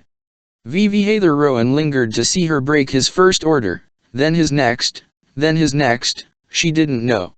The three creatures kept coming at her, swift and controlled, as if they'd had eons to practice sword play, as if they were all of one mind, one body.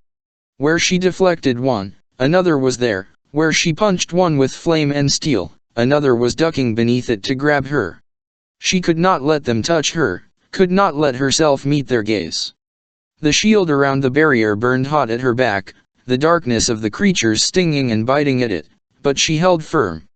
She had not lied to Rowan about protecting the wall. One of them swept its blade at her, not to kill, to incapacitate. It was second nature. Somehow, that flames leapt down her blade as she struck back, willing fire into the sword itself. It met the black iron of the creature, blue sparks danced, so bright that she dared look into the creature's face to glimpse surprise, horror, rage. The hilt of the sword was warm, comforting in her hand, and the red stone glowed, as if with a fire of its own. The three creatures stopped in unison, their sensual mouths pulling back from their two white teeth in a snarl. The one in the center, the one who had tasted her before, hissed at the sword, Goldrin. The darkness paused, and she used its distraction to patch her shields, a chill snaking up her spine even as the flames warmed her. She lifted the sword higher and advanced another step. "But you are not Ithral, beloved of the Dark Queen," one of them said. Another said, "And you are not Brannon of the Wildfire. How do you?" But the words caught in her throat as a memory struck, from months ago, a lifetime ago. Of a realm that was in between, of the thing that lived inside Cain speaking to her, and Elena. "Elena, daughter of Brannon. You were brought back," it said. All the players in the unfinished game. A game that had begun at the dawn of time, when a demon race had forged the word keys and used them to break into this world, and Maeve had used their power to banish them. But some demons had remained trapped in Irelia and waged a second war centuries later, when Elena fought against them. What of the others, who had been sent back to their realm? What if the King of Adarlan, in learning of the keys, had also learned where to find them? Where to harness them? "Oh gods! You are the Valg," she breathed. The three things inside those mortal bodies smiled. "We are princes of our realm." "And what realm is that?"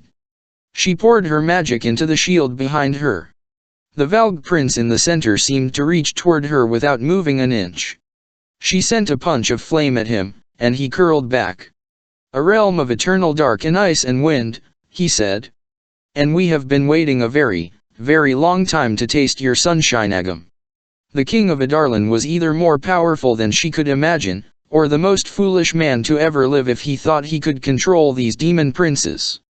Blood dripped onto her tunic from her nose. Their leader purred, "Once you let me in, girl, there shall be no more blood, or pain." She sent another wall of flame searing at them. "Brannon and the others beat you into oblivion once," she said, though her lungs were burning. "We can do it again." Low laughter. "We were not beaten. Only contained. Until a mortal man was foolish enough to invite us back in, to use these glorious bodies." Were the men who had once occupied them still inside? If she cut off their heads, that torque of wordstone, would the creatures vanish, or be unleashed in another form?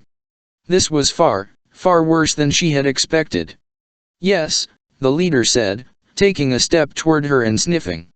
"You should fear us. And embrace us. Embrace this," she snarled, and flung a hidden dagger from her vambrace at his head. He was so swift that it scraped his cheek rather than wedging itself between its eyes. Black welled and flowed. He raised a moon-white hand to examine it. "I shall enjoy devouring you from the inside out," he said, and the darkness lunged for her again. The battle was still raging inside the fortress, which was good, because it meant they hadn't all died yet. And Selena was still swinging Goldrin against the three Valg princes, though it grew heavier by the moment, and the shield behind her was beginning to fray. She had not had time to tunnel down into her power, or to consider rationing it. The darkness that the Valg brought with them continued to strike the wall, so Selena threw up shield after shield, fire flaming through her blood, her breath, her mind. She gave her magic free rein, only asking it to keep the shield behind her alive. It did so, gobbling up her reserves. Rowan had not come back to help. But she told herself he would come, and he would help, because it was not weakness to admit she needed him, needed his help, and her lower back cramped, and it was all she could do to keep her grip on the legendary blade as the leader of the Valg princes swiped for her neck. No, a muscle twinged near her spine, twisting until she had to bite down a scream as she deflected the blow. It couldn't be a burnout. Not so soon, not after practicing so much. Not a hole tore through the shield behind her, and the darkness slammed into the barrier, making the magic ripple and shriek. She flung a thought toward it, and as the flame patched it up, her blood began to pound. The princes were closing in again. She growled, sending a wall of white-hot flame at them, pushing them back, back, back while she took a deep breath. But blood came coughing out instead of air. If she ran inside the gates, how long would the shield last before it fell to the princes and their ancient darkness? How long would any of those inside last? She didn't dare look behind to see who was winning. It didn't sound. There were no cries of victory, only pain and fear. Her knees quaked, but she swallowed the in her mouth and took another breath. She had not imagined it would end like this. And maybe it was what she deserved, after turning her back on her kingdom. One of the Valg princes ripped a hand through the wall of flame separating them, the darkness shielding his flesh from being melted off. She was about to send another blast at him when a movement from the trees caught her eye. Far up the hill, as if they had come racing down from the mountains and had not stopped for food or water or sleep, were a towering man, a massive bird, and 3 of the largest predators she had ever seen. 5 in all. Answering their friend's desperate call for aid. They hurtled through the trees and over stones, 2 wolves, one black and one moon white, the powerfully built male, the bird swooping low over them, and a familiar mountain cat racing behind. Heading for the darkness between them and the fortress. The black wolf skidded to a halt as they neared the darkness, as if sensing what it could do. The screaming in the fortress rose. If the newcomers could destroy the soldiers, the survivors could take the tunnel and flee before the dark consumed everything. Sweat stung Selena's eyes, and pain sliced into her so deep that she wondered if it was permanent. But she had not lied to Rowan about saving lives. So she did not stop to doubt or consider as she flung the remnants of her power toward Rowan's 5 friends, a bridge of flame through the darkness, cleaving it in 2. A path toward the gates behind her. To their credit, Rowan's friends did not hesitate as they raced for it, the wolves leading the way, the bird and osprey close behind. She poured her power into the bridge, gritting her teeth against the agony as the 5 rushed past, not sparing her a glance. But the golden mountain cat slowed as he charged through the gates behind her, as her chest seized and she coughed, her blood bright on the grass. "He's inside," she choked out. "Help him." The great cat lingered, assessing her, and the wall, and the princes fighting against her flame. "Go," she wheezed. The bridge through the darkness collapsed, and she staggered back a step as that black power slammed into her, the shield, the world. The blood was roaring so loudly in her ears that she could barely hear when the mountain cat raced for the fortress. Rowan's friends had come. GCK, good that he would not be alone, that he had people in the world. She coughed blood again, splattering it on the ground on the legs of the Valg prince. She barely moved before he slammed her into her own flames, and she hit the magical wall beneath, as hard and unforgiving as if it were made of stone. The only way into the fortress was through the ward gates. She swiped with Goldrin, but the blow was feeble. Against the Valg, against this horrible power that the king of Adarlan possessed, the army at his disposal, it was all useless. As useless as the vow she'd made to Nehemiah's grave. As useless as an heir to a broken throne and a broken name. The magic was boiling her blood. The darkness, it would be a relief compared to the hell smoldering in her veins. The Valg prince advanced, and part of her was screaming at herself to get up, to keep fighting, to rage and roar against this horrible end.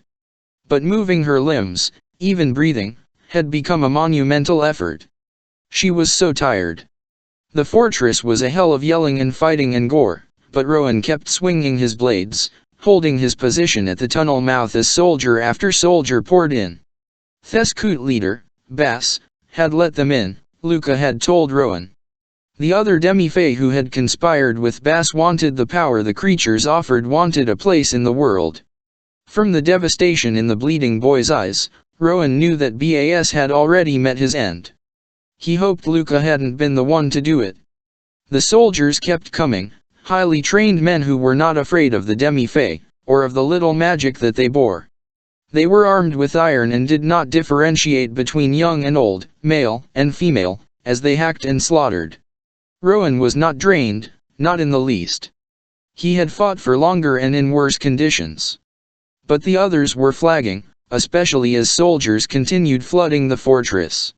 Rowan yanked his sword from the gut of a falling soldier, dagger already slicing across the neck of the next, when growling shook the stones of the fortress. Some of the demi-fae froze, but Rowan nearly shuddered with relief as twin wolves leapt down the staircase and closed their jaws around the necks of two Adarlanian soldiers. Great wings flapped, and then a glowering, dark-eyed male was in front of him, swinging a sword older than the occupants of Mistward. Vaughn merely nodded at him before taking up a position, never one to waste words. Beyond him, the wolves were nothing short of lethal, and did not bother to shift into their fae forms as they took down soldier after soldier, leaving those that got through to the male waiting behind them. That was all Rowan had to see before he sprinted for the stairs, dodging the stunned and bloodied demi-fae. Darkness had not fallen, which meant she had to still breathing, she had to still be holding the line, but a mountain cat skidded to a halt on the stairwell landing and shifted. Rowan took one look at Gavriel's tawny eyes and said, "Where is she?" Gavriel held out an arm, as if to stop him. "She's in bad shape, Rowan." I think Rowan ran, shoving aside his oldest friend, shouldering past the other towering male who now appeared Lorcan. Even Lorcan had answered his call. The time for gratitude would come later, and the dark-haired demi-fae didn't say anything as Rowan rushed to the battlement gates. /Vsmat he saw beyond almost drove him to his knees. The wall of flame was in tatters, but still protecting the barrier. But the three creatures Elin was standing in front of them, hunched and panting, sword limp in her hand. They advanced, and a feeble blue flame sprang up before them. They swiped it away with wave of their hands. Another flame sprang up, and her knees buckled. The shield of flame surged and receded, pulsing like the light around her she was burning out. Why hadn't she retreated? Another step closer and the things said something that had her raising her head. Rowan knew he could not reach her, didn't even have the breath to shout a warning as Elin gazed into the face of the creature her. She had lied to him. She had wanted to save lives, yes. But she had gone out there with no intention of saving her own. He drew in a breath to run, to roar, to summon his power, but a wall of muscle slammed into him from behind, tackling him to the grass. Though Rowan shoved and twisted against Gavriel, he could do nothing against the 4 centuries of training and feline instinct that had pinned him, keeping him from running through those gates and into the blackness that destroyed worlds. The creature took Elin's face in its hands, and her sword thudded to the ground, forgotten. Rowan was screaming as the creature pulled her into its arms. As she stopped fighting. As her flames winked out and darkness swallowed her whole. Chapter 53 There was blood everywhere. As before, Selena stood between the two dy beds, reeking breath caressing her ear, her neck, her spine. She could feel the Valg princes roving around her, circling with predators' gates, devouring her misery and pain bit by bit, tasting and savoring. There was no way out, and she could not move as she looked from one bed to the other. Nehemiah's corpse, mangled and mutilated. Because she had been too late, and because she had been a coward. And her parents, throats slit from ear to ear, gray and lifeless. Dead from an attack they should have sensed. An attack she should have sensed. Maybe she had sensed it, and that was why she had crept in that night. but she had been too late then as well. 2 beds. 2 fractures in her soul, cracks through which the abyss had come pouring in long before the Valg princes had ever seized her. A claw scraped along her neck and she jerked away, stumbling toward her parents' corpses. The moment that darkness had swept around her, snuffing out her exhausted flame, it began eating away at the reckless rage that had compelled her to step out of the barrier. Here in the dark, the silence was complete, eternal. She could feel the Valg slinking around her, hungry and eager and full of cold, ancient malice. She'd expected to have the life sucked from her instantly, but they had just stayed close in the dark, brushing up against her like cats, until a faint light had formed and she'd found herself between these 2 beds. She was unable to look away, unable to do anything but feel her nausea and panic rise bit by bit. And now. Though her body remained unmoving on the bed, Nehemiah's voice whispered, "Coward." Selena vomited.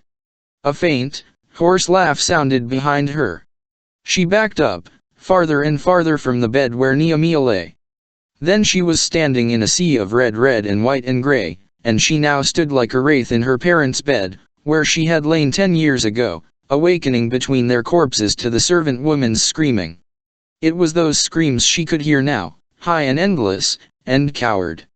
Selena fell against the headboard, as real and smooth and cold as she remembered it. There was nowhere else for her to go. It was a memory, these were not real things. She pressed her palms against the wood, fighting her building scream. "Coward." Nehemiah's voice again filled the room. Selena squeezed her eyes shut and said into the wall, "I know. I know."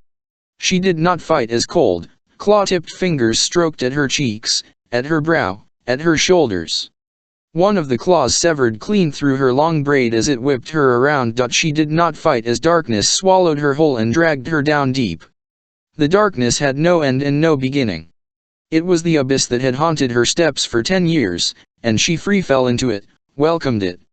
There was no sound, only the vague sense of going toward a that might not exist, or that might mean her true end. Maybe the Valg princes had devoured her, turning her into a husk. Maybe her soul was forever trapped here, in this plunging darkness. Perhaps this was hell. The blackness was rippling now, shifting with sound and color that she passed through. She lived through each image, each memory worse than the next. Kaol's face as he saw what she truly was, Nehemiah's mutilated body, her final conversation with her friend, the damning things she'd said. "When your people are lying dead around you, don't come crying to me." It had come true now, thousands of slaves from Ilwi had slaughtered for their bravery. She tumbled through a maelstrom of the moments when she had proved her friend right. She was a waste of space and breath, a stain on the world. Unworthy of her birthright. This was hell and looked like hell, as she saw the bloodbath she'd created on the day she rampaged through Heir. The screams of the dying, the men she'd cut apart tore at her like phantom hands.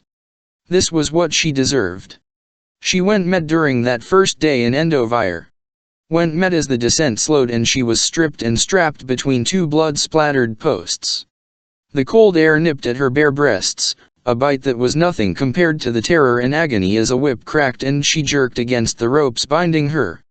She scarcely had time to draw in a breath before the crack sounded again, cleaving the world like lightning, cleaving her skin.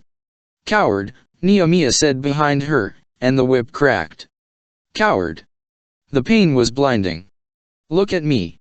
She couldn't lift her head, though couldn't turn. "Look at me." She sagged against her ropes, but managed to look over her shoulder. Nehemiah was whole, beautiful, and untouched, her eyes full of damning hatred. And then from behind her emerged Sam, handsome and tall.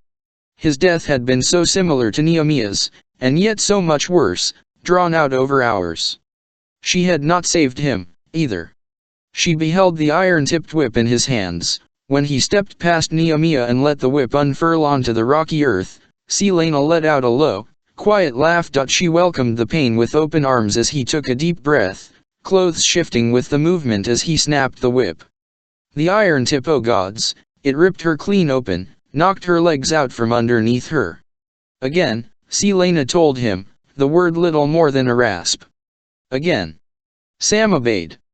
There was only the thud of leather on wet flesh as Sam and Nehemiah took turns, and a line of people formed behind them, waiting for what they deserved as payment for what she had failed to do. Such a long line of people. So many lives that she had taken or failed to protect. Again. Again. Again. She had not walked past the barrier expecting to defeat the Valg princes. She had walked out there for the same reason she had snapped that day in Endovire. But the Valg princes had not killed her yet. She had felt their pleasure as she begged for the whipping. It was their sustenance. Her mortal flesh was nothing to them, it was the agony within that was the prize. They would draw this out forever, keep her as their pet. There was no one to save her, no one who could enter their darkness and live. One by one, they groped through her memories. She fed them, gave them everything they wanted and more. Back and back, sorting through the years as they plunged into the dark, twining together. She did not care. She had not looked into the Valg prince's eyes expecting to ever again see sunrise. She did not know how long she fell with them. But then there was a rushing, roaring below a frozen river. And foggy light were rising to meet them. No, not rising, this was the bottom. An end to the abyss. And an end to her, perhaps, at last. She didn't know if the Valg prince's hissing was from anger or pleasure as they slammed into that frozen river at the bottom of her soul. Chapter 54 Trumpets announced his arrival. Trumpets and silence as the people of Erinth crowded the steep streets winding up to the white palace that watched over them all. It was the first sunny day in weeks, the snow on the cobblestone streets melting quickly, though the wind still had a final bite of winter to it. Enough so that the king of Adarlan and his entire massive party were bundled in furs that covered their regalia. Their gold and crimson flags, however, flapped in the crisp wind, the golden poles shining as brightly as the armor of their bearers, who trotted at the head of the party. She watched them approach from one of the balconies off the throne room, Edian at her side running a constant commentary ab L1T the state of their horses, armor, weapons about the king of Adarlan himself, who worked near the front on a great black warhorse. There was a pony beside him, bearing a smaller figure. His sniveling son, Edian told her. The whole castle was miserably quiet. Everyone was dashing around, but silently, tensely.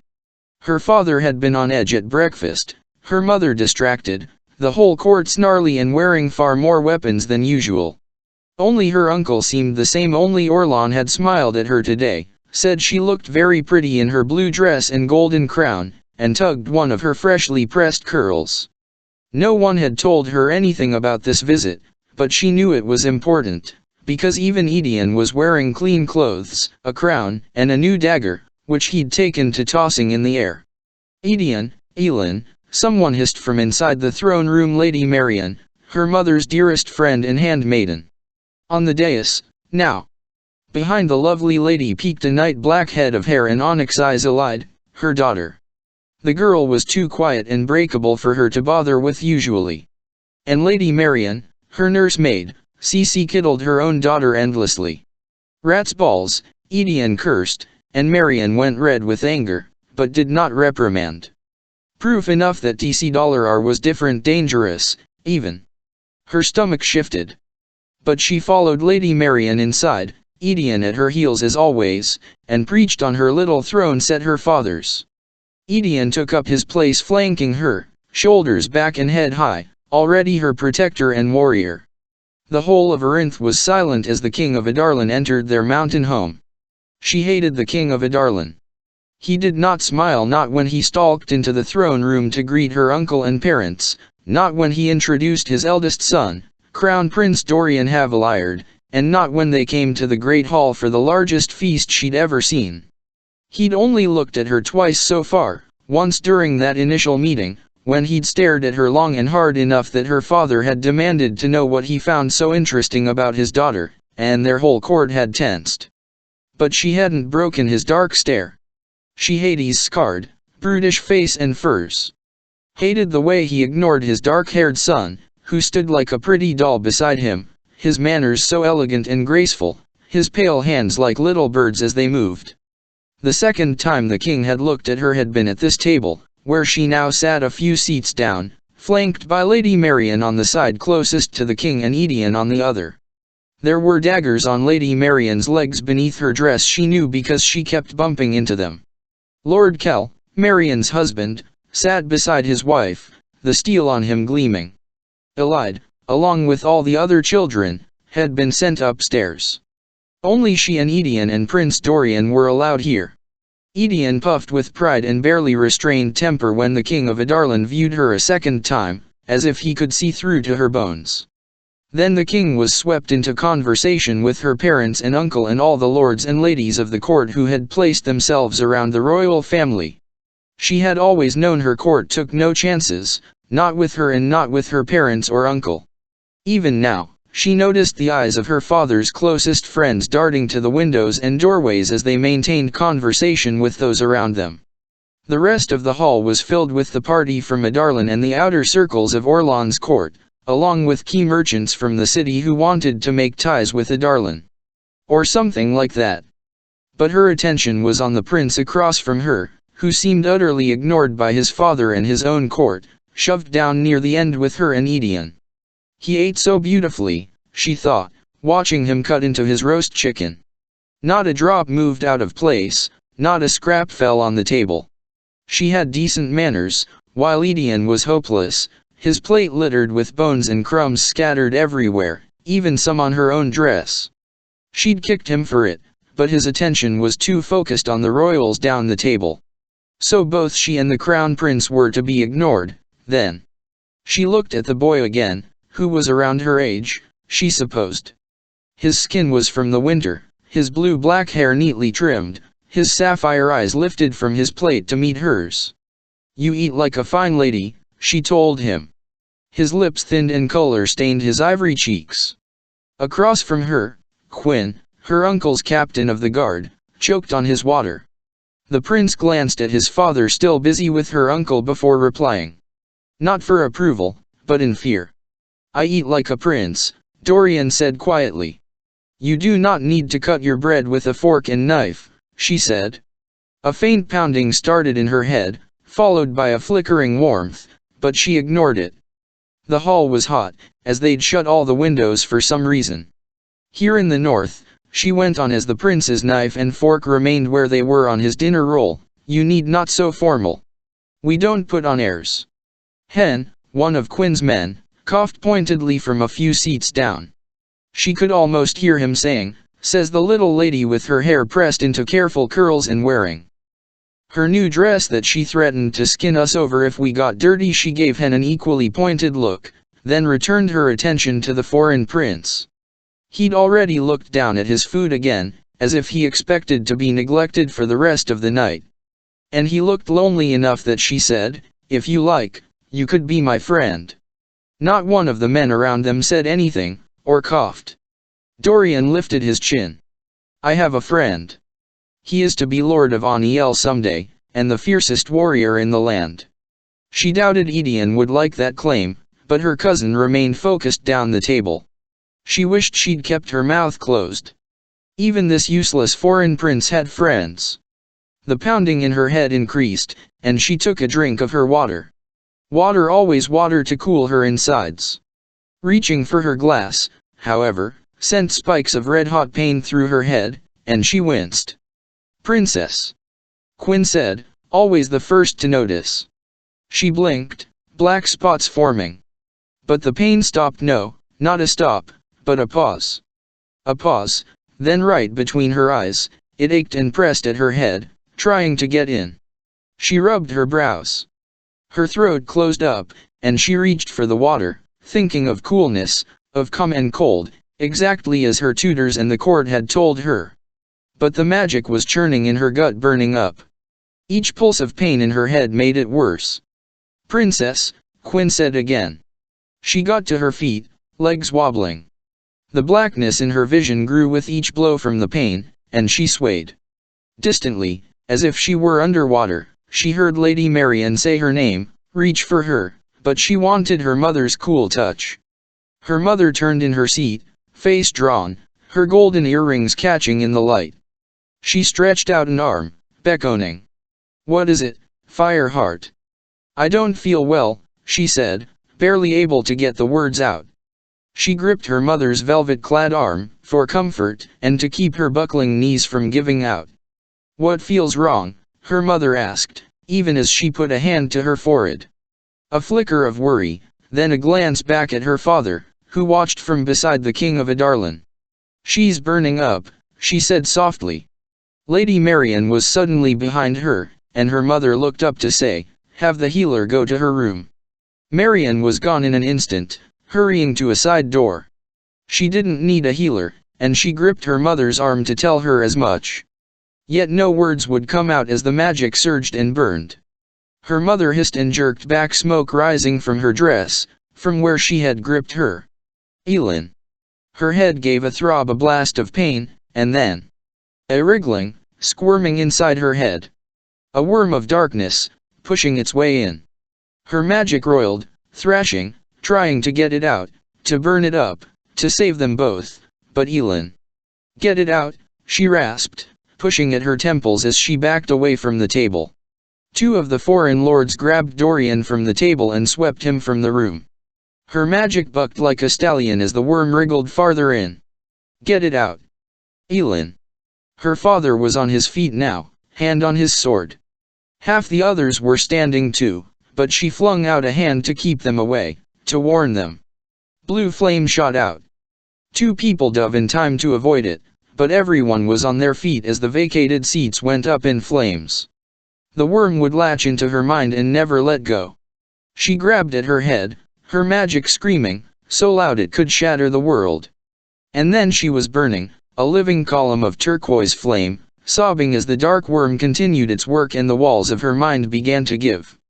Above her own voice, above the shouting in the hall, she heard her father's bellow a command to her mother, who was on her knees, hands outstretched toward her in supplication. "Do it, Evalin." The pillar of flame grew hotter, hot enough that people were fleeing now. Her mother's eyes met her own, full of pleading and pain. Then a wall of water crashing down on her, slamming her to the stones, flowing down her throat, into her eyes, choking her, drowning her, until there was no air for her flame, only water and its freezing embrace.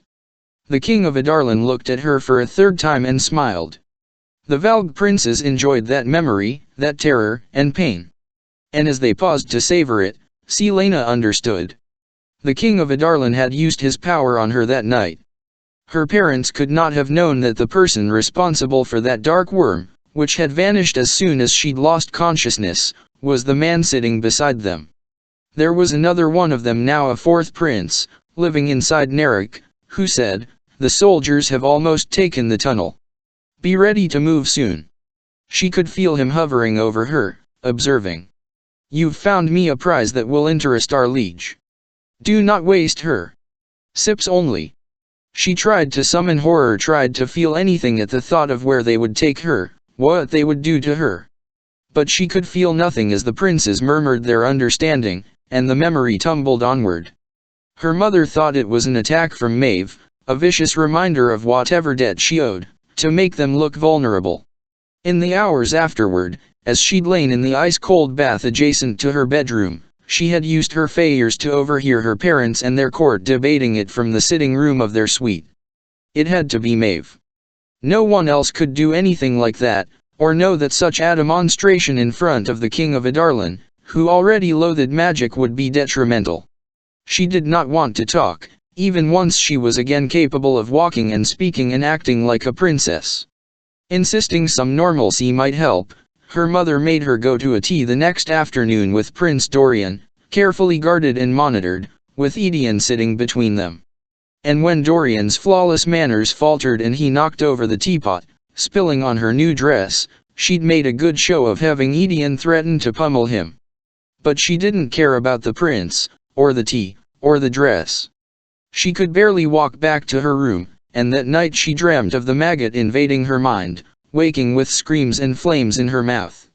At dawn, her parents took her out of the castle, headed for their manor 2 days away.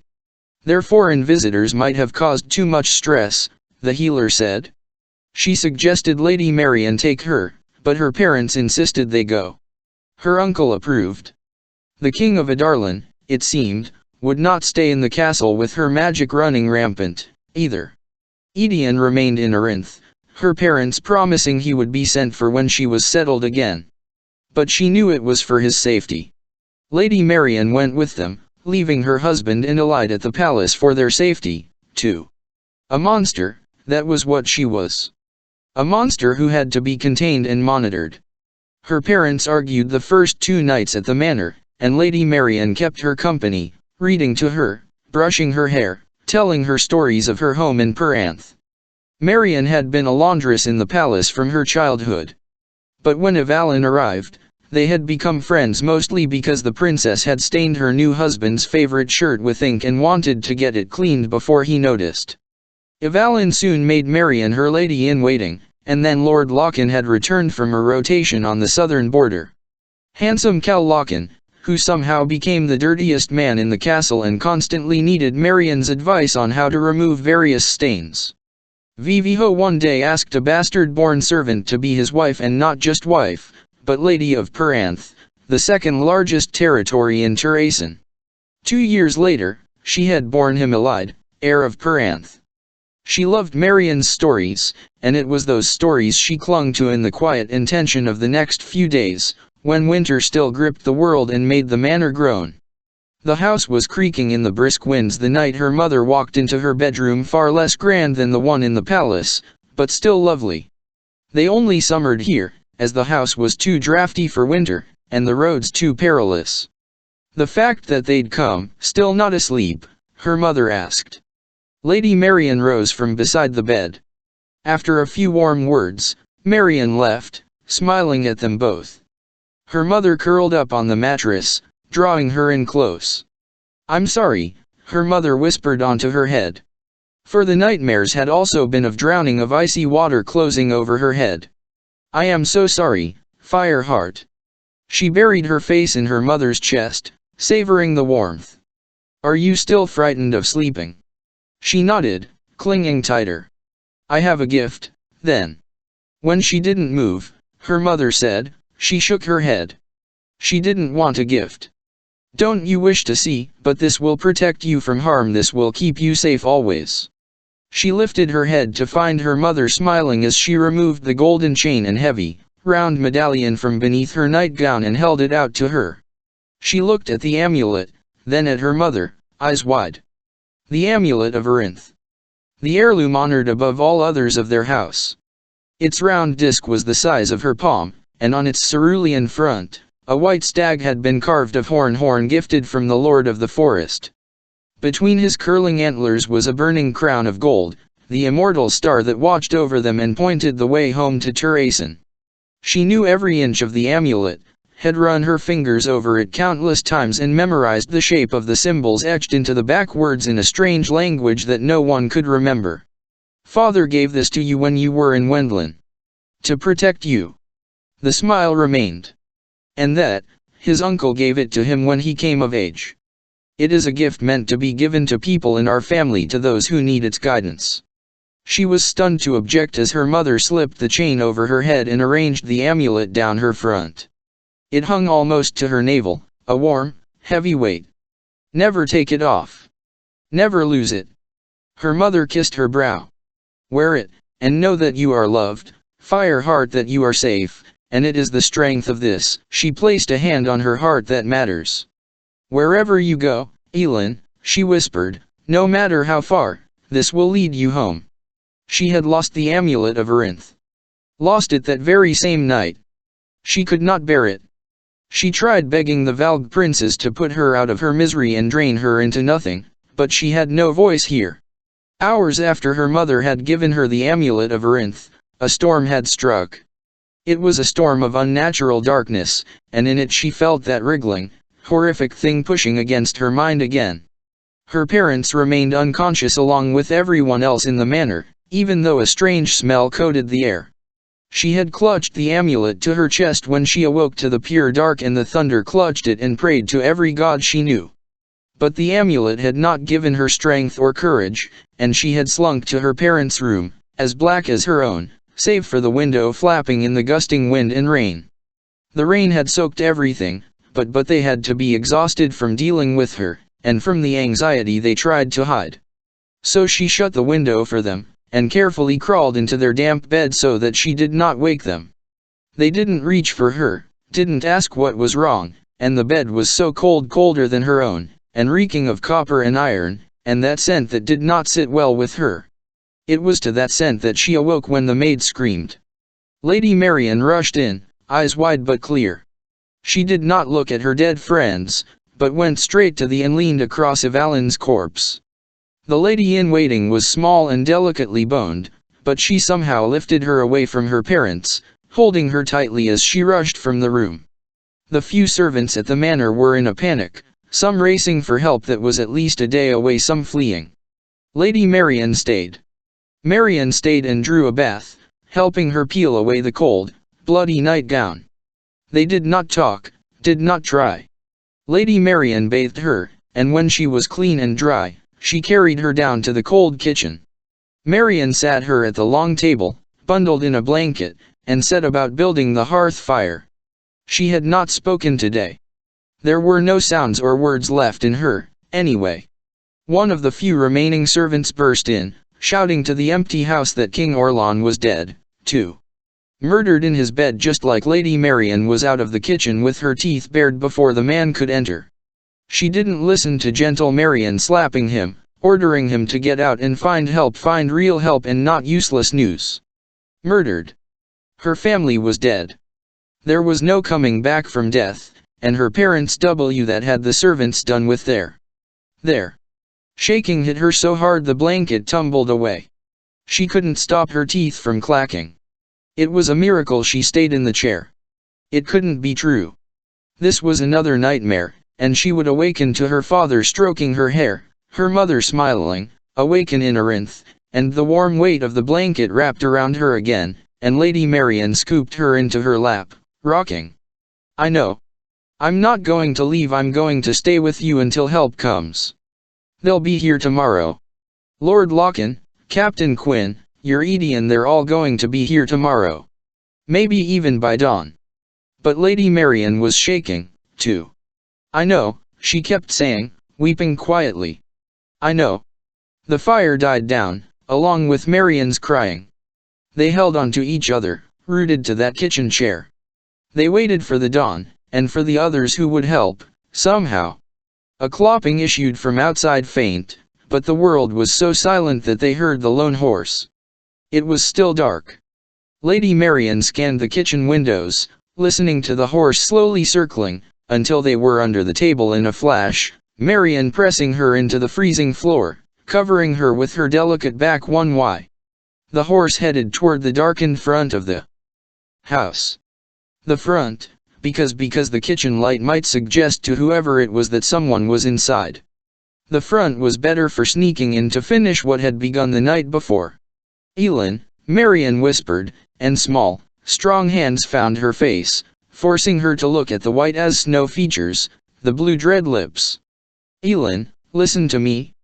Though Marian was breathing quickly, her voice was even. You are going to run for the river. Do you remember the way to the footbridge? The narrow rope and wood bridge across the ravine and the rushing river Florine below. She nodded. Good girl. Make for the bridge, and cross it. Do you remember the empty farm down the road? Find a place to hide there and do not come out, do not let yourself be seen by anyone except someone you recognize. Not even if they say they're a friend. Wait for the court, they will find you.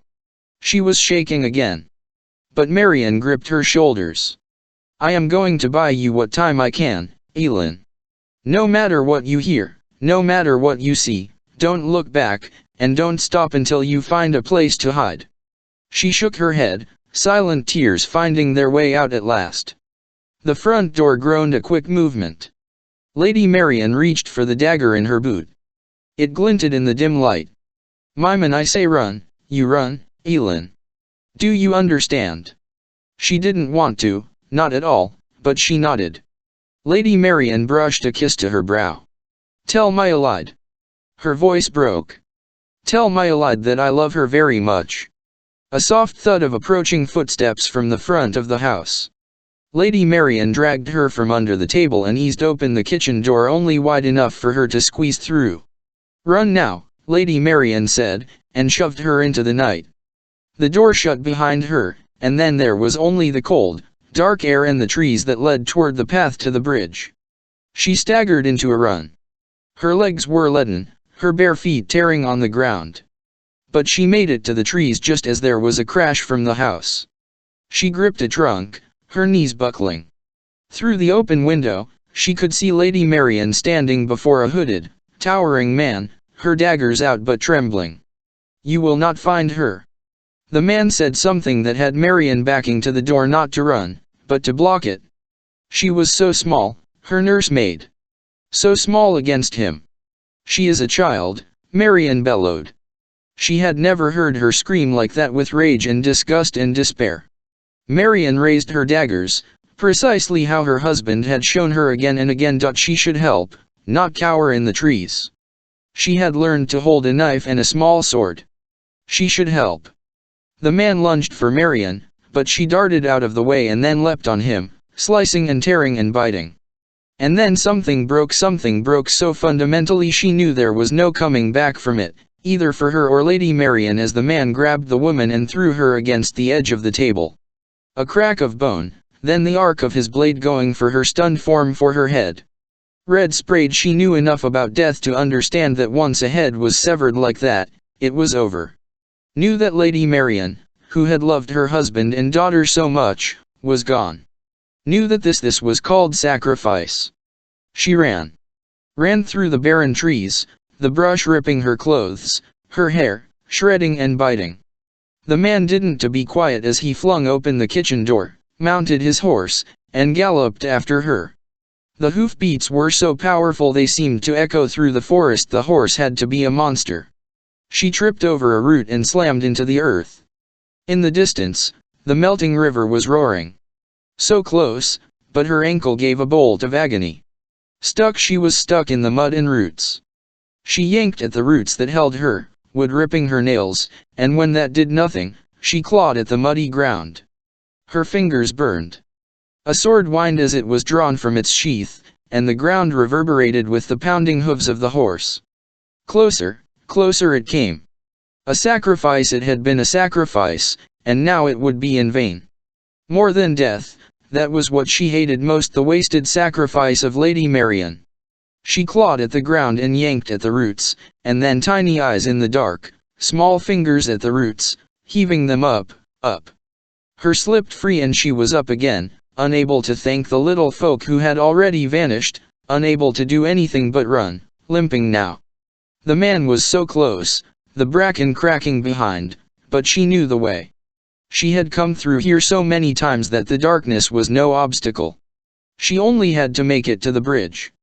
His horse could not pass, and she was fast enough to outrun him. The little folk might help her again. She only had to make it to the bridge. A break in the trees and the river's roar grew overpowering. She was so close now. She felt and heard, rather than saw, his horse break through the trees behind her, the whoosh of his sword as he lifted it, preparing to cleave her head right there. There were the twin posts, faint on the moonless night. The bridge. She had made it, and now she had only yards, now a few feet, now the breath of his horse was hot on her neck as she flung herself between the two posts of the bridge, making a leap onto the wood planks. Making a leap onto thin air. She had not missed it, no, those were the posts and he had cut the bridge. It was her only thought as she plummeted, so fast she had no time to scream before she hit the icy water and was pulled under. That moment Lady Marian had chosen a desperate hope for her kingdom over herself, over her husband and the daughter who would wait and wait for a return that would never come. That was the moment that had broken everything Elin Galathenius was and had promised to be. Selena was lying on the ground on the bottom of the world, on the bottom of hell. That was the moment she could not face, had not faced. For even then, she had known the enormity of that sacrifice. There was more, after the moment she'd hit the water. But those memories were hazy, a mix of ice and black water and strange light, and then she knew nothing more until a robin was crouched over her on the reedy riverbank, somewhere far away. She awoke in a strange bed in a cold keep, the amulet of Erinth lost to the river. Whatever magic it had, whatever protection, had been used up that night. Then the process of taking her fear and guilt and despair and twisting them into something new. Then the hate that had rebuilt her, the rage that had fueled her, smothering the memories she buried in a grave within her heart and never let out. She had taken Lady Marian's sacrifice and become a monster, almost as bad as the one who had murdered Lady Marian and her own family. That was why she did not, go home. She had never looked for the death tolls in those initial weeks of slaughter, or the years afterward. But she knew Lord Locken had been executed. Quinn and his men. And so many of those children, such bright lights, all hers to protect. And she had failed. Selena clung to the ground. It was what she had not been able to tell Kaol, or Dorian, or Elena, that when Nehemiah arranged for her own death so it would spur her into action, that sacrifice. That worthless sacrifice, she could not let go of the ground. There was nothing beneath it, nowhere else to go, nowhere to outrun this truth. She didn't know how long she lay on the bottom of wherever this was, but eventually the Valg princes started up again, barely more than shadows of thought and malice as they stalked from memory to memory as if sampling platters at a feast. Little bites, sips. They did not even look her way, for they had won. And she was glad of it. Let them do what they wanted, let Narek carry her back to Adarlan and throw her at the king's feet. There was a scrape and crunch of shoes, then a small, smooth hand slid toward her. But it was not Kaol or Sam or Nehemiah who lay across from her, watching her with those sad turquoise eyes. Her cheek against the moss, the young princess she had been, Elin Galathenius, reached a hand for her. "Get up," she said softly. Selena shook her head. Elin strained for her, bridging that rift in the foundation of the world. "Promise, a promise for a better life, a better world." The Valg princes paused. "Get up." She had wasted her life, wasted Marian's sacrifice. Those slaves had butchered because she had failed, because she had not been there in time. "Get up," someone said. The young princess. Sam, standing just beyond where she could see, smiling faintly. "Get up," said another voice, a woman's. "Nehemiah. Get up." Two voices together, her mother and father, faces grave but eyes bright. Her uncle was beside them, the crown of Turasan on his silver hair. "Get up," he told her gently. One by one, like shadows emerging from the mist, they appeared. The faces of the people she had loved with her heart of wildfire. And then there was Lady Marian, smiling beside her husband. "Get up," she whispered, her voice full of that hope for the world, and for the daughter she would never see. Nagam. A tremor in the darkness. Elin still lay before her, hand still reaching. The Valg princes turned. As the demon princes moved, her mother stepped toward her, face and hair and build so like her own. "You are a disappointment," she hissed. Her father crossed his muscular arms. "You are everything I hated about the world." Her uncle, still wearing the antler crown long since burned to ash, "Better that you had died with us than shame us, degrade our memory, betray our people." Their voices swirled together. Traitor. Murderer. Liar. Thief. Coward. Again and again, worming in just as the king of Adarlan's power had wriggled in her mind like a maggot. The king hadn't done it merely to cause a disruption and hurt her. He had also done it to separate her family, to get them out of the castle, to take the blame away from Adarlan and make it look like an outside attack. She had blamed herself for dragging them to the manor house to be butchered. But the king had planned it all, every minute detail. Except for the mistake of leaving her alive, perhaps because the power of the amulet did indeed save her. "Come with us," her family whispered. "Come with us into the ageless dark." They reached for her, faces shadowed and twisted. Yet even those faces, so warped with hatred, she still loved them, even if they loathed her, even if it ached, loved them until their hissing faded, until they vanished like smoke, leaving only Elin lying beside her, as she had been all along. She looked at Elin's face, the face she'd once worn, and at her still outstretched hand, so small and unscarred. The darkness of the Valg princes flickered. There was solid ground beneath her. Moss and grass. Not hell earth. The earth on which her kingdom lay, green and mountainous and as unyielding as its people. Her people. Her people, waiting for 10 years, but no longer. She could see the snow-capped staghorns, the wild tangle of Oakwald at their feet, and Anarinth, that city of light and learning, once a pillar of strength in her home. It would be both again. She would not let that light go out. She would fill the world with it, with her light, her gift. She would light up the darkness, so brightly that all who were lost or wounded or broken would find their way to it, for those who still dwelled in that abyss. It would not take a monster to destroy a monster but light to drive out darkness. She was not afraid. She would remake the world, remake it for them, those she had loved with this glorious, burning heart, a world so brilliant and prosperous that when she saw them again in the afterworld, she would not be ashamed. She would build it for her people, who had survived this long, and whom she would not abandon. She would make for them a kingdom such as there had never been, even if it took until her last breath. She was their queen, and she could offer them nothing less. Elin Galathenius smiled at her, hand still outreached. "Get up," the princess said. Selena reached across the earth between them and brushed her fingers against Elin's. And arose. Chapter 55. The barrier fell. But the darkness did not advance over the ward stones, and Rowan, who had been restrained by Gavriel and Lorcan in the grass outside the fortress, knew why. The creatures in Narek had captured a prize far greater than the demi-fae. The joy of feeding on her was something they planned to relish for a long, long while. Everything else was secondary, as if they'd forgotten to continue advancing, swept up in the frenzy of feasting. Behind them, the fighting continued, as it had for the past 20 minutes. Wind and ice were of no use against the darkness, though Rowan had hurled both against it the moment the barrier fell. Again and again, anything to pierce that eternal black and see what was left of the princess. Even as he started hearing a soft, warm female voice, beckoning to him from the darkness, that voice he had spent centuries forgetting, which now tore him to shreds.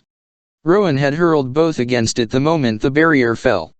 Again and again, anything to pierce that eternal black and see what was left of the princess. Even as he started hearing a soft, warm female voice, beckoning to him from the darkness, that voice he had spent centuries forgetting, which now tore him to shreds. "Rowan," Gavriel murmured, tightening his grip on Rowan's arm. Rain had begun pouring. "We are needed inside." "No," he snarled. He knew Elin was alive, because during all these weeks that they had been breathing each other's scents, they had become bonded. She was alive, but could be in any level of torment or decay. That was why Gavriel and Lorcan were holding him back. If they didn't, he would run for the darkness, where Lyria beckoned. But for Elin, he had tried to break free. "Rowan," the others, Lorcan swore over the roar of the torrential rain. "She is dead, you fool, or close enough to it. You can still save other lives." They began hauling him to his feet, away from her. "If you don't let me go, I'll rip your head from your body," he snarled at Lorcan, the commander who had offered him a company of warriors when he had nothing and no one left. Gavriel flicked his eyes to Lorcan in some silent conversation. Rowan tensed, preparing to fling them off. They would knock him unconscious sooner than allow him into that dark, where Lyria's beckoning had now turned to screaming for mercy. It wasn't real. It wasn't real. But Elin was real, and was being drained of life with every moment they held him here. All he needed to get them unconscious was for Gavriel to drop his magical shield, which he'd had up against Rowan's own power from the moment he'd pinned him. He had to get into that dark, had to find her. "Let go," he growled again. A rumbling shook the earth, and they froze. Beneath them some huge power was surging, a behemoth rising from the deep. They turned toward the darkness. And Rowan could have sworn that a golden light arced through it, then disappeared. "That's impossible," Gavriel breathed. "She burned out." Rowan didn't dare blink. Her burnouts had always been self-imposed, some inner barrier composed of fear and a lingering desire for normalcy that kept her from accepting the true depth of her power. The creatures fed on despair and pain and terror. But what if the victim let go of those fears? What if the victim walked through them, embraced them? As if in answer, flame erupted from the wall of darkness. The fire unfurled, filling the rainy night, vibrant as a red opal. Lorcan swore, and Gavriel threw up additional shields of his own magic. Rowan didn't bother. They did not fight him as he shrugged off their grip, surging to his feet. The flame didn't singe a hair on his head. It flowed above and past him, glorious and immortal and unbreakable. And there, beyond the stones, standing between two of those creatures, was Elin, a strange mark glowing on her brow. Her hair flowed around her, shorter now and bright like her fire. And her eyes, though they were red-rimmed, the gold in her eyes was a living flame. The two creatures lunged for her, the darkness sweeping in around them. Rowan ran all of one step before she flung out her arms, grabbing the creatures by their flawless faces, her palms over their open mouths as she exhaled sharply. As if she'd breathed fire into their cores, flames shot out of their eyes, their ears, their fingers. The two creatures didn't have a chance to scream as she burned them into cinders. She lowered her arms. Her magic was raging so fiercely that the rain turned to steam before it hit her. A weapon bright from the forging. He forgot Gavriel and Lorcan as he bolted for her, the gold and red and blue flames utterly hers, this air of fire. Spying him at last, she smiled faintly. A queen's smile. But there was exhaustion in that smile, and her bright magic flickered. Behind her, Narek and the remaining creature, the one they had faced in the woods, were spooling the darkness into themselves, as if readying for attack. She turned toward them, swaying slightly, her skin deathly pale. They had fed on her, and she was drained after shredding apart their brethren. A very real, very final burnout was steadily approaching. The wall of black swelled, one final hammer blow to squash her, but she stood fast, a golden light in the darkness. That was all Rowan needed to see before he knew what he had to do. Wind and ice were of no use here, but there were other ways. Rowan drew his dagger and sliced his palm open as he sprinted through the gate stones. The darkness built and built, and she knew it would hurt, knew it would likely kill her and Rowan when it came crashing down. But she would not run from it. Rowan reached her, panting, and she did not dishonor him by asking him to flee as he extended his bleeding palm, offering his raw power to harness now that she was well and truly emptied. She knew it would work. She had suspected it for some time now. They were Karanam, he had come for her. She held his gaze as she grabbed her own dagger and cut her palm, right over the scar she'd given herself at Nehemiah's grave. And though she knew he could read the words on her face, she said, "To whatever end?" He nodded, and she joined hands with him, blood to blood and soul to soul, his other arm coming around to grip her tightly. Their hands clasped between them, he whispered into her ear, "I claim you, too, Elin Galathenius." The wave of impenetrable black descended, roaring as it made to devour them. Yet this was not the end, this was not her end. She had survived loss and pain and torture, she had survived slavery and hatred and despair, she would survive this, too. Because hers was not a story of darkness. So she was not afraid of that crushing black, not with the warrior holding her, not with the courage that having one true friend offered, a friend who made living not so awful after all, not if she were with him. Rowan's magic punched into her, old and strange and so vast her knees buckled. He held her with that unrelenting strength, and she harnessed his wild power as he opened his innermost barriers, letting it flow through her. The black wave was not halfway fallen when they shattered it apart with golden light, leaving Narek and his remaining prince gaping. She did not give them a moment to spool the darkness back.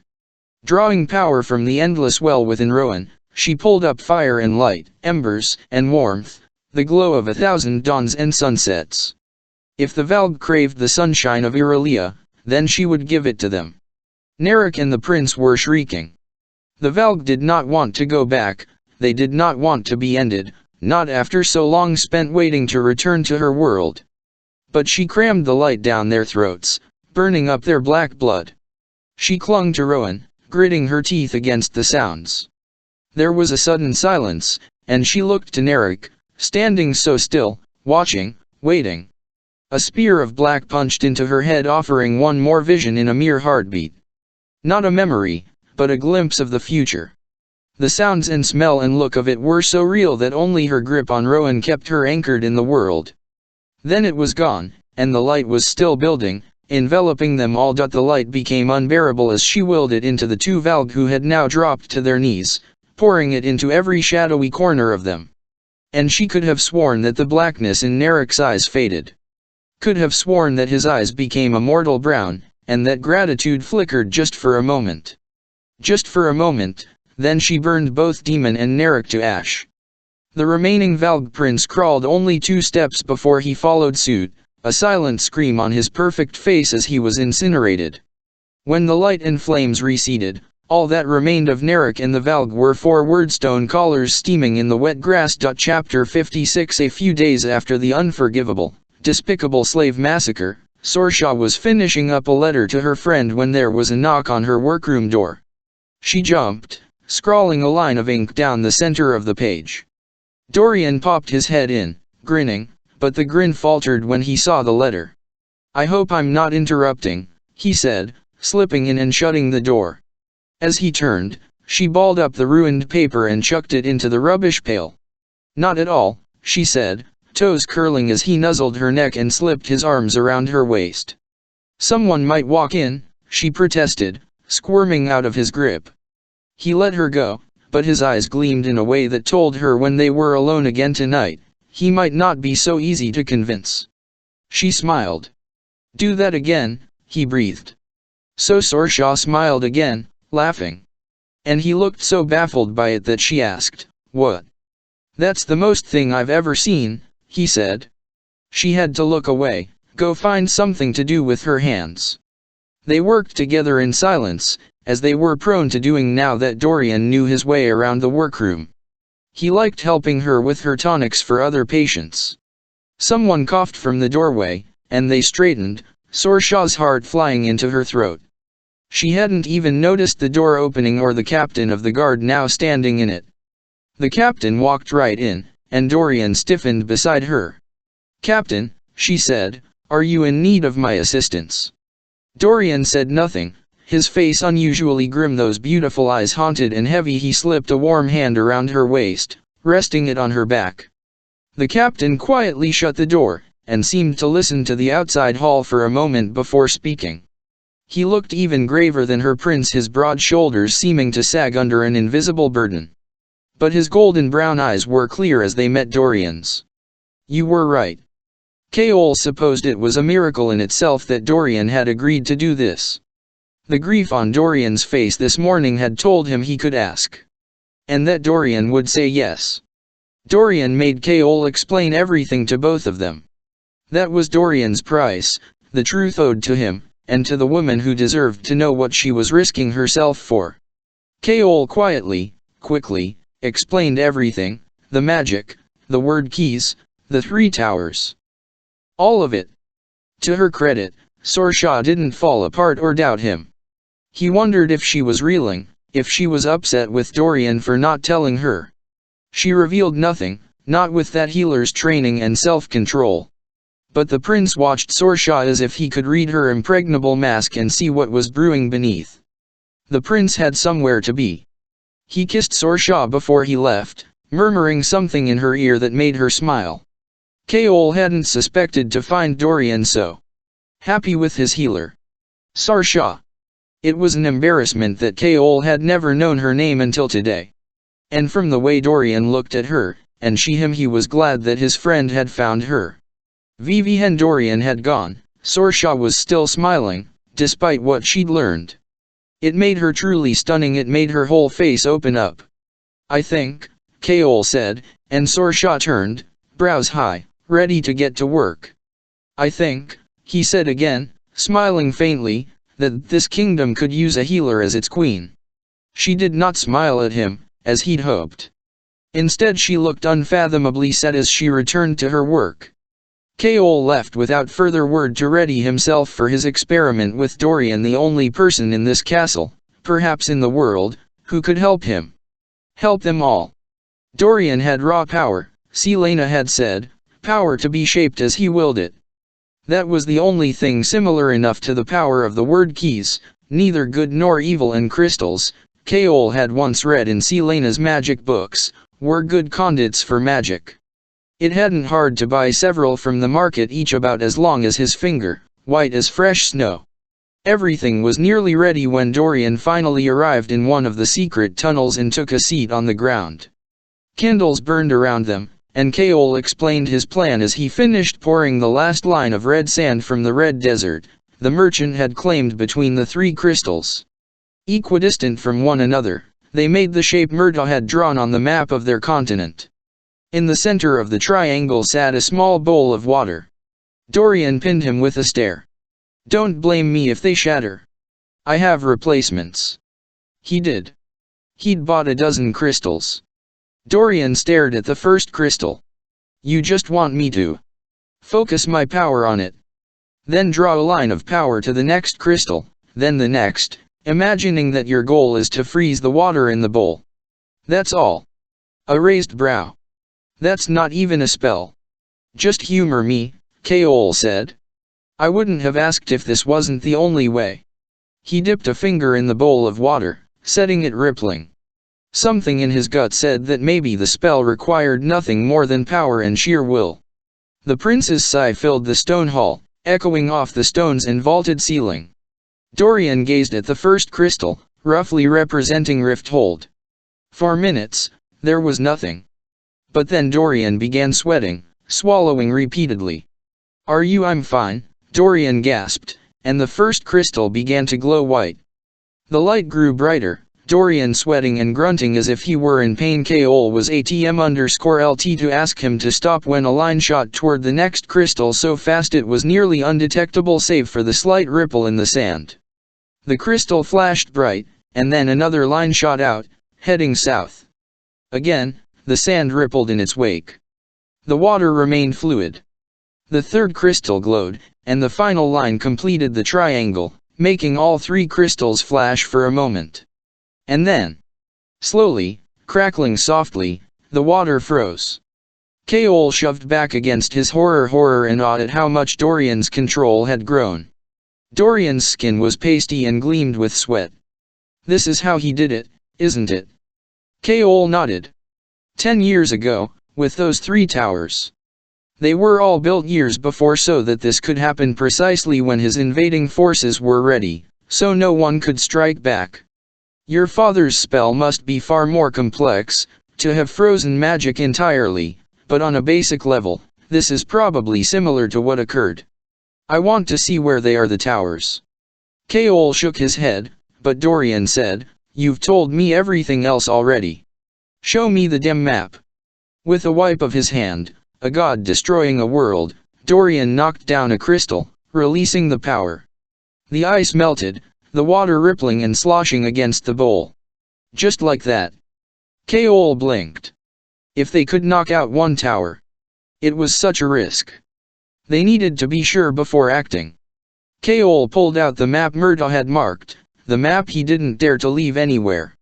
"Here, and here," he said, pointing to Rifthold, Amarot, and Knoll. "That's where we know towers were built. Watchtowers, but all three had the same traits. Blackstone, gargoyles." "You mean to tell me that the clock tower in the garden is one of them?" Kaol nodded, ignoring the laugh of disbelief. "That's what we think." The prince leaned over the map, bracing a hand against the floor.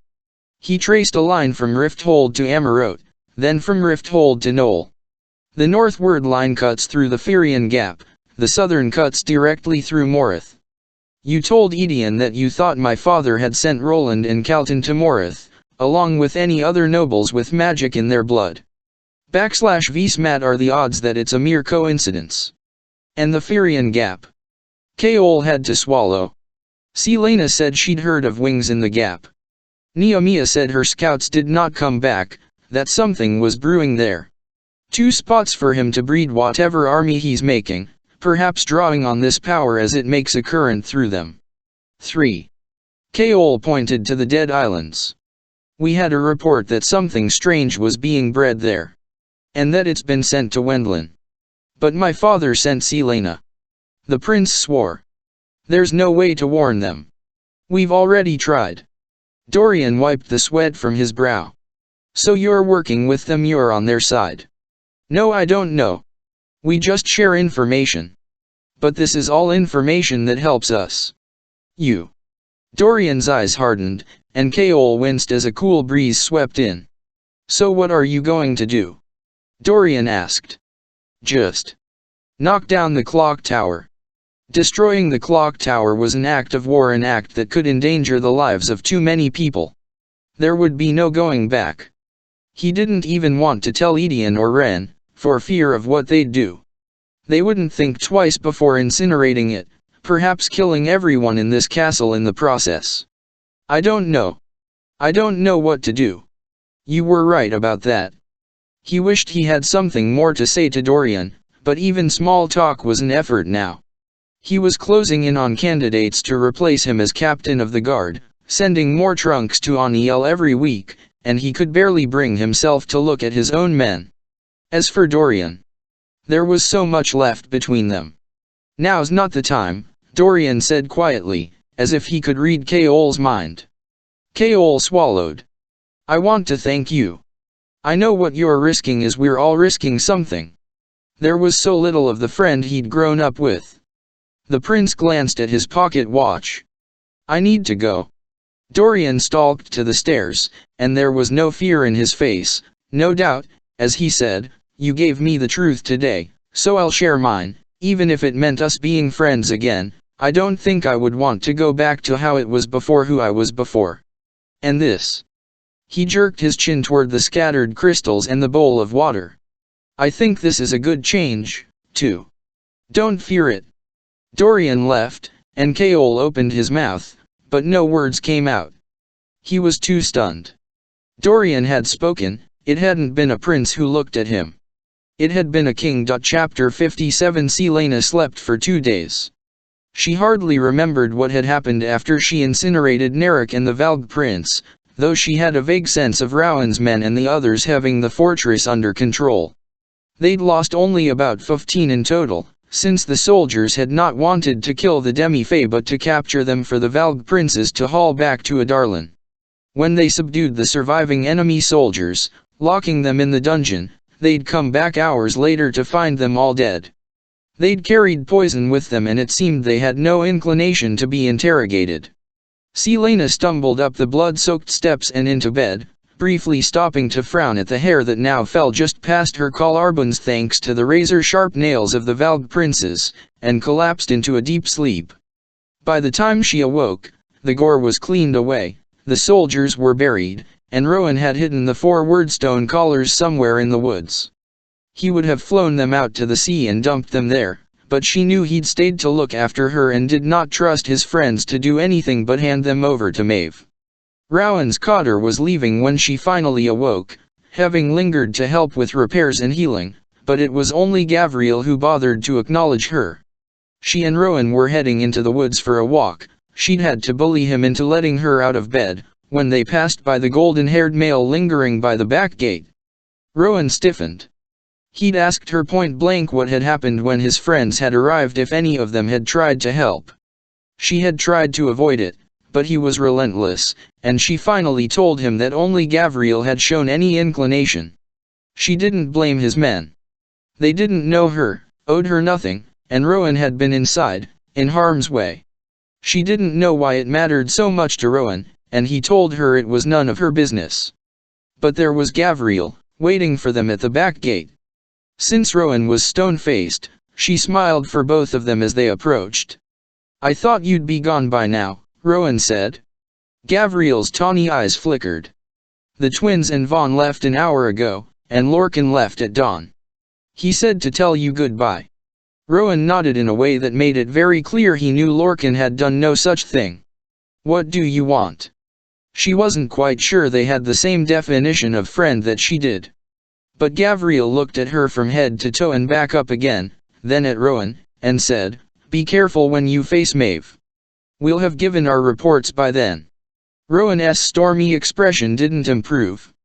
Travel swiftly, he said, and kept walking. Selena lingered, studying the Fey warrior, the glimmer of sadness in his golden eyes.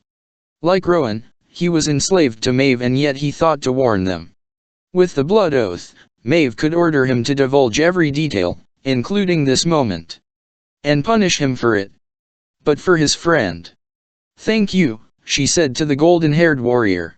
He blinked, and Rowan froze. Her arms ached from the inside out, and her cut hand was bandaged and still tender, but she extended it to him. For the warning. And for hesitating that day. Gavriel looked at her hand for a moment before shaking it with surprising gentleness. "How old are you?" he asked. 19, she said, and he loosed a breath that could have been sadness or relief or maybe both, and told her that made her magic even more impressive. She debated saying that he would be less impressed once he learned of her nickname for him, but winked at him instead. Rowan was frowning when she caught up to him, but said nothing. As they walked away, Gavriel murmured, "Good luck, Rowan." Rowan brought her to a forest pool she'd never seen before, the clear water fed by a lovely waterfall that seemed to dance in the sunlight. He took a seat on a broad, flat, sun-warmed rock, pulling off his boots and rolling up his pants to dip his feet in the water. She winced at every sore muscle and bone in her body as she sat. Rowan scowled, but she gave him a look that dared him to order her back to bed rest. Vivienne, her own feet were in the pool and they had let the music of the forest sink into them. Rowan spoke. "There is no undoing what happened with Narek. Once the world hears that Elin Galathenius fought against Adarlan, they will know you are alive. He will know you are alive, and where you are, and that you do not plan to cower. He will hunt you for the rest of your life." "I accepted that fate from the moment I stepped outside the barrier," she said quietly. She kicked at the water, the ripples spreading out across the pool. The movement sent shuddering pain through her magic-ravaged body, and she hissed. Rowan handed her the skein of water he'd brought with him but hadn't touched. She took a sip and found it contained the pain-killing tonic she'd been guzzling since she'd awoken that morning. "Good luck, Rowan," Gavriel had said to his friend. There was a day coming, all too soon, when she would also have to bid him farewell. What would her parting words be? Would she be able to offer him only a blessing for luck? She wished she had something to give him, some kind of protection against the queen who held his leash. The eye of Elena was with Kaol. The amulet of Arinth, she would have offered him that, if she hadn't lost it. Errol K, am or no, she would rest easier if she knew it was protecting him. The amulet, decorated with the sacred stag on one side, and word marks on the other. Selena stopped breathing. Stopped seeing the prince beside her, hearing the forest humming around her. Turaisen had been the greatest court in the world. They had never been invaded, had never been conquered, but they had prospered and become so powerful that every kingdom knew to provoke them was folly. A line of uncorrupted rulers, who had amassed all the knowledge of Irelia in their great library. They had been a beacon that drew the brightest and boldest to them. She knew where it was, the third and final word key. It had been around her neck the night she fell into the river. And around the neck of every one of her ancestors, going back to Brannon himself, when he stopped at the Sun Goddess's temple to take a medallion from Malah's high priestess and then destroyed the entire site to prevent anyone from tracing his steps. The medallion of cerulean blue, with the gold sun stag crowned with immortal flame, the stag of Malah Firebringer.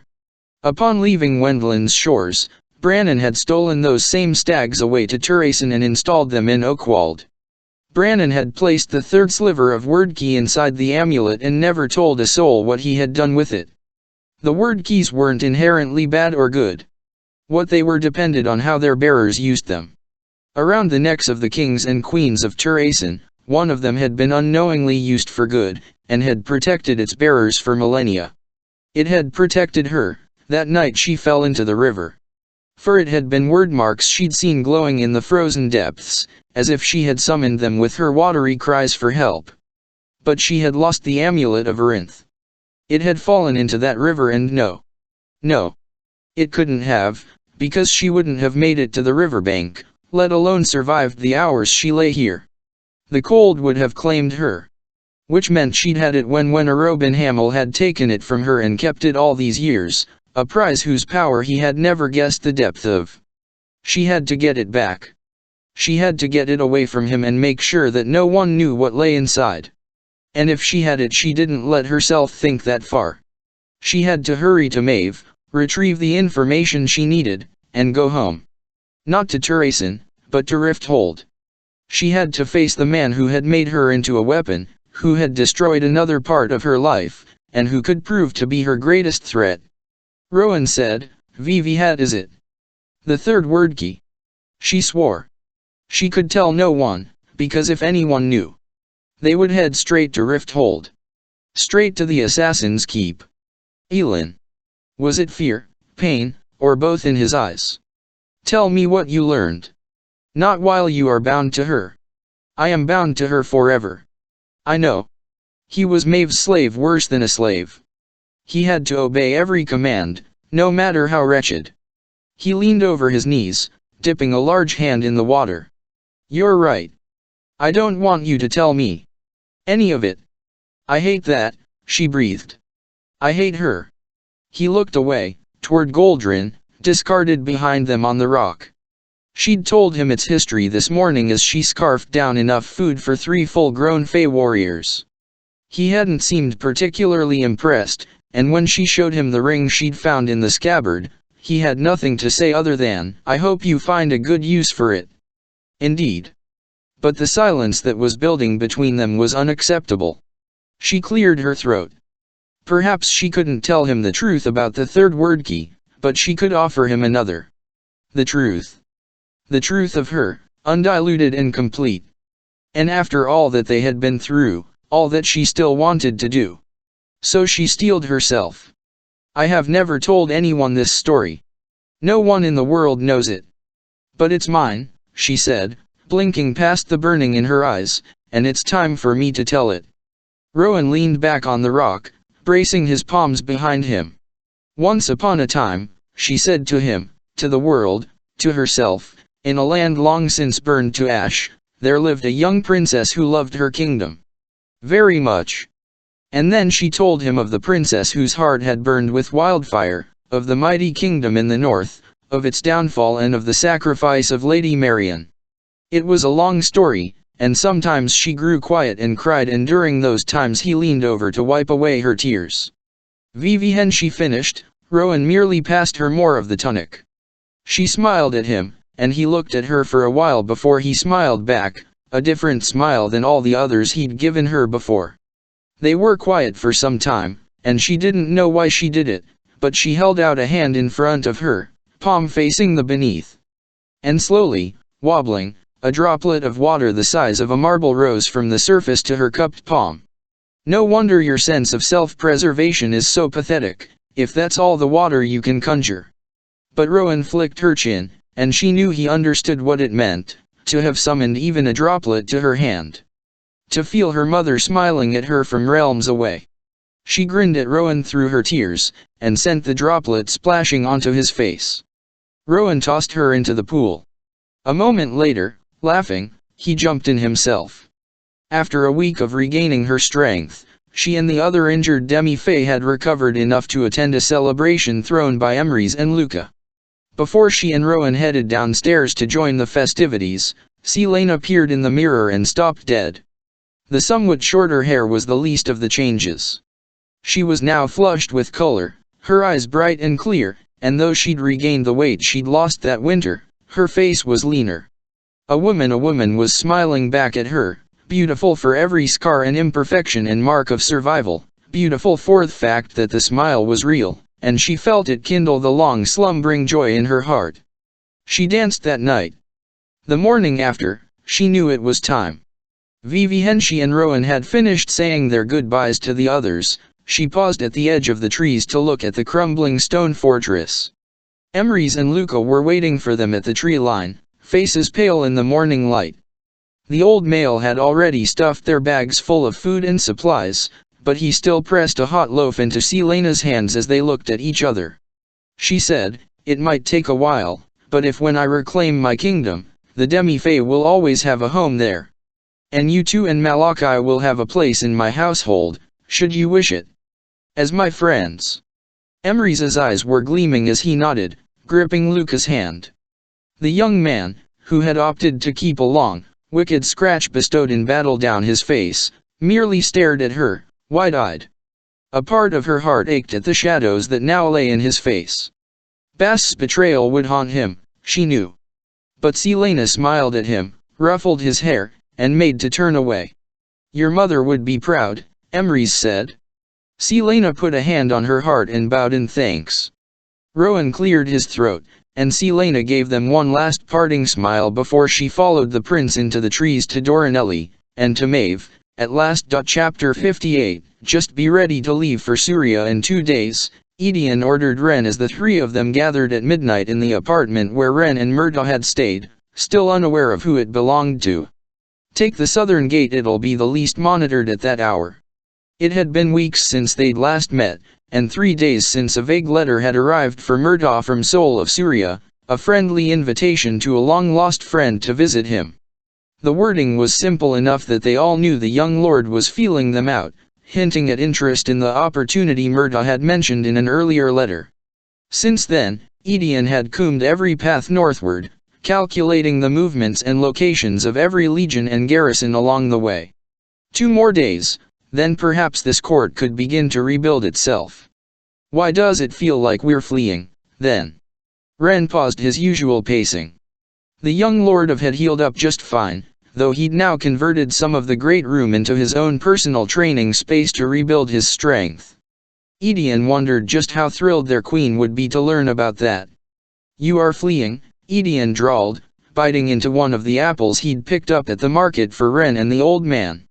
"The longer you stay here," he went on, "the bigger the risk of being discovered and of all our plans falling apart. You're too recognizable now, and you're of better use to me in Turaisen. There's no negotiating, so don't bother trying." "And what about you?" Ren asked the captain, who was seated in his usual chair. Kaol frowned and said quietly, "I'm going to Aniel in a few days. To fulfill the bargain he'd made when he sold his freedom to get Elin to Wendlin." If Edion let himself think too much about it, he knew he might feel bad to convince the captain to stay, even. It wasn't that Edion liked the captain, or even respected him. In fact, he wished Kaol had never caught him in that stairwell, mourning the slaughter of his people in the labor camps. But here they were, and there was no going back. Ren paused his pacing to stare down the captain. "As our spy, you'll need someone on the inside, regardless of whether I'm in Rifthold or Aniel." "I have people on the inside," Ren said. Edion waved a hand. "I don't care about your people on the inside, Ren. Just be ready to go, and stop being a pain in my ass with your endless questions." He would chain Ren to a horse if he had to. Edion was about to turn to go when feet thundered up the stairs. They all had their swords drawn as the door flew open and Murtaugh appeared, panting, and grasping the door frame. The old man's eyes were wild, his mouth opening and closing. Behind him, the stairwell revealed no sign of a threat, no pursuit. But Edion kept his sword out and angled himself into a better position. Ren rushed to Murtaugh, slipping an arm under his shoulders, but the old man planted his heels in the rug. "She's alive," he said, to Ren, to Edion, to himself. She's truly alive." Edion's heart stopped. Stopped, then started, then stopped again. Slowly, he sheathed his sword, calming his racing mind before he said, "Out with it, old man." Murtaugh blinked and let out a choked laugh. "She's in Wendlin, and she's alive." The captain stalked across the floor. Edion might have joined him had his legs not stopped working. For Murtaugh to have heard about her, the captain said, "Tell me everything." Murtaugh shook his head. "The city's swarming with the news. People are in the streets." "Get to the point," Edion snapped. "General Narek's legion did indeed go to Wendlin," Murtaugh said. "And no one knows how or why, but Elin was there, in the Cambrian mountains, and was part of a host that met them in battle. They're saying she's been hiding in Doranelli all this time." Alive, Edion had to tell himself alive, and not dead after the battle, even if Murtaugh's information about her where@_LTS was wrong. Murtaugh was smiling. They slaughtered Narek and his men, and she saved a great number of people with magic. Fire, they say power the likes of which the world has not seen since Brannon himself. Edion's chest tightened to the point of hurting. The captain was just staring at the old. It was a message to the world. Elin was a warrior, able to fight with blade or magic. And she was done with hiding. I'm riding north today. It cannot wait as we had planned, Murtaugh said, turning toward the door.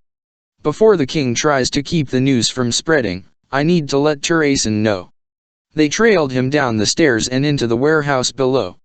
Even from inside, Edion's hearing picked up the rising commotion in the streets. The moment he entered the palace, he would have to consider his every step, every breath. Too many eyes would be on him now. Elin. His queen. Edion slowly smiled. The king would never suspect, not in 1,000 years, who he'd actually sent to Wendlin that his own champion had destroyed Narek. Few had ever known about the Galathinius's deeply rooted distrust of Maeve, so Dorinelli would be a believable place to hide and raise a young queen all these years. Once I get out of the city, Murtaugh said, going to the horse he'd tied inside the warehouse, I'll send riders to every contact, to Fenhero and Melisande. Ren, you stay here. I'll take care of Surya. Edion gripped the man's shoulder. Get word to my Bane, tell them to lie low until I return, but keep those supply lines with the rebels open at any cost. He didn't let go until Murtaugh gave him a nod. Grandfather, Ren said, helping the man into the saddle. Let me go instead. You stay here, Edion ordered, and Ren bristled. Murtaugh murmured his agreement. Gather what information you can, and then you'll come to me when I'm ready. Edion didn't give Ren time to refuse as he hauled open the warehouse door for Murtaugh. Brisk night air poured in, bringing with it the ruckus from the city. Elin had done this, caused this clamor of sound. The stallion pawed and huffed, and Murtaugh might have galloped off had the captain not surged to grab his reins. Ilwi, Kaol breathed. Send word to Ilwi. Tell them to hold on, tell them to prepare. Perhaps it was the light, perhaps it was the cold, but Edion could have sworn there were tears in the captain's eyes as he said, tell them it's time to fight back. Murtaugh Allsbrook and his riders spread the news like wildfire. Down every road, over every river, to the north and south and west, through snow and rain and mist, their hooves churning up the dust of each kingdom, and for every town they told, every tavern and secret meeting, more riders went out. More and more, until there was not a road they had not covered, until there was not one soul who did not know that Elin Galathinius was alive and willing to stand against Adarlan. Across the White Fangs and the ruins, all the way to the western wastes and the red-haired queen who ruled from a crumbling castle. To the deserted peninsula and the oasis fortress of the silent assassins. Hooves, hooves, hooves, echoing through the continent, sparking against cobblestones, all the way to Banjali and the riverfront palace of the king and queen of Ilwi, still in their midnight mourning clothes. Hold on, the riders told the world. Hold on. Dorian's father was in a rage the likes of which he'd not seen before. 2 ministers had been executed this morning, for no worse crime than attempting to calm the king. A day after the news arrived of what Elin had done in Wendlin, his father was still livid, still demanding answers. Dorian might have found it funny, so typically Selena, to make such a flamboyant return had he not been utterly petrified. She had drawn a line in the sand. Worse than that, she'd defeated one of the king's deadliest generals. No one had done that and lived. Ever. Somewhere in Wendlin, his friend was changing the world. She was fulfilling the promise she'd made him. She had not forgotten him, or any of them still here. And perhaps when they figured out a way to destroy that tower and free magic from his father's yoke, she would know her friends had not forgotten her, either. That he had not forgotten her. So Dorian let his father rage. He sat in on those meetings and shut down his revulsion and horror when his father sent a 3rd minister to the butchering block. For Sorsha, for the promise of keeping her safe, of someday, perhaps, not having to hide what and who he was, he kept on his well-worn mask, offered banal suggestions about what to do regarding Elin, and pretended. One last time. Vivienne Selena got back, when she returned as she'd sworn she would. Then they would set about changing the world together. Chapter 59. It took a week for Selena and Rowan to reach Doranelli.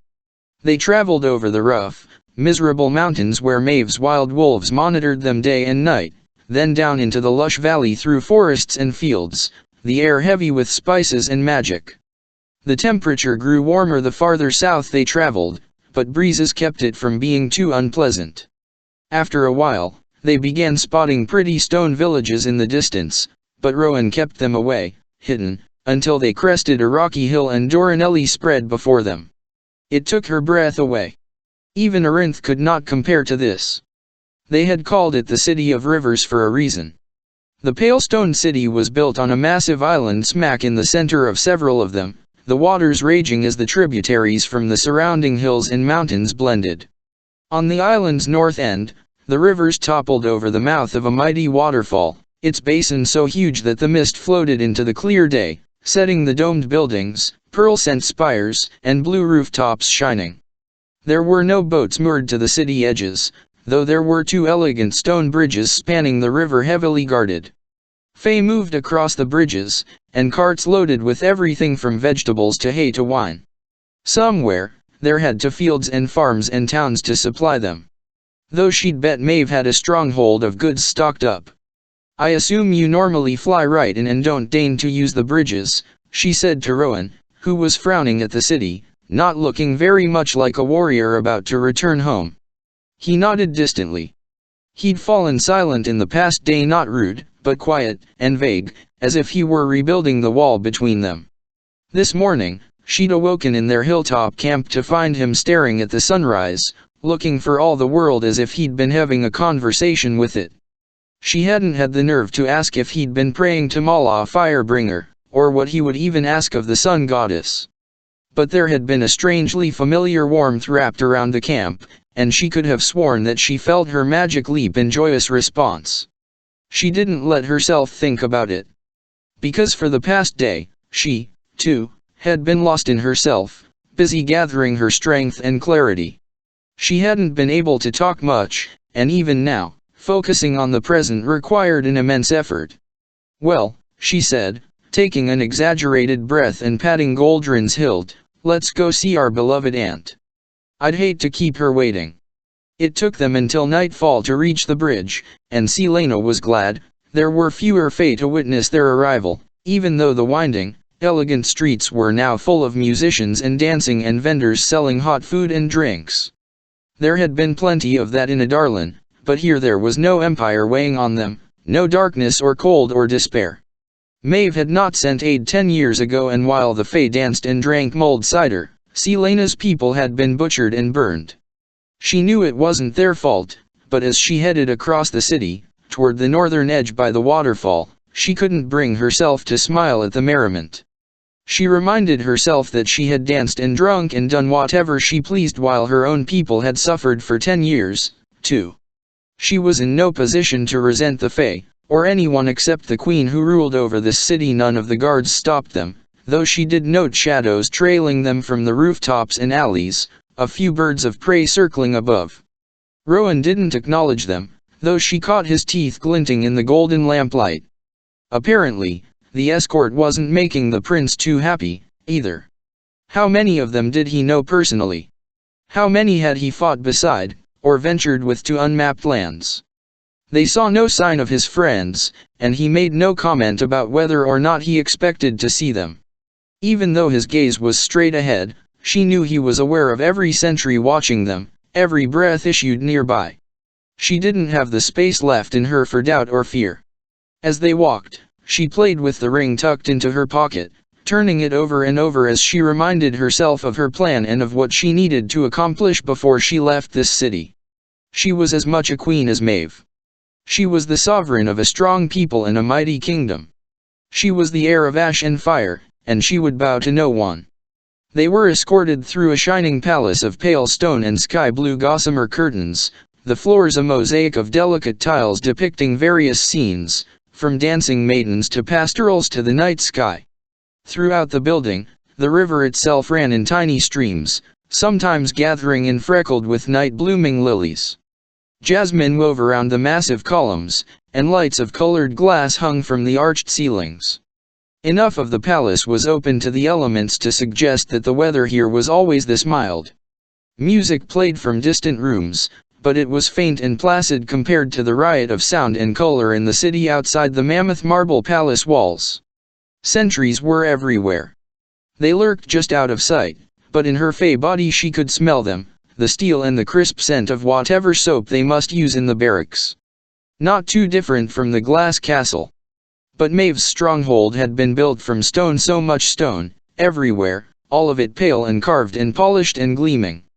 She knew Rowan had private quarters in this palace, and that the Whitethorn family had various residences in Dorinelli, but they saw nothing of his kin. He'd told her on their journey that there were several other princes in his family, with his father's brother ruling over them. Fortunately for Rowan, his uncle had 3 sons, keeping him free of responsibility, though they certainly tried to use Rowan's position with Maeve to their advantage. As scheming and sycophantic as any royal family in Adarlan, she supposed. After an eternity of walking in silence, Rowan led her onto a wide veranda overhanging the river. He was tense enough to suggest he was scenting and hearing things she couldn't, but he offered no warning. The waterfall beyond the palace roared, though not loud enough to drown out conversation. Across the veranda sat Maeve on her throne of stone. Sprawled on either side of the throne were the twin wolves, one black and one white, monitoring their approach with cunning golden eyes. There was no one else, no smell of Rowan's other friends lurking nearby as they crossed the tiled floor. She wished Rowan had let her freshen up in his suite, but she supposed that wasn't what this meeting was about, anyway. Rowan kept pace with her as she stalked to the small dais before the carved railing, and when they stopped, he dropped to his knees and bowed his head. "Majesty," he murmured. Her aunt did not even glance at Rowan or bid him to rise. She left her nephew kneeling as she turned her violet, starry eyes to Selena and gave her that spider's smile. "It would seem that you have accomplished your task, Elin Galathenius." Another test using her name to elicit a reaction. She smiled right back at Maeve. "Indeed." Rowan kept his head down, eyes on the floor. Maeve could make him kneel there for 100 years if she wished. The wolves beside the throne didn't move an inch. Maeve deigned a glance at Rowan and then gave Selena that little smile again. "I will admit that I am surprised that you managed to gain his approval so swiftly." "So," Maeve said, lounging in her throne, "show me, then, a demonstration of what you have learned these months." Selena clenched the ring in her pocket, not lowering her chin 1 millimeter. "I would prefer to first retrieve the knowledge you're keeping to yourself." A feminine click of the tongue. "You don't trust my word. You can't believe I'd give you everything you want with no proof you can deliver your side of the bargain." Rowan's shoulders tensed, but his head remained down. Maeve's eyes narrowed slightly. "The word keys. How they can be destroyed, where they are, and what else you know of them." "They cannot be destroyed. They can only be put back in the gate." Selena's stomach twisted. She'd known that already, but hearing the confirmation was hard, somehow. How can they be put back in the gate? Don't you think they would already have been restored to their home if anyone knew? You said you knew about them. An adder's smile. "I do know about them. I know they can be used to create, to destroy, to open portals. But I do not know how to put them back. I never learned how, and then they were taken by Brannon across the sea and I never saw them again." "What did they look like? What did they feel like?" Maeve cupped her palm and looked at it, as if she could see the keys lying there. Black and glittering, no more than slivers of stone. But they were not stone, they were like nothing on this earth, in any realm. It was like holding the living flesh of a god, like containing the breath of every being in every realm all at once. It was madness and joy and terror and despair and eternity. The thought of Maeve possessing all 3 of the keys, even for a brief moment, was horrifying enough that Selena didn't let herself fully contemplate it. She just said, "And what else can you tell me about them?" "That's all I can recall, I'm afraid." Maeve settled back in her throne. No, there had to some way. She couldn't have spent all these months in a fool's bargain, couldn't have been tricked that badly. But if Maeve did not know, then there were other bits of information to extract. She would not walk out of here empty-handed. The Valg princes, what can you tell me of them? For a few heartbeats, Maeve remained silent, as if contemplating the merits of answering more than she'd originally promised. Selena wasn't entirely sure that she wanted to know why Maeve decided in her favor as the queen said, "Ah yes. My men informed me of their presence." Maeve paused again, no doubt dredging up the information from some ancient corner of her memory. There are many different races of Valg creatures that even your darkest nightmares would flee from. They are ruled by the princes, who themselves are made of shadow and despair and hatred and have no bodies to occupy save those that they infiltrate. There aren't many princes, but I once witnessed an entire legion of Fey warriors devoured by 6 of them within hours. A chill went down her spine, and even the wolves' hackles rose. But I killed them with my fire and light. How do you think Brannon won himself such glory and a kingdom? He was a discarded son of nobody, unclaimed by either parent. But Mala loved him fiercely, so his flames were sometimes all that held the Valg princes at bay until we could summon a force to push them back. She opened to her mouth to ask the next question, but paused. Maeve wasn't the sort to toss out random bits of information. So Selena slowly asked, "Brannon wasn't royal born?" Maeve cocked her head. "Didn't anyone ever tell you what the mark on your brow means?" "I was told it was a sacred mark." Maeve's eyes danced with amusement. "Sacred only because of the who established your kingdom. But before that, it was nothing. Brannon was born with the bastard's mark, the mark every unclaimed, unwanted child possessed, marking them as nameless, Nob K1Y. Each of Brannon's heirs, despite their noble lineage, has since been graced with it, the nameless mark. And it had burned that day she dueled with Cain. Burned in front of the king of Adarlan."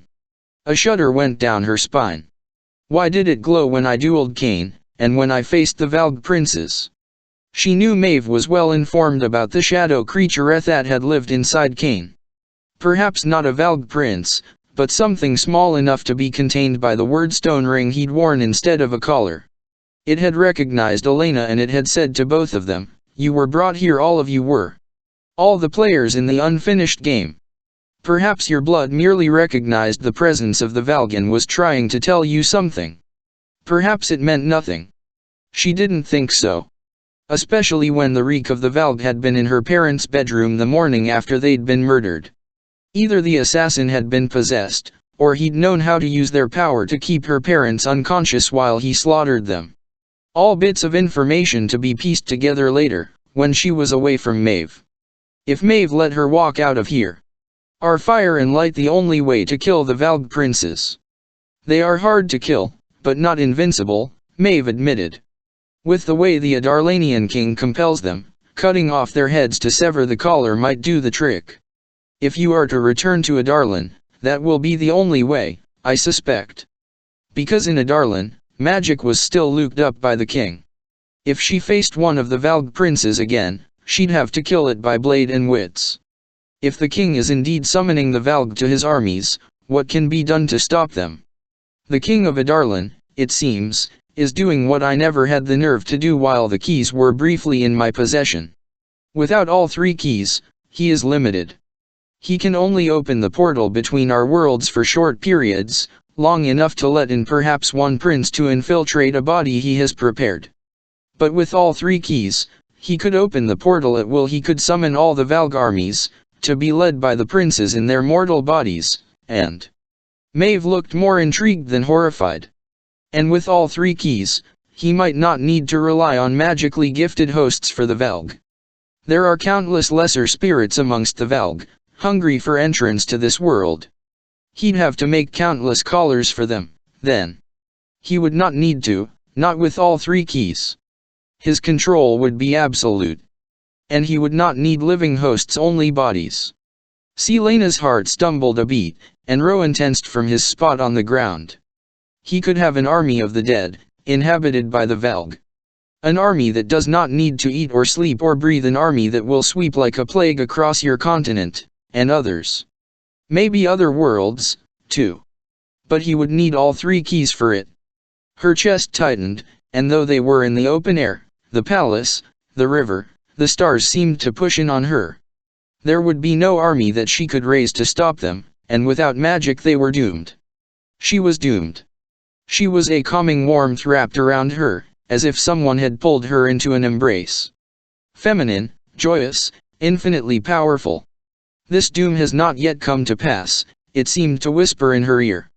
There is still time. Do not succumb to fear yet. Maeve was watching her with a feline interest, and Selena wondered what it was that the Dark Queen beheld if she, too, could sense that ancient, nurturing presence. But Selena was warm again, the panic gone, and though the feeling of being held disappeared, she still could have sworn the presence lingered nearby. There was time. The king still did not have the 3rd key. Bran and he had possessed all 3, yet had chosen to hide them, rather than put them back. And somehow, suddenly, that became the greatest question of all: why? As for the locations of the 3 keys, Maeve said, I do not know where they are. They were brought across the sea, and I have not heard of them again until these past 10 years. It would seem that the king has at least 1, probably 2. The 3rd, however. She looked her up and down, but Selena refused to flinch. You have some inkling of its whereabouts, don't you? She opened her mouth, but Maeve's fingers clenched the arm of her throne just enough to make Selena glance at the stone. So much stone here in this palace and in the city. And that word Maeve had used earlier, taken, don't you? Maeve pressed. Stone and not a sign of wood, save for plants and furniture. No, I don't, said Selena. Maeve shook her head. Rowan, rise, and tell me the truth. His hands clenched, but he stood, his eyes on his queen as he swallowed. Twice. She found a riddle, and she knows the king of Adarlan has at least the 1st key, but doesn't know where he keeps it. She also learned what Brannon did with the 3rd and where it is. She refused to tell me. There was a glimmer of horror in his eyes, and his fists were trembling, as if some invisible force had compelled him to say it. The wolves only watched. Maeve tooted. Keeping secrets, Elin? From your aunt. Not for all the world would I tell you where the 3rd key is. Oh, I know, Maeve purred. She snapped her fingers, and the wolves rose to their feet, shifting in flashes of light into the most beautiful men she'd ever beheld. Warriors from the size of them, from the lethal grace with which they moved, one light and one dark, but stunning perfect. Selena went for Goldrin, but the twins went for Rowan, who did nothing, didn't even struggle as they gripped his arms, forcing him again to his knees. 2 others emerged from the shadows behind them. Gavriel, his tawny eyes carefully empty, and Lorcan, face stone cold. And in their hands, at the sight of the iron-tipped whip each bore, Selena forgot to breathe. Lorcan didn't hesitate as he ripped Rowan's jacket and tunic and shirt from him. Until she answers me, Maeve said, as if she had just ordered a cup of tea. Lorcan unfurled the whip, the iron tip clinking against the stones, and drew back his arm. There was nothing merciful on his rugged face, no glimmer of feeling for the friend in his knees. Please, Selena whispered. There was a crack, and the world fragmented as Rowan bowed when the whip sliced into his back. He gritted his teeth, hissing, but did not cry out. Please, Selena said. Gavriel sent his whip flying so fast Rowan had only a breath to recover. There was no remorse on Gavriel's lovely face, no sign of the male she'd thanked weeks ago. Across the veranda, Maeve said, How long this lasts depends entirely on you, niece. Selena did not dare drag her gaze away from Rowan, who took the whipping as if he had done this before, as if he knew how to pace himself and how much pain to expect. His friend's eyes were dead, as if they, too, had given and received this manner of punishment. Maeve had harmed Rowan before. How many of his scars had she given him? Stop it, Selena growled. Not for all the world, Elin? But what about for Prince Rowan? Another strike, and blood was on the stones. And the sound of the whip. The sound that echoed in her nightmares, the sound that made her blood run cold. Tell me where the 3rd word key is, Elin. Crack. Rowan jerked against the twins' iron grip. Was this why he had been praying to Mala that morning? Because he knew what to expect from Maeve? She opened her mouth, but Rowan lifted his head, teeth bared, his face savage with pain and rage. He knew she could read the word in his eyes, but he still said, "Don't." It was that word of defiance that broke the hold she'd kept on herself for the past day, the damper she'd put on her power as she secretly spiraled down to the core of her magic, pulling up as much as she could gather. The heat spread from her, warming the stones so swiftly that Rowan's blood turned to red steam. His companions swore and near-invisible shields rippled around them and their sovereign. She knew the gold in her eyes had shifted to flame, because when she looked to Maeve, the queen's face had gone bone white. And then Selena set the world on fire. Chapter 60 Maeve was not burning, and neither were Rowan or his friends, whose shields Selena tore through with half a thought. But the river was steaming around them, and shouting arose from the palace, from the city, as a flame that did not burn or hurt enveloped everything. The entire island was wreathed in wildfire. Maeve was standing now, stalking off the dais. Selena let a little more heat seep through her hold on the flame, warming Maeve's skin as she moved to meet her aunt. Wide-eyed, Rowan hung from his friend's arms, his blood fizzing on the stones. "You wanted a demonstration," Selena said quietly. Sweat trickled down her back, but she gripped the magic with everything she had. "One thought from me, and your city will burn." "It is stone," Maeve snapped. Selena smiled. "Your people aren't." Maeve's nostrils flared delicately. "Would you murder innocents, Elin?" "Perhaps. You did it for years, didn't you?" Selena's smile didn't falter. "Try me. Just try to push me, aunt, and see what comes of it. This was what you wanted, wasn't it? Not for me to master my magic, but for you to learn just how powerful I am. Not how much of your sister's blood flows in my veins. No, you've known from the start that I have very little of Mab's power. You wanted to know how much I got from Brannon." The flames rose higher, and the shouts of fright, not pain, rose with them. The flames would not hurt anyone unless she willed it. She could sense other magics fighting against her own, tearing holes into her power, but the conflagration surrounding the veranda burned strong. "You never gave the keys to Brannon. And you didn't journey with Brannon and Ithril to retrieve the keys from the Valg," Selena went on, a crown of fire wreathing her head. "You went to steal them for yourself. You wanted to keep them.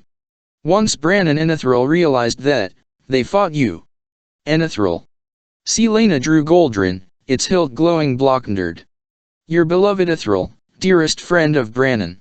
When Ithril fought you, you killed him. You, not the Valg. And in your grief and shame, you were weakened enough that Brannon took the keys from you. It wasn't some enemy force who sacked the Sun Goddess's temple. It was Brannon. He burned any last trace of himself, any clue of where he was going, so you would not find him. He left only Ithril's sword to honor his friend in the cave where Ithril had first carved out the eye of that poor lake creature and never told you. After Brannon left these shores, you did not dare follow him, not when he had the keys, not when his magic, my magic, was so strong. It was why Brannon had hidden the word key in his household's heirloom, to give them that extra ounce of power. Not against ordinary enemies, but in case Maeve ever came for them. Perhaps he had not put the keys back in the gate because he wanted to be able to call upon their power should Maeve ever decide to install herself as mistress of all lands. That was why you abandoned your land in the foothills and left it to rot. That was why you built a city of stone surrounded by water, so Brannon's heirs could not return and roast you alive. That was why you wanted to see me, why you bargained with my mother. You wanted to know what manner of threat I would pose. What would happen when Brannon's mixed with Mab's line. Selena opened her arms wide, Goldrin burning bright in one hand. "Behold my power, Maeve. Behold what I grapple with in the deep dark, what prowls under my skin." Selena exhaled a breath and extinguished each and every flame in the city. The power wasn't in might or skill. It was in the control. The power lay in controlling herself. She'd known all along how vast and deadly her fire was, and a few months ago, she would have killed and sacrificed and slaughtered anyone and anything to fulfill her vow. But that hadn't been strength, it had been the rage and grief of a broken, crumbling person. She understood now what her mother had meant when she had patted her heart that night she'd given her the amulet. As every light went out in Doranelli, plunging the world into darkness, Selena stalked over to Rowan. One look and a flash of her teeth had the twins releasing him. Their block-kneed whips still in hand, Gavriel and Lorcan made no move toward her as Rowan sagged against her, murmuring her name. Lights kindled. Maeve remained where she stood, dress soot-stained, face shining with sweat. "Rowan, come here." Rowan stiffened, grunting with pain, but staggered to the dais, blood trickling from the hideous wounds on his back. Bile stung Selena's throat, but she kept her eyes on the queen. Maeve barely gave Selena a glance as she seethed. "Give me that sword and get out." She extended a hand toward Goldrin. Selena shook her head. "I don't think so. Brannon left it in that cave for anyone but you to find. And so it is mine, through fire and darkness." She sheathed Goldrin at her side.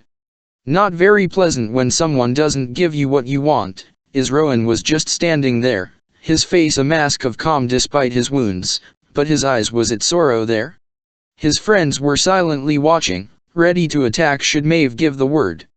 "Let them try." Maeve's lips thinned. "You will pay for this." But Selena stalked to Maeve again, took her hand, and said, "Oh, I don't think I will." She threw her mind open to the queen. Well, part of her mind the vision Narek had given her as she burned him. He had known. Somehow he had seen the potential, as if he'd figured it out while the Valg princes sorted through her memories. It was not a future etched in stone, but she did not let her aunt know that. She yielded the memory as if it were truth, as if it were a plan. The deafening crowd echoed through the pale stone corridors of the royal castle of Arinth. They were chanting her name, almost wailing it. Elin. A two-beat pulse that sounded through each step she made up the darkened stairwell. Goldrin was heavy at her back, its ruby smoldering in the light of the sun trickling from the landing above. Her tunic was beautiful yet simple, though her steel gauntlets armed with hidden blades were as ornate as they were deadly. She reached the landing and stalked down it, past the towering, muscled warriors who lurked in the shadows just beyond the open archway. Not just warriors, her warriors. Her court. Edion was there, and a few others whose faces were obscured by shadow, but their teeth gleamed faintly as they gave her feral grins. A court to change the world. The chanting increased, and the amulet bounced between her breasts with each step. She kept her eyes ahead, a half-smile on her face as she emerged at last onto the balcony, and the cries grew frantic, as overpowering as the frenzied crowd outside the palace. In the streets, thousands gathered and chanting her name. In the courtyard, young priestesses of Mala danced to each pulse of her name, worshipping, fanatic. With this power, with the keys she'd attained what she had created for them, the armies she had made to drive out their enemies, the crops she had grown, the shadows she had chased away, these things were nothing short of a miracle. She was more than human, more than queen. Elin. Beloved. Immortal. Blessed. Elin. Elin of the wildfire. Elin Fireheart. Elin Lightbringer. Elin. She raised her arms, tipping back her head to the sunlight, and their cries made the entirety of the White Palace tremble. On her brow, a mark, the sacred mark of Brannon's line, glowed blue. She smiled at the crowd, at her people, at her world, so ripe for the taking. Selena pulled back from Maeve. The queen's face was pale. Maeve had bought the lie. She did not see that the vision had been given to Selena not to taunt her but as a warning of what she might become if she did indeed find the keys and keep them. A gift from the man Narek had once been. "I suggest," Selena said to the Fey Queen, "that you think very, very carefully before threatening me or my own, or hurting Rowan again." "Rowan belongs to me," Maeve hissed. "I can do what I wish with him." Selena looked at the prince, who was standing so stalwart, his eyes dull with pain. Not from the wounds on his back, but from the parting that had been creeping up on them with each step that took them closer to Doranelli. Slowly, carefully, Selena pulled the ring from her pocket. It was not Kaol's ring that she had been clutching these past few days. It was the simple golden ring that had been left in Goldrin's scabbard. She had kept it safe all these weeks, asking Emrys to tell story after story about Maeve as she carefully pieced together the truth about her aunt, just for this very moment. For this very task Maeve went as still as death while Selena lifted the ring between two fingers. "I think you've been looking for this for a long time," Selena said. "That does not belong to you. Doesn't it? I found it, after all, in Goldrin's scabbard, where Brannon left it after grabbing it off Ithral's corpse, the family ring Ithral would have given you someday. And in the thousands of years since then, you never found it, so I suppose it's mine by chance." Selena closed her fist around the ring. "But who would have thought you were so sentimental?" Maeve's lips thinned. "Give it to me." Selena barked out a laugh. "I don't have to give you a damn thing." Her smile faded. Beside Maeve's throne, Rowan's face was unreadable as he turned toward the waterfall. All of it for him. For Rowan, who had known exactly what sword he was picking up that day in the mountain cave, who had thrown it to her across the ice as a future bargaining chip, the only protection he could offer her against Maeve, if she was smart enough to figure it out. She had only realized what he'd done that he'd known all along when she'd mentioned the ring to him weeks ago and he'd told her he hoped she found some use for it. He didn't yet understand that she had no interest in bargaining for power or safety or alliance. So Selena said, "I'll make a trade with you, though." Maeve's brows narrowed. Selena jerked her chin. "Your beloved's ring for Rowan's freedom from his blood oath." Rowan stiffened. His friends whipped their heads to her. "A blood oath is eternal," Maeve said tightly. Selena didn't think his friends were breathing. "I don't care. Free him." Selena held out the ring again. "Your choice. Free him, or I melt this right here." Such a gamble, so many weeks of scheming and planning and secretly hoping. Even now, Rowan did not turn. Maeve's eyes remained on the ring. And Selena understood why she'd dared try it. After a long silence, Maeve's dress rustled as she straightened, her face pale and tight. "Very well. I've grown rather bored of his company these past few decades, anyway." Rowan faced her slowly, as if he didn't quite believe what he was hearing. It was Elena's gaze, not Maeve's, that he met, his eyes shining. "By my blck, that flows in you," Maeve said. "Through no dishonor, through no act of treachery, I hereby free you, Rowan Whitethorn, of your blood oath to me." Rowan just stared and stared at her, and Selena hardly heard the rest, the words Maeve spoke in the old language. But Rowan took out a dagger and spilled his own on the stones, whatever that meant. She had never heard of a blood oath being broken before, but had risked it regardless. Perhaps not in all the history of the world had one ever been broken honorably. His friends were wide-eyed and silent. Maeve said, "You are free of me, Prince Rowan Whitethorn." That was all Selena needed to hear before she tossed the ring to Maeve, before Rowan rushed to her, his hands on her cheeks, his brow against her own. "Elin," he murmured, and it wasn't a reprimand, or a thank you, but a prayer. "Elin," he whispered again, grinning, and kissed her brow before he dropped to both knees before her. And when he reached for her wrist, she jerked back. "You're free. You're free now." Behind them, Maeve watched, brows high. But Selena could not accept this, could not agree to it. Complete and utter submission, that's what a blood oath was. He would yield everything to her, his life, any property, any free will. Rowan's face was calm, though steady, assured. "Trust me. I don't want you enslaved to me. I want to be that kind of queen. You have no court, you are defenseless, landless, and without allies. She might let you walk out of here today, but she could come after you tomorrow. She knows how powerful I am, how powerful we are together. It will make her hesitate. Please don't do this. I will give you anything else you ask, but not this. I claim you, Elin. To whatever end." She might have continued to silently argue with him, but that strange, feminine warmth that she'd felt at the campsite that morning wrapped around her, as if assuring her it was all right to want this badly enough that it hurt, telling her that she could trust the prince, and more than that, more than anything, she could trust herself. So when Rowan reached for her wrist again, she did not fight him. "Together, Fireheart," he said, pushing back the sleeve of her tunic. "We'll find a way together." He looked up from her exposed wrist. "A court that will change the world," he promised. And then she was nodding and smiling, too, as he drew the dagger from his boot and offered it to her. "Say it, Elin." Not daring to let her hands shake in front of Maeve or Rowan's stunned friends, she took his dagger and held it over her exposed wrist. "Do you promise to serve in my court, Rowan Whitethorn, from now until the day you die?" She did not know the right words or the old language, but a blood oath wasn't about pretty phrases. "I do. Until my last breath, and the world beyond." "To whatever end?" She would have paused then, asked him again if he really wanted to do this, but Maeve was still there, a shadow lurking behind them. That was why he had done it now, here so Selena could not object, could not try to talk him out of it. It was such a Rowan thing to do, so pig-headed, that she could only grin as she drew the dagger across her wrist, leaving a trail of blood in its wake.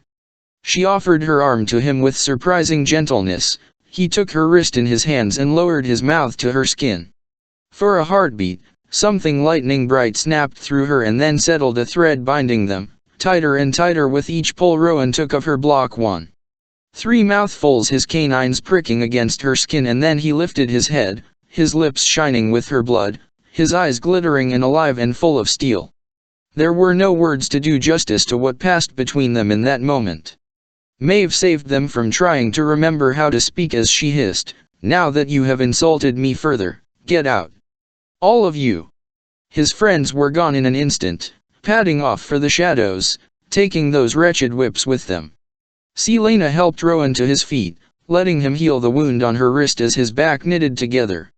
Shoulder to shoulder, they looked at the Fey Queen one last time. But there was only a white barn owl flapping off into the moonlit night. They hurried out of Doranelli, not stopping until they found a quiet inn in a small, half-forgotten town miles away.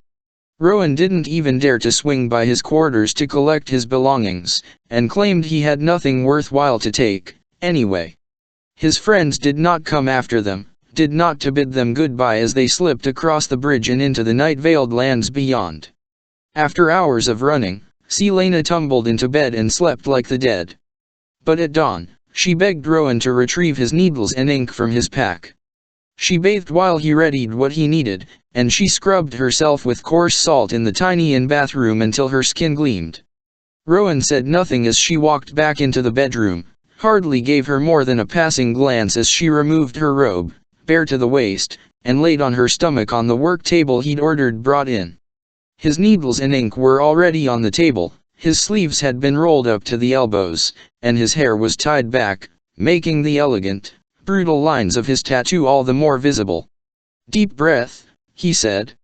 She obeyed, resting her hands under her chin as she played with the fire, weaving her own flames among the embers.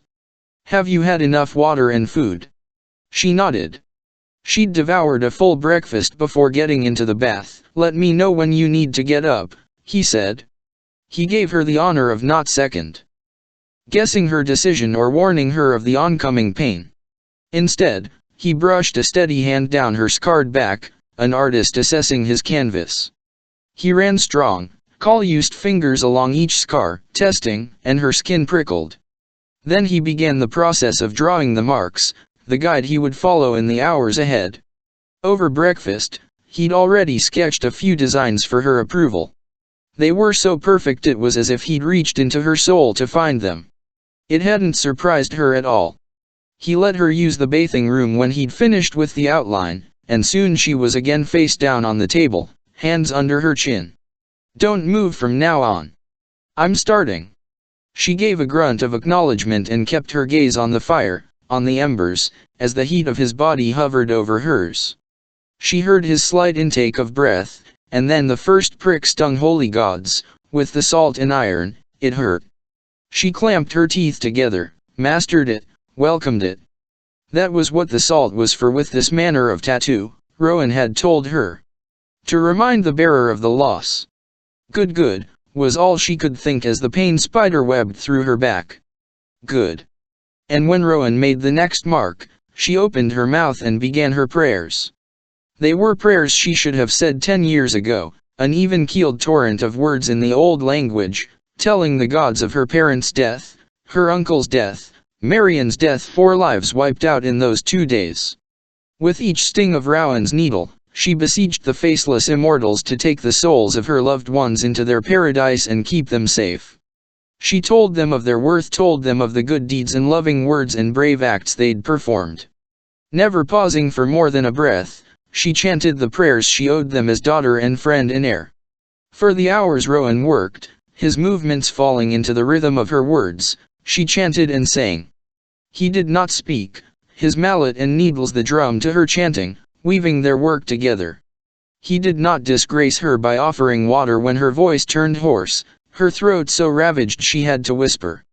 In Turasan she would sing from sunrise to sunset, on her knees in gravel without food or drink or rest. Here she would sing until the markings were done, the agony in her back her offering to the gods. When it was done her back was raw and throbbing, and it took her a few attempts to rise from the table. Rowan followed her into the nearby night-dark field, kneeling with her in the grass as she tilted her face up to the moon and sang the final song, the sacred song of her household, the fey lament she'd owed them for 10 years. Rowan did not utter a word while she sang, her voice broken and raw. He remained in the field with her until dawn, as permanent as the markings on her back. 3 lines of text scrolled over her 3 largest scars, the story of her love and loss now written on her, 1 line for her parents and uncle, 1 line for Lady Marion, and 1 line for her court and her people. On the smaller, shorter scars, were the stories of Nehemiah and of Sam. Her beloved dead. No longer would they be locked away in her heart. No longer would she be ashamed. Chapter 61. The War Games came. All the Iron Teeth clans were granted time to rest the day before, but none took it, instead squeezing in last-minute drills or going over plans and strategies. Officials and counselors from Adarlan had been arriving for days, come to monitor the games from the top of the Northern Fang. They would report back to the King of Adarlan ATM_LT what the witches and their mounts were like and who the victor was. Weeks ago, after Abraxos had made the crossing, Manon had returned to the Omega to grins and applause. Her grandmother was nowhere to be seen, but that was expected. Manon had not accomplished anything, she had merely done what was expected of her. She saw and heard nothing of the Krokan prisoner in the belly of the Omega, and no one else seemed to know anything about her. She was half tempted to ask her grandmother, but the matron didn't summon her, and Manon wasn't in the mood to be beaten again. These days her own temper was fraying as the clans closed in tight, kept to their own halls, and hardly spoke to each other. Whatever unity they'd shown on the night of Abraxos' crossing was long gone by the time the war games arrived, replaced by centuries' worth of competition and blood feuding. The games were to take place in, around, and between the 2 peaks, including the nearest canyon, visible from the Northern Fang. Each of the 3 clans would have its own nest atop a nearby mountain peak, a literal nest of twigs and branches. In the center of each lay a glass egg. The eggs were to be their source of victory and downfall. Each clan was to capture the eggs of the 2 enemy teams, but also leave behind a host to protect their own egg. The winning clan would be the one who gained possession of the 2 other eggs by stealing them from the nests, where they could not be touched by their guardians, or from whatever enemy forces carried them. If an egg shattered, it meant automatic disqualification for whoever carried it. Manon donned her light armor and flying leathers. She wore metal on her shoulders, wrists, and thighs, any place that could be hit by an arrow or sliced at by wyverns or enemy blades.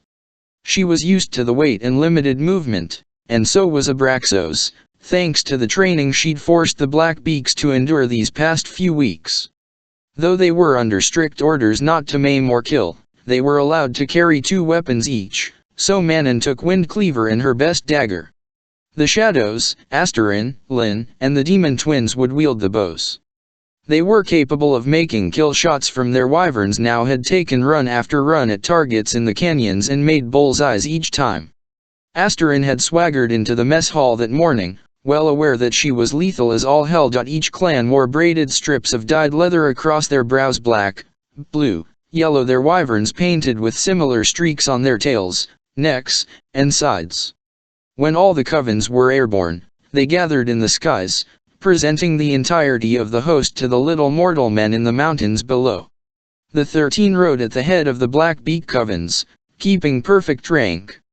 "Fools, for not knowing what they've unleashed," Asterin murmured, the words carried to Manon on the wind. "Stupid, mortal fools." Manon hissed her agreement. They flew in formation, Manon at the head, Asterin and Vesta flanking behind, then 3 rows of 3. Imogen framed by the green-eyed demons, Ghislaine flanked by Kaya and Thea, the 2 shadows and Lynn, then Sorrel solo in the back. A battering ram, balanced and flawless, capable of punching through enemy lines. If Manon didn't bring them down, then the vicious swords of Asterin and Vesta got them. If that didn't stop them, the 6 in the middle were a guaranteed death trap. Most wouldn't even make it to the shadows and Lynn, who would be fixing their keen eyes on their surroundings. Or to Sorrel, guarding their rear. They would take out the enemy forces one by one, with hands and feet and elbows where weapons would ordinarily do the job. The objective was to retrieve the eggs, not kill the others, she reminded herself and the 13 again. And again. The games began with the ringing of a mighty bell somewhere in the Omega. The skies erupted with wings and claws and shrieks a heartbeat later. They went after the blue blood egg first, because Manon knew the yellow legs would go for the black beak nest, which they did immediately. Manon signaled to her witches and 1/3 of her force doubled back, falling behind home lines, putting up a solid wall of teeth and wings for the yellow legs to break against. The blue bloods, who had probably done the least planning in favor of all their various rituals and prayers, sent their forces to the black beaks as well, to see if extra wings could break that ironclad wall. Another mistake. Within 10 minutes, Manon and the 13 surrounded the blue blood nest and the home guard yielded their treasure. There were whoops and hoots not from the 13, who were stone-faced, eyes glittering, but from the other black beaks, the back third of whom peeled off, circled around, and joined Manon and her returning force to smash the blue bloods and yellow legs between them. The witches and their wyverns dove high and low, but this was as much for show as it was to win, and Manon did not yield them 1 inch as they pushed from the front and behind, an aerial vice that had wyverns nearly bucking off their riders in panic. This was what she had been built for. Even battles she'd waged on a broom hadn't been this fast, brilliant, and deadly. And once they faced their enemies, once they added in an arsenal of weapons, Manon was grinning as she placed the blue blood egg in the black beak nest on the flat mountaintop. Moments later, Manon and Abraxos were gliding over the fray, the 13 coming up from behind to regroup. Asterin, the only one who'd kept close the entire time, was grinning like Matin as her cousin and her wyvern swept past the northern fang and its gathered observers. The golden-haired witch sprang up from her saddle and took a running leap right off the wing. The yellow legs witch on the wyvern below didn't see Asterin until she'd landed on her, a hand on her throat where a dagger would have. Even Manon gasped in delight as the yellow legs witch lifted her hands in surrender. Asterin let go, lifting her arms to be gathered up into the claws of her own wyvern. After a toss and a harrowing fall, Asterin returned to her own saddle, swooping until she was again beside Manon and Abraxos. He swung toward Asterin's blue wyvern, swiping with his wing a playful, almost flirtatious gesture that made the female mount shriek in delight. Manon raised her brows at her second. "You've been practicing, it seems," she called. Asterin grinned. "I didn't claw my way to second by sitting on my ass." Then Asterin was SWCK, ping low again, but still within formation, a wing beat away. Abraxos roared, and the 13 fell into formation around Manon, 4 covens flanking them behind. They just had to capture the yellow leg's egg and bring it back to the black beak nest, and it would be done.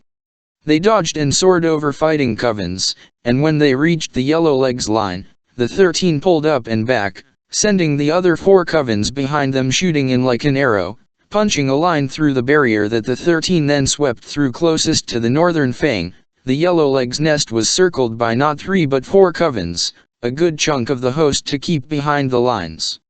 They rose up from the nest not individual units, but as one, and Manon smiled to herself.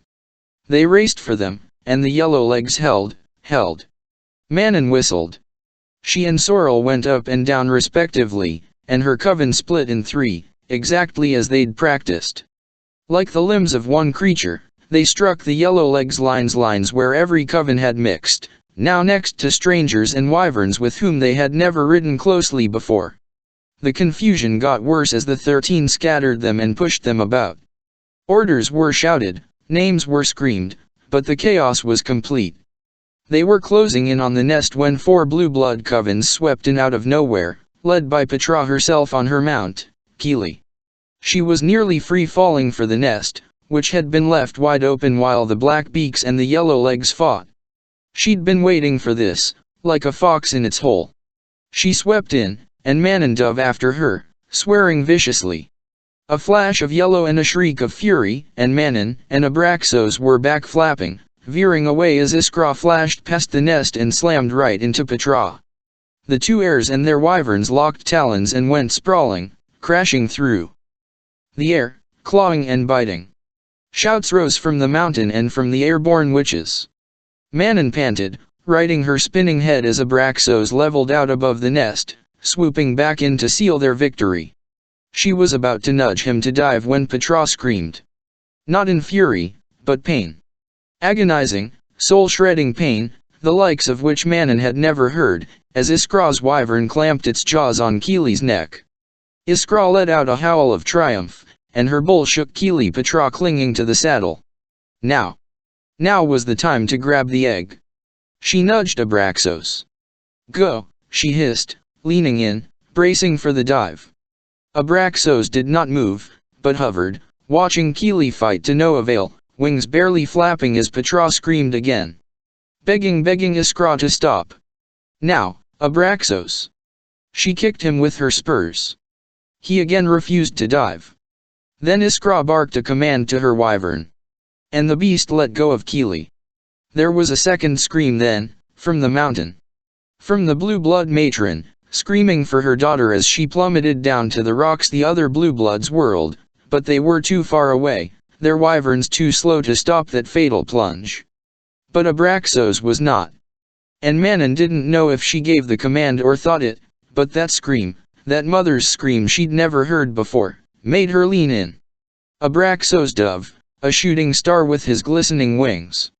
They dove and dove, for the broken wyvern and the still living witch upon it. Keely was still breathing, Manon realized as they neared, the wind tearing at her face and clothes. Keely was still breathing, and fighting like hell to keep steady. Not to survive. Keely knew she would be dead any moment. She was fighting for the witch on her back. Petra had passed out, twisted in her saddle, from the plunge or the loss of air. She dangled precariously, even as Keely fought with her last heartbeats to keep the fall smooth and slow. The wyvern's wings buckled and she yelped in pain. Abraxos hurtled in, wings spread as he made one pass and then a second, the canyon appearing too fast below. By the time he finished the second glide, almost close enough to touch that blood-stained leathery hide, Manon understood. He couldn't stop Keely, she was too heavy and he too small. Yet they could save Petra. He'd seen Asterin make that jump, too. She had to get the unconscious witch out of the saddle. Abraxos roared at Keely, and Manon could have sworn that he was speaking some alien language, bellowing some command, as Keely made one final stand for her ride Rand leveled out flat. A landing platform. My Keely, Petra had said. Had smiled as she said it. Manon told herself it was for an alliance. Told herself it was for show. But all she could see was the unconditional love in that dying wyvern's eyes as she unbuckled her harness, stood from the saddle, and leapt off Abraxos. Chapter 62 Manon hit Keely and the beast screamed, but held on as Manon hauled herself against the wind and into the saddle where Petra dangled. Her hands were stiff, her gloves making her even clumsier as she sliced with a blade through the leathers, one after another. Abraxos roared his warning. The canyon mouth loomed closer. Darkness have mercy on her. Then Manon had Petra free, the blub k, a dead weight in her arms, her hair whipping Manon's face like 1,000 small knives. She lashed a length of leather around herself and Petra. Once. Twice. She tied it, lacing her arms through Petra's. Keely kept steady. The canyon lips closed around them, shadow everywhere. Manon bellowed at the weight as she hauled the witch up out of the stirrups and the saddle. Rock rushed past, but a shadow blotted out the sun, and there was Abraxos, diving for her, plummeting, small and sleek. He was the only wyvern she'd seen bank at that speed in this canyon. "Thank you," she said to Keely as she flung herself and Petra into the air. They fell for a heartbeat, twisting and dropping fast, but then Abraxos was there, his claws outstretched. He swept them up, banking along the side of the canyon and over the lip, rising into the safety of the air. Keely hit the floor of the canyon with a crash that could be heard across the mountains. She did not rise again.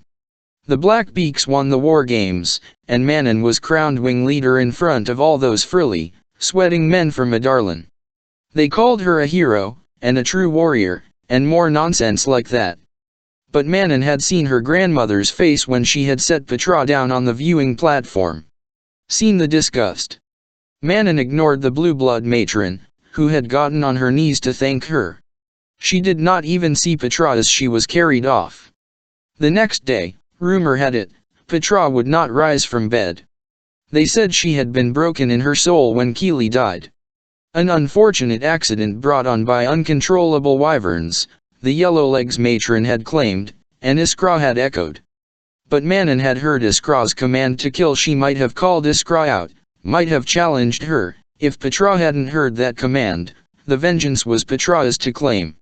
She should have let the witch die. Her grandmother screamed at her that night as she struck Manon again and again for her lack of obedience. Lack of brutality. Lack of discipline. Manon did not apologize. She could not stop hearing the sound made as Keely hit the earth. And some part of her, perhaps a weak and undisciplined part, did not regret ensuring the animal's sacrifice had not been in vain. From everyone else, Manon endured the praise heaped on her and accepted the bows from every god's damned coven, no matter their bloodline. Wing leader. She said it to herself, silently, as she and Asterin, half of the 13 trailing behind them, approached the mess hall where the celebration was to be held. The other half were already there, scouting ahead for any possible threat or trap. Now that she was wing leader, now that she had humiliated Iskra, others would be even more vicious to put her down and claim her position. The crowd was merry, iron teeth glinting all around, an ale reel, fresh ale brought in by those awful men from Adarlan sloshing in mugs. Manon had one shoved into her hand, and Asterin yanked it away, drank a mouthful, and waited a moment before she gave it back. "They're not above poisoning you," her second said, winking as they made their way to the front of the room where the 3 matrons were waiting. Those men at the games had held a small ceremony, but this was for the witches, this was for Manon. She hid her smile as the crowd parted, letting her through. The 3 high witches were seated in makeshift thrones, little more than ornate chairs they'd found. The blue blood matron smiled as Manon pressed 2 fingers to her brow. The Yellowlegs matron, on the other end, did nothing. But her grandmother, seated in the center, smiled faintly. A snake's smile. "Welcome, wing leader," her grandmother said, and a cry went up from the witches, save for the 13 who stayed cool and quiet. They did not need to cheer, for they were immortal and infinite and gloriously, wonderfully deadly. "What gift can we give you, what crown can we bestow, to honor what you shall do for us?" her grandmother mused. "You have a fine blade, a fearsome coven," the 13 all allowed a hint of a smirk. "What else could we give you that you do not possess?" Manon bowed her head. "There is nothing I wish for, save the honor which you have already given me." Her grandmother laughed. Vivi had about a new cloak. Manon straightened. She could not refuse, but this was her cloak, it had always been. "That one is looking rather shabby," her grandmother went on, waving her hand to someone in the crowd. "So here is our gift to you, wing leader, a replacement." There were grunts and curses, but the crowd gasped in hunger, in anticipation as a brown-haired, shackled witch was hauled forward by 3 yellow-legs cronies and forced to her knees before Manon. If her broken face, shattered fingers, lacerations, and burns did not give away what she was, then the blue dread cloak she wore did. The Crocan witch, her eyes the solid color of freshly tilled earth, looked up at Manon. How those eyes were so bright despite the horrors written on her body, how she didn't collapse right there or start begging, Manon didn't know. "A gift," said her grandmother, extending an iron-tipped hand toward the Crocan. "Worthy of my granddaughter. End her life and take your new cloak." Manon recognized the challenge. Yet she drew her dagger, and Asterin stepped in close, eyes on the Crocan. For a moment, Manon stared down at the witch, her mortal enemy. The Crochans had cursed them, made them eternal exiles. They deserved to die, each and every one of them. But it was not her voice that said those things in her head. No, for some reason, it was her grandmother's. "At your leisure, Manon," her grandmother cooed. Choking, her lips cracked and bleeding, the Crocan witch looked up at Manon and chuckled. "Manon Blackbeak," she whispered in what might have been a drawl had her teeth not been broken, her throat ringed with bruises. "I know you." "Kill the bitch," a witch shouted from the back of the room. Manon looked into her enemy's face and raised her brows. "You know what we call you." Blood welled as the Crocan's lips peeled into a smile. She closed her eyes as if savoring it. "We call you the White Demon. You're on our list, the list of all you monsters to kill on sight if we ever run into you. And you." She opened her eyes and grinned, defiant, furious. "You are at the top of that list. For all that you have done." "It's an honor," Manon said to the Crocan, smiling enough to show her teeth. "Cut out her tongue," someone else called. "End her," Asterin hissed. Manon flipped the dagger, angling it to sink into the Crocan's heart. The witch laughed, but it turned into a cough that had her heaving until blue blood splattered on the floor, until tears were leaking from her eyes and Manon caught a glimpse of the deep, infected wounds on her chest.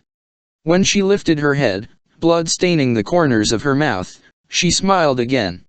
"Look all you want. Look at what they did to me, your sisters. How it must pain them to know they couldn't break me in the end." Manon stared down at her ruined body. "Do you know what this is, Manon Blackbeak?" the Crocan said. "Because I do.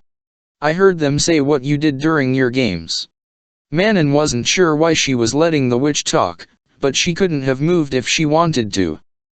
"This," the Crocan said for all to hear, "is a reminder.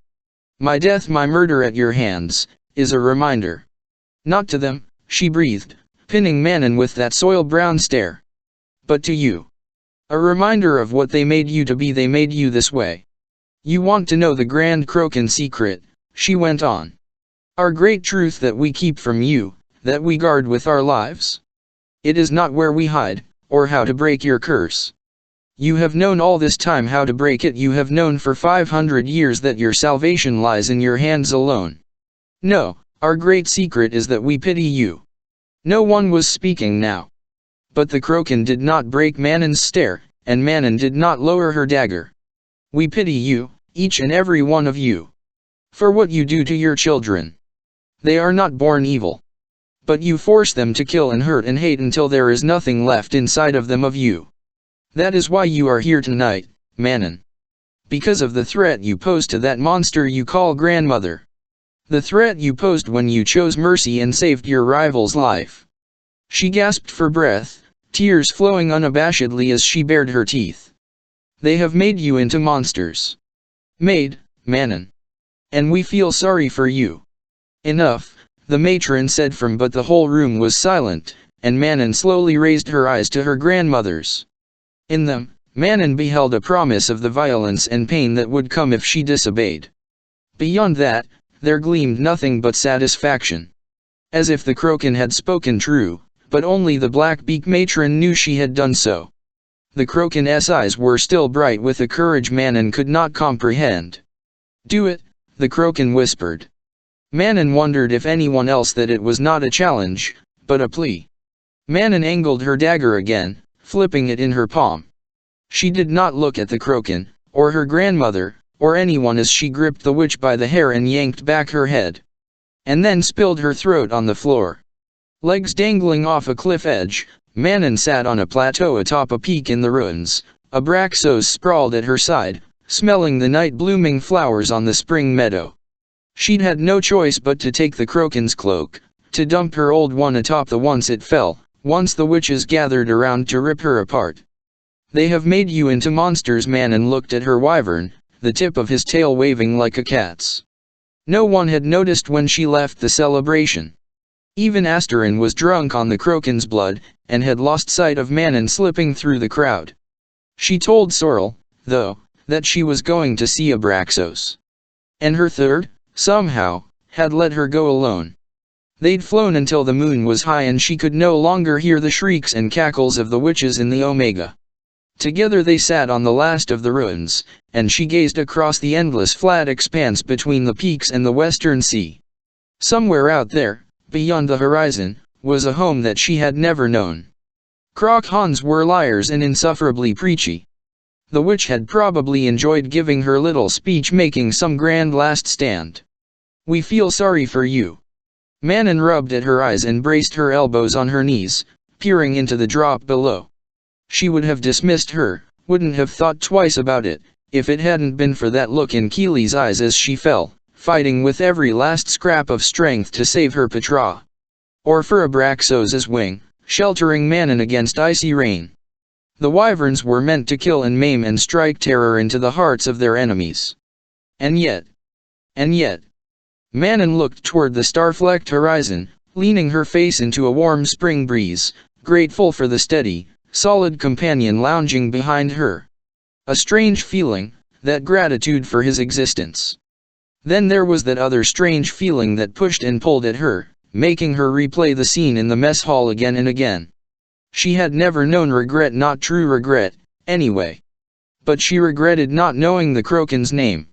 She regretted not knowing who the new cloak on her shoulders had belonged to, where she had come from, how she had lived. Somehow, even though her long life had been gone for 10 years.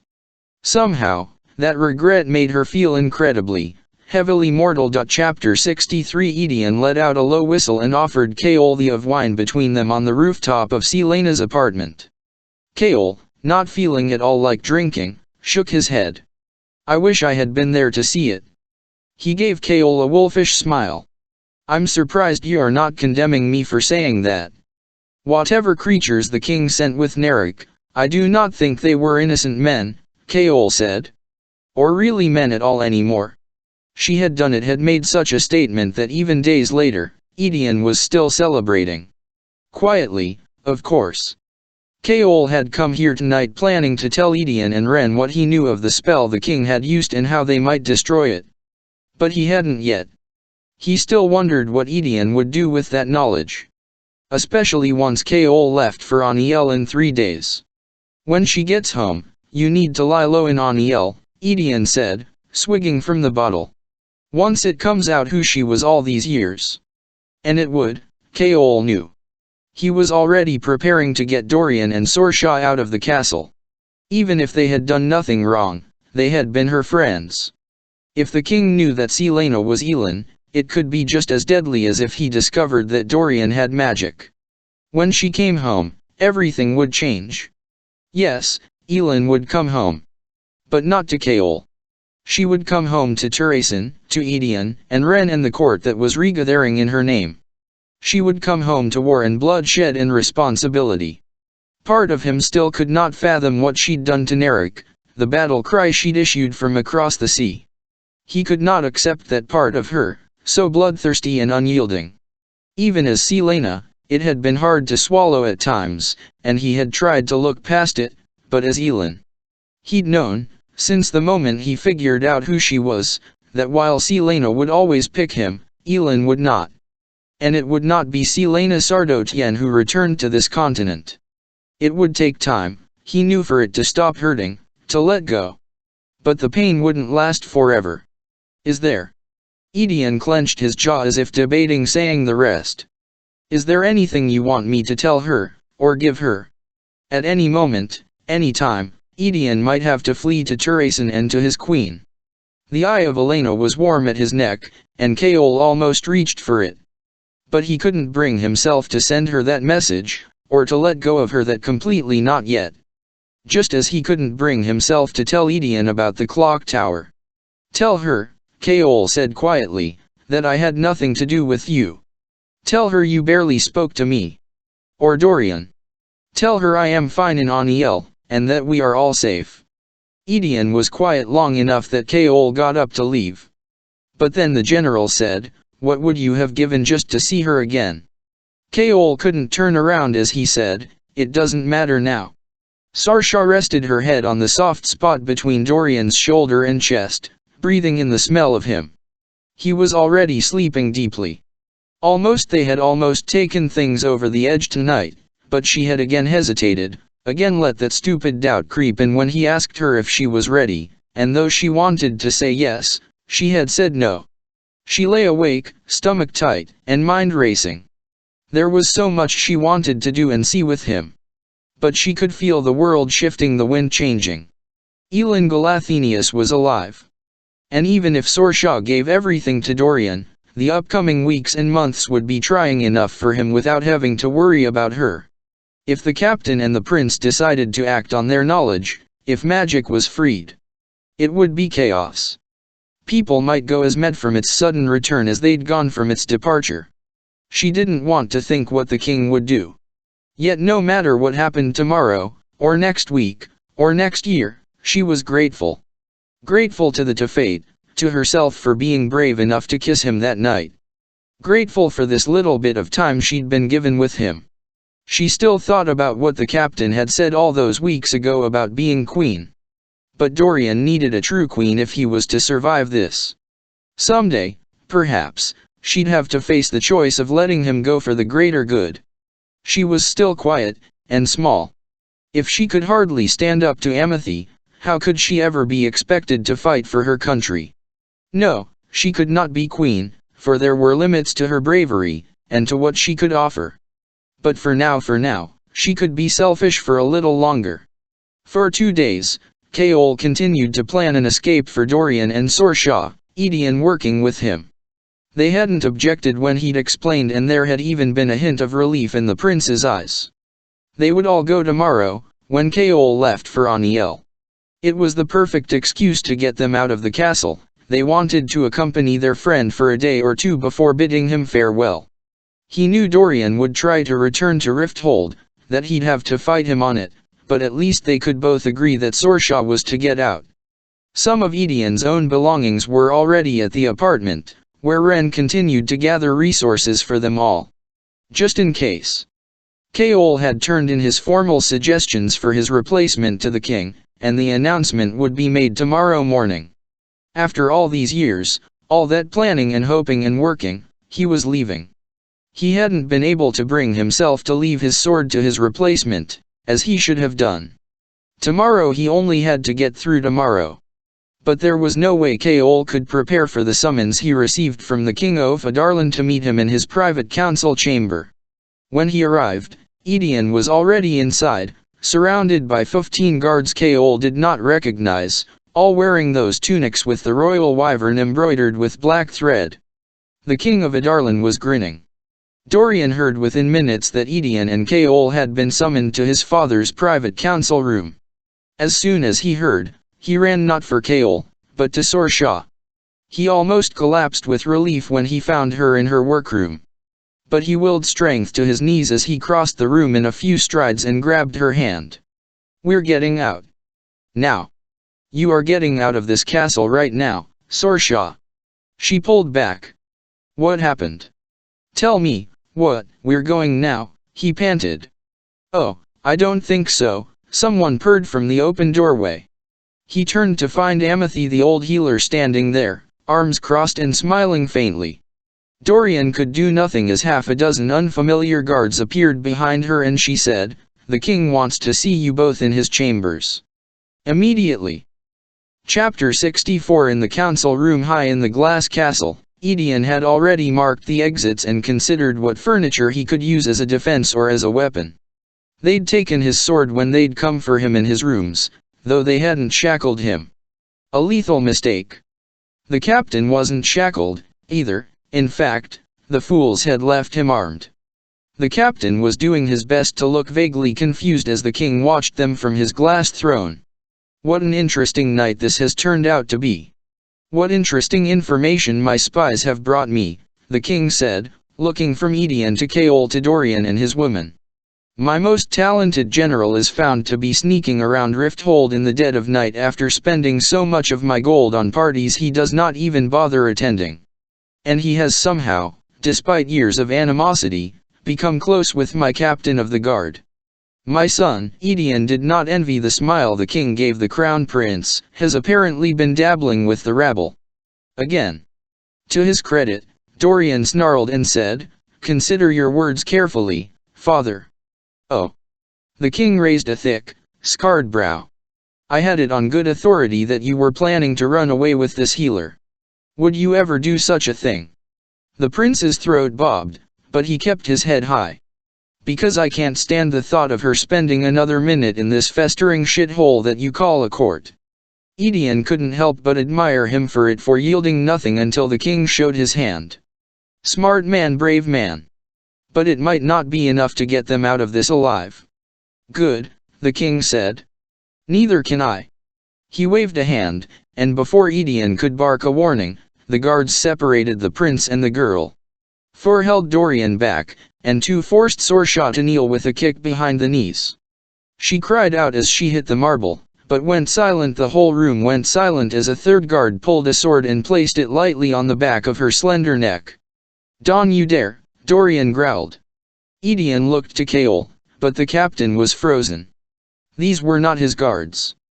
Their uniforms were those of the men who had hunted Ren. They had the same dead eyes, the same vileness, that had made him not at all regret killing their colleagues in the alley. He'd taken down 6 that night with minimal damage. How many could he cut down now? His gaze met the captain's, and the captain flicked his eyes to the guard who held Edian's sword. That would be one of his first moves: get Edian a sword so they could fight. Because they would fight. They would fight their way out of this, or to their deaths. The king said to Dorian, "I would choose your next words carefully, prince." Kaol couldn't start the fight, not with that sword resting on Sorsha's neck. That was his first goal: get the girl out alive. Then Edian. Dorian, the king wouldn't kill, not here, not in this way. But Edian and Sorsha had to get away. And that could not happen until the king called off the guard. Then Dorian spoke. "Let her go and I'll tell you anything." Dorian took a step toward his father, palms out. "She has nothing to do with whatever this is. Whatever you think has happened. But you do." The king was still smiling. There was a carved, round bit of familiar black stone resting on the small table beside the king. From the distance, Kaol couldn't see what it was, but it made his stomach turn over regardless. "Tell me, son, why were General Oshriver and Captain Westfall meeting these months?" "I don't know." The king clicked his tongue, and the guard raised his sword to strike. Kaol started forward as Sorsha sucked in a breath. "No, stop." Dorian flung out a hand. "Then answer the question." "I am." "You bastard, I am." "I don't know why they were meeting." The guard's sword still remained up, ready to fall before Kaol could move an inch. "Do you know that there has been a spy in my castle for several months now, Prince? Someone feeding information to my enemies and plotting against me with a known rebel leader." Shit. Shit. He had to mean Ren. The king knew who Ren was, had sent those men to hunt him down. "Just tell me who, Dorian, and you can do whatever you wish with your friend." The king didn't know, then, if it was he or Edian or both of them who had been meeting with Ren. He didn't know how much they'd learned about his plans, his control over magic. Edian was somehow still keeping his mouth shut, somehow still LCK, king ready for battle. Edian, who had survived for so long without hope, holding together his kingdom as best he could, who would never see the queen he so fiercely loved. He deserved to meet her, and she deserved to have him serve in her court. Kaol took a breath, preparing himself for the words that would doom him. But it was Edian who spoke. You want a spy? You want a traitor, the general drawled, and flung his replicated black ring on the floor. Then here I am. You want to know why the captain and I were meeting? It was because your stupid bastard of a boy captain figured out that I'd been working with one of the rebels. He's been blackmailing information out of me for months to give to his father to offer you when the Lord of Aniel needed a favor. And you know what? Edion grinned at them all, the northern wolf incarnate. If the king was Shakadab, L1T the ring, he didn't show it. All you monsters can burn in hell. Because my queen is coming and she will spike you to the walls of your goddamned castle. And I can't wait to help her gut you like the pigs you are. He spat at the king's feet, right on top of the fake ring that had stopped bouncing. It was flawless, the rage and the arrogance and the triumph. But as he stared each of them down, Kaol's heart fractured. Because for a flicker, as those turquoise eyes met with his, there was none of that rage or triumph.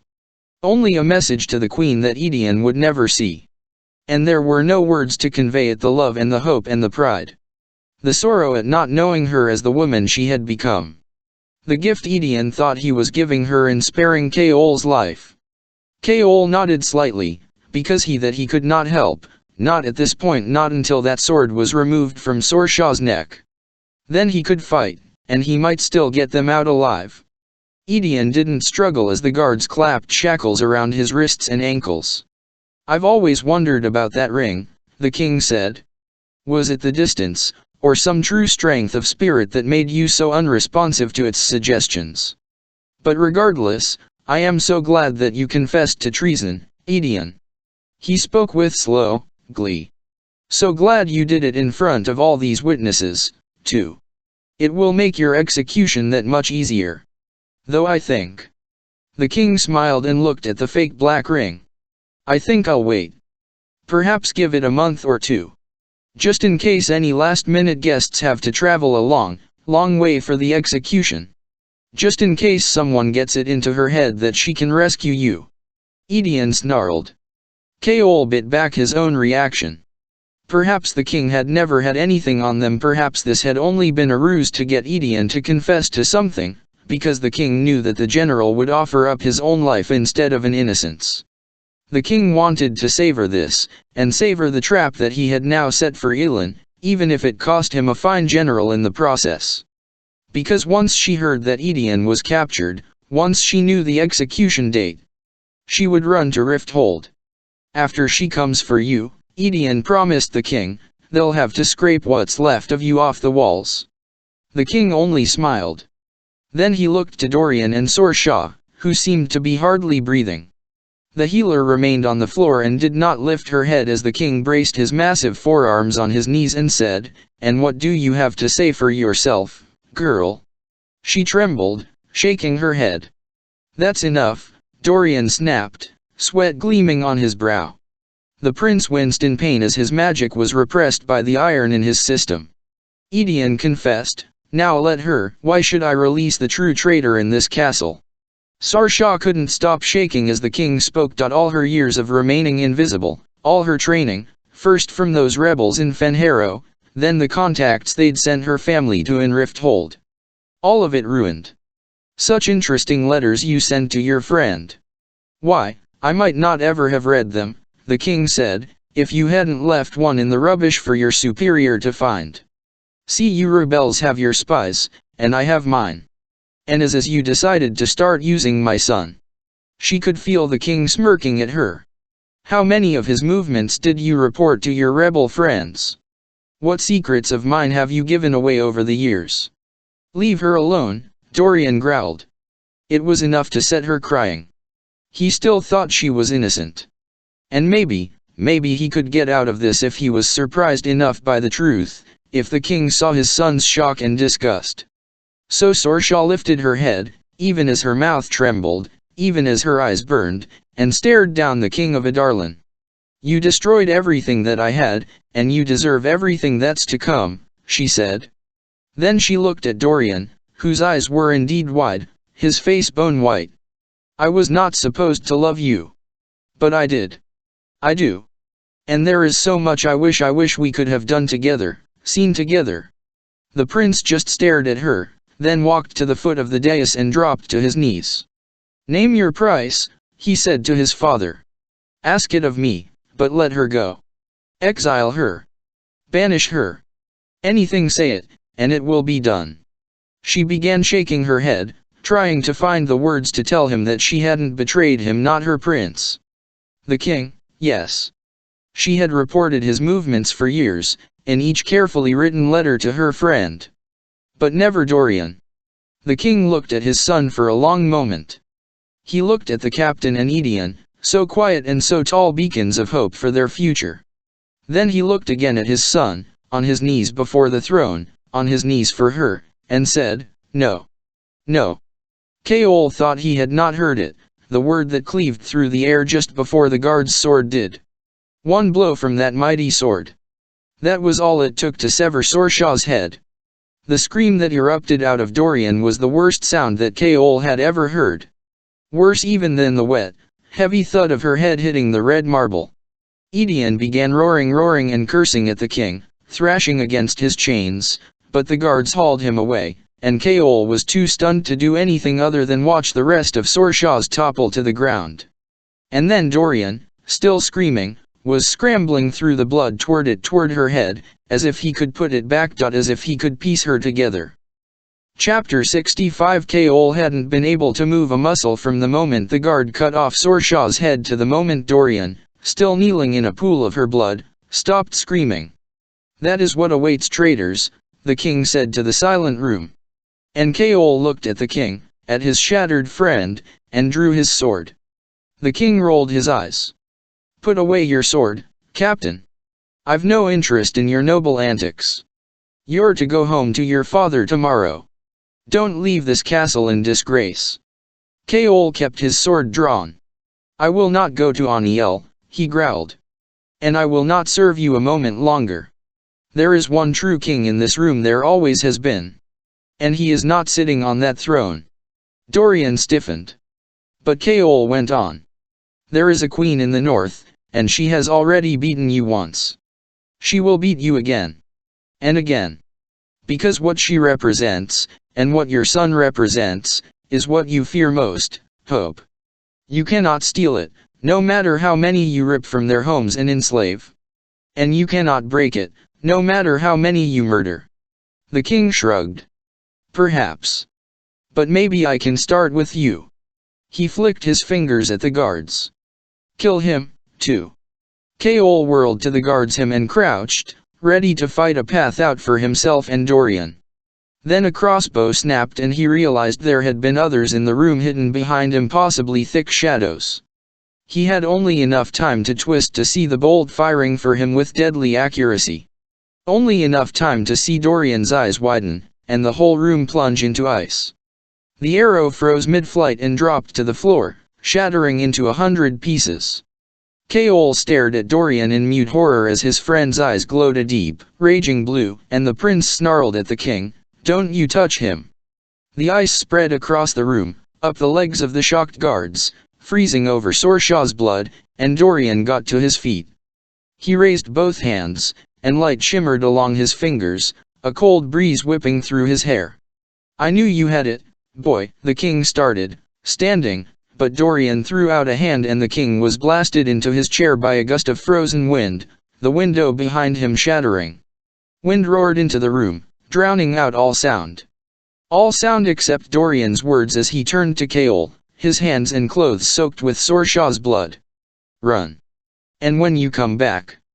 The king was getting to his feet, but another wave of Dorian's magic slammed into him, knocking him down. There were tears staining Dorian's bloody cheeks now. "When you come back," the prince said, "burn this place to the ground." A wall of crackling black hurtled toward them from behind the throne. "Go," Dorian ordered, turning toward the onslaught of his father's power. Light exploded from Dorian, blocking out the wave, and the entire castle shook. People screamed, and Keol's knees buckled. For a moment, he debated making a stand with his friend, right there and then. But he knew that this had been the other trap. One for Edion and Elin, one for Sorshaw. And this one to draw out Dorian's power. Dorian had known it, too. Known it, and still walked into it so Kaol could escape to find Elin and tell her what had happened here today. Someone had to get out. Someone had to survive. He looked at his friend, perhaps for the last time, and said what he had always known, from the moment they'd met, when he'd understood that the prince was his brother in soul. I love you. Dorian merely nodded, eyes still blazing, and lifted his hands again toward his father. Brother. Friend. King. As another wave of the king's power filled the room, Kaol shoved through the still frozen guards and fled. Edion knew everything had gone to hell as the castle shuddered. But he was already on his way to the dungeons, bound from head to toe. It had been such an easy choice to make. Mimon the captain had been about to take the fall for both of them. He'd thought only of Elin, what it would do to her if her friend died. Even if he never got to see her, it was still better than having to face her when he explained that the captain was dead. From the sound of it, it seemed the prince was providing a distraction so the captain could flee, and because there was no way in hell the prince would let his father go unpunished for that woman's death. So Edion Oshriver let himself be led into the darkness. He did not bother with prayers, for himself or for the captain. The gods had not helped him these past 10 years, and they would not save him now. He did not mind dying. Though he still wished he'd gotten a chance to see her just once. Dorian slammed into the marble floor, where the puddle of Sorshaw's blood had now melted.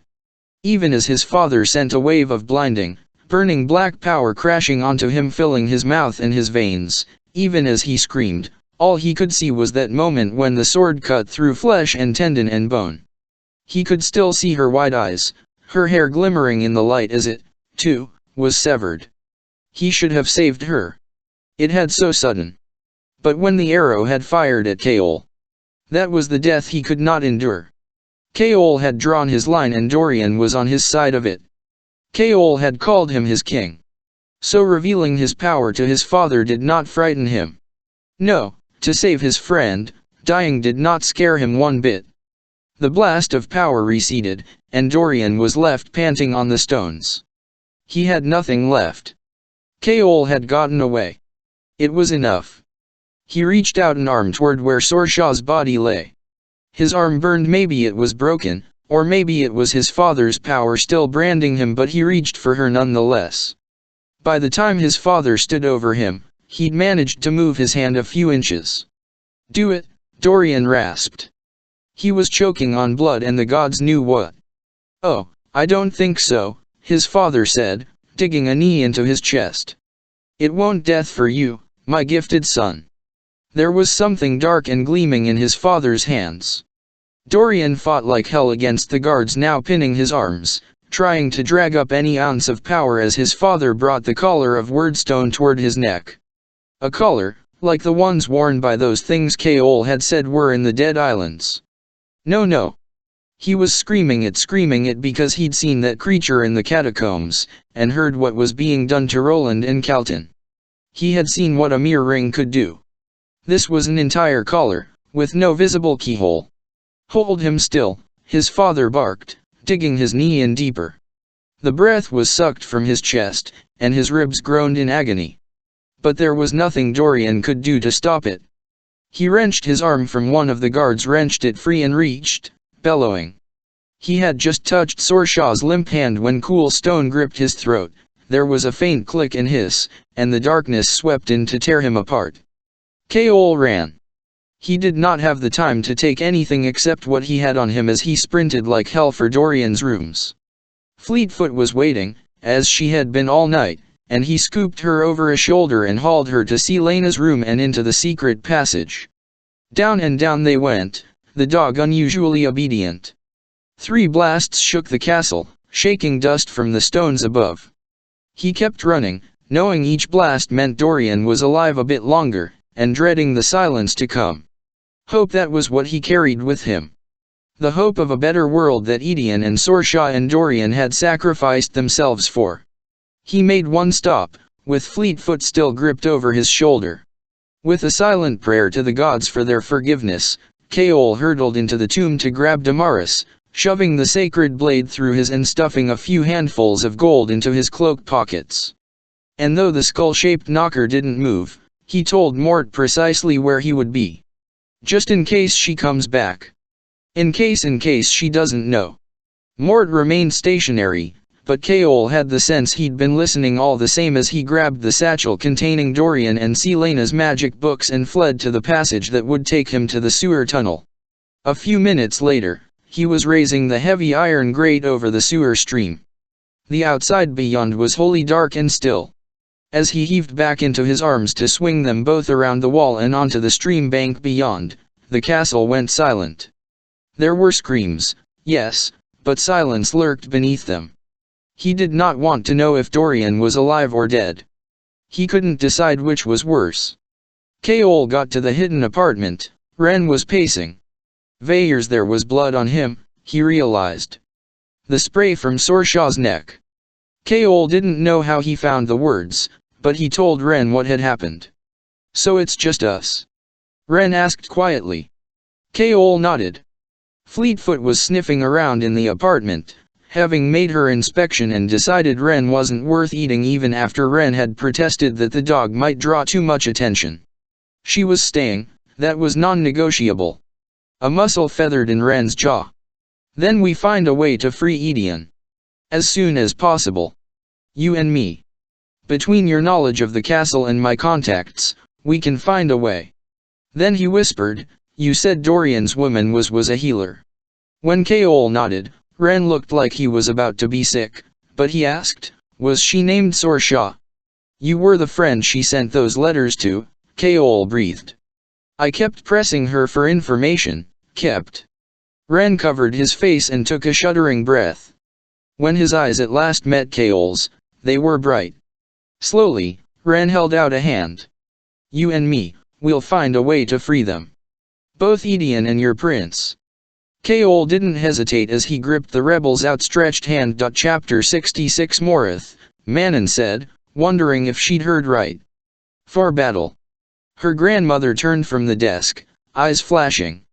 To serve the Duke, just as the king ordered. He wants the wing leader in Morith with half the host ready to fly at a moment's notice. The others are to stay here under Iskraw's command to monitor the north. And you, where will you be? Her grandmother hissed, rising. So many questions now that you're wing leader. Manon bowed her head. They had not spoken of the Kruhan. Manon had gotten the message. Next time, it would be one of the 13 on her knees.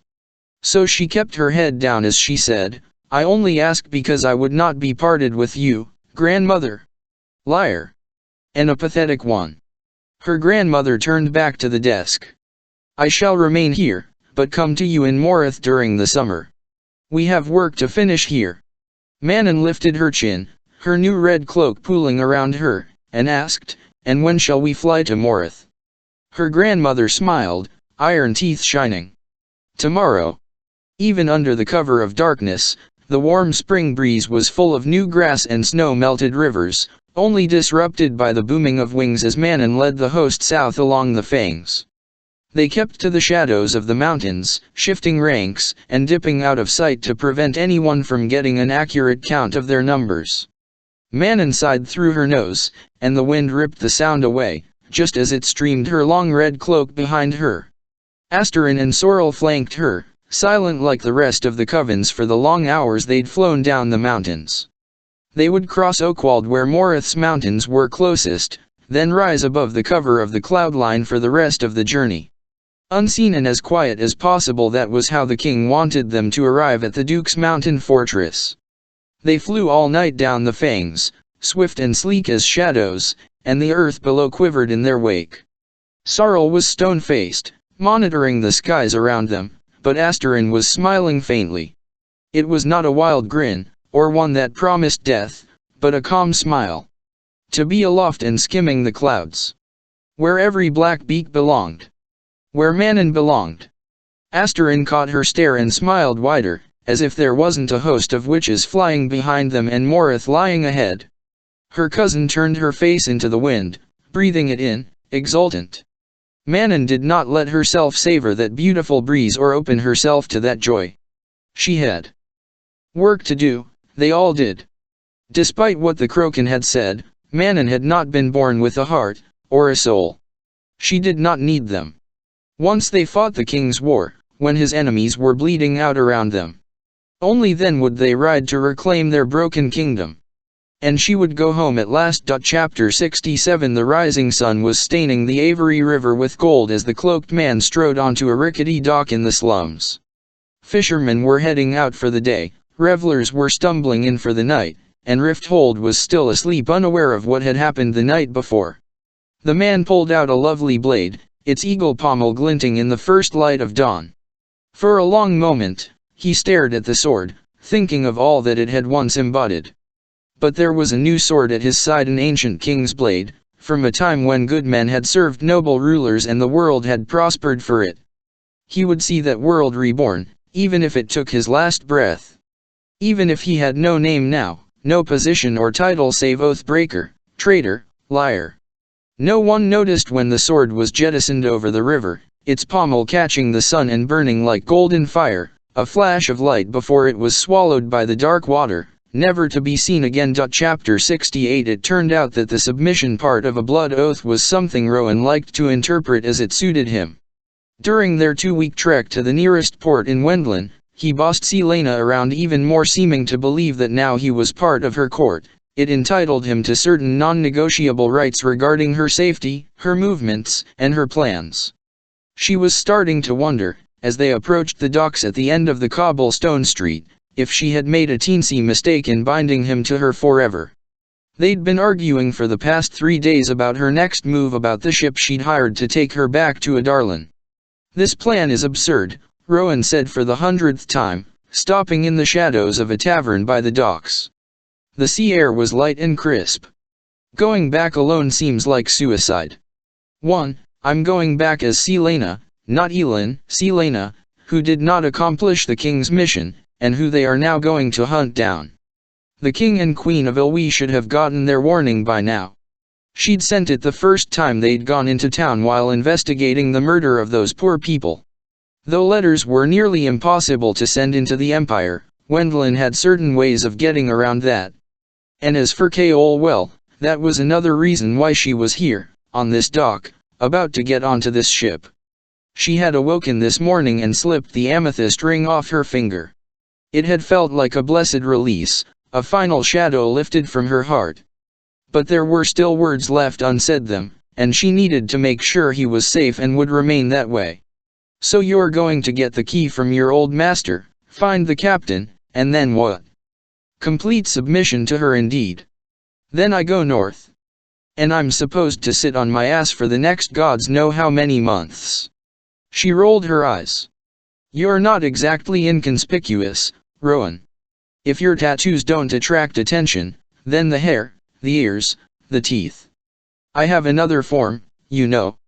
And, just like I said, magic doesn't work there anymore. You'd be trapped in that form. Though I do hear that Rifthold rats are particularly delicious, if you want to eat them for months. He glared at her, then scanned the ship even though she knew he'd snuck out of their room at the inn last night to inspect it already. We're stronger together than apart. If I'd known you would be such a pain in the ass, I never would have let you swear that oath. Elin. At least he wasn't calling her Majesty or My Lady. Either as yourself or as Selena, they will try to find you and kill you. They are probably already tracking you down. We could go to Varese right now and approach your mother's mortal kin, the Oshrivers. They might have a plan. My chance at success in getting the word key out of Rifthold lies in stealth as Selena. Please, he said. But she merely lifted her chin. I am going, Rowan. I will gather the rest of my court, our court, and then we will raise the greatest army the world has ever witnessed. I will call in every favor, every debt owed to Selena Sardotian, to my parents, to my blockline. And then, she looked toward the sea, toward home. And then I am going to rattle the stars. She put her arms around him. A promise. Soon. I will send for you soon, when the time is right. Until then, try to make yourself useful. He shook his head, but gripped her in a bone-crushing embrace. He pulled back far enough to look at her. Perhaps I'll go help repair Mist Ward. She nodded. You never told me, she said, what you were praying to Mala for that morning before we entered Doranelli. For a moment, it looked like he wouldn't tell her. But then he quietly said, I prayed for two things. I asked her to ensure you survived the encounter with Maeve to guide you and give you the strength you needed. That strange, comforting warmth, that presence that had reassured her. The setting sun kissed her cheeks as if in confirmation, and a shiver went down her spine. And the second? It was a selfish wish, and a fool's hope. She read the rest of it in his eyes. But it came true. Dangerous, for a prince of ice and wind to pray to the fire-bringer, she managed to say. Rowan shrugged, a secret smile on his face as he wiped away the tear that escaped down her cheek. For some reason, Mala likes me, and agreed that you and I make a formidable pair. But she didn't want to know, didn't want to think about the sun goddess in her agenda as she flung herself on Rowan, breathing in his scent, memorizing the feel of him, the first member of her court, the court that would change the world. The court that would rebuild it. Together. She boarded the boat as night fell, herded into the galley with the other passengers to keep them from learning the route through the reef. With little fuss they set sail, and when they were at last allowed out of the galley, she emerged onto the deck to find dark, open ocean around them. A white-tailed hawk still flew overhead, and it swooped low to brush its star-silvered wing against her cheek in farewell before it turned back with a sharp cry. In the moonless light, she traced the scar on her palm, the oath to Nehemiah. She would retrieve the first word key from Morobin and track down the others, and then find a way to put the word keys back in their gate. She would free magic and destroy the king and save her people. No matter the odds, no matter how long it took, no matter how far she had to go. She lifted her face to the stars. She was Elin Oshriver Galathenius, heir of two mighty bloodlines, protector of a once glorious people, and queen of Turaisen.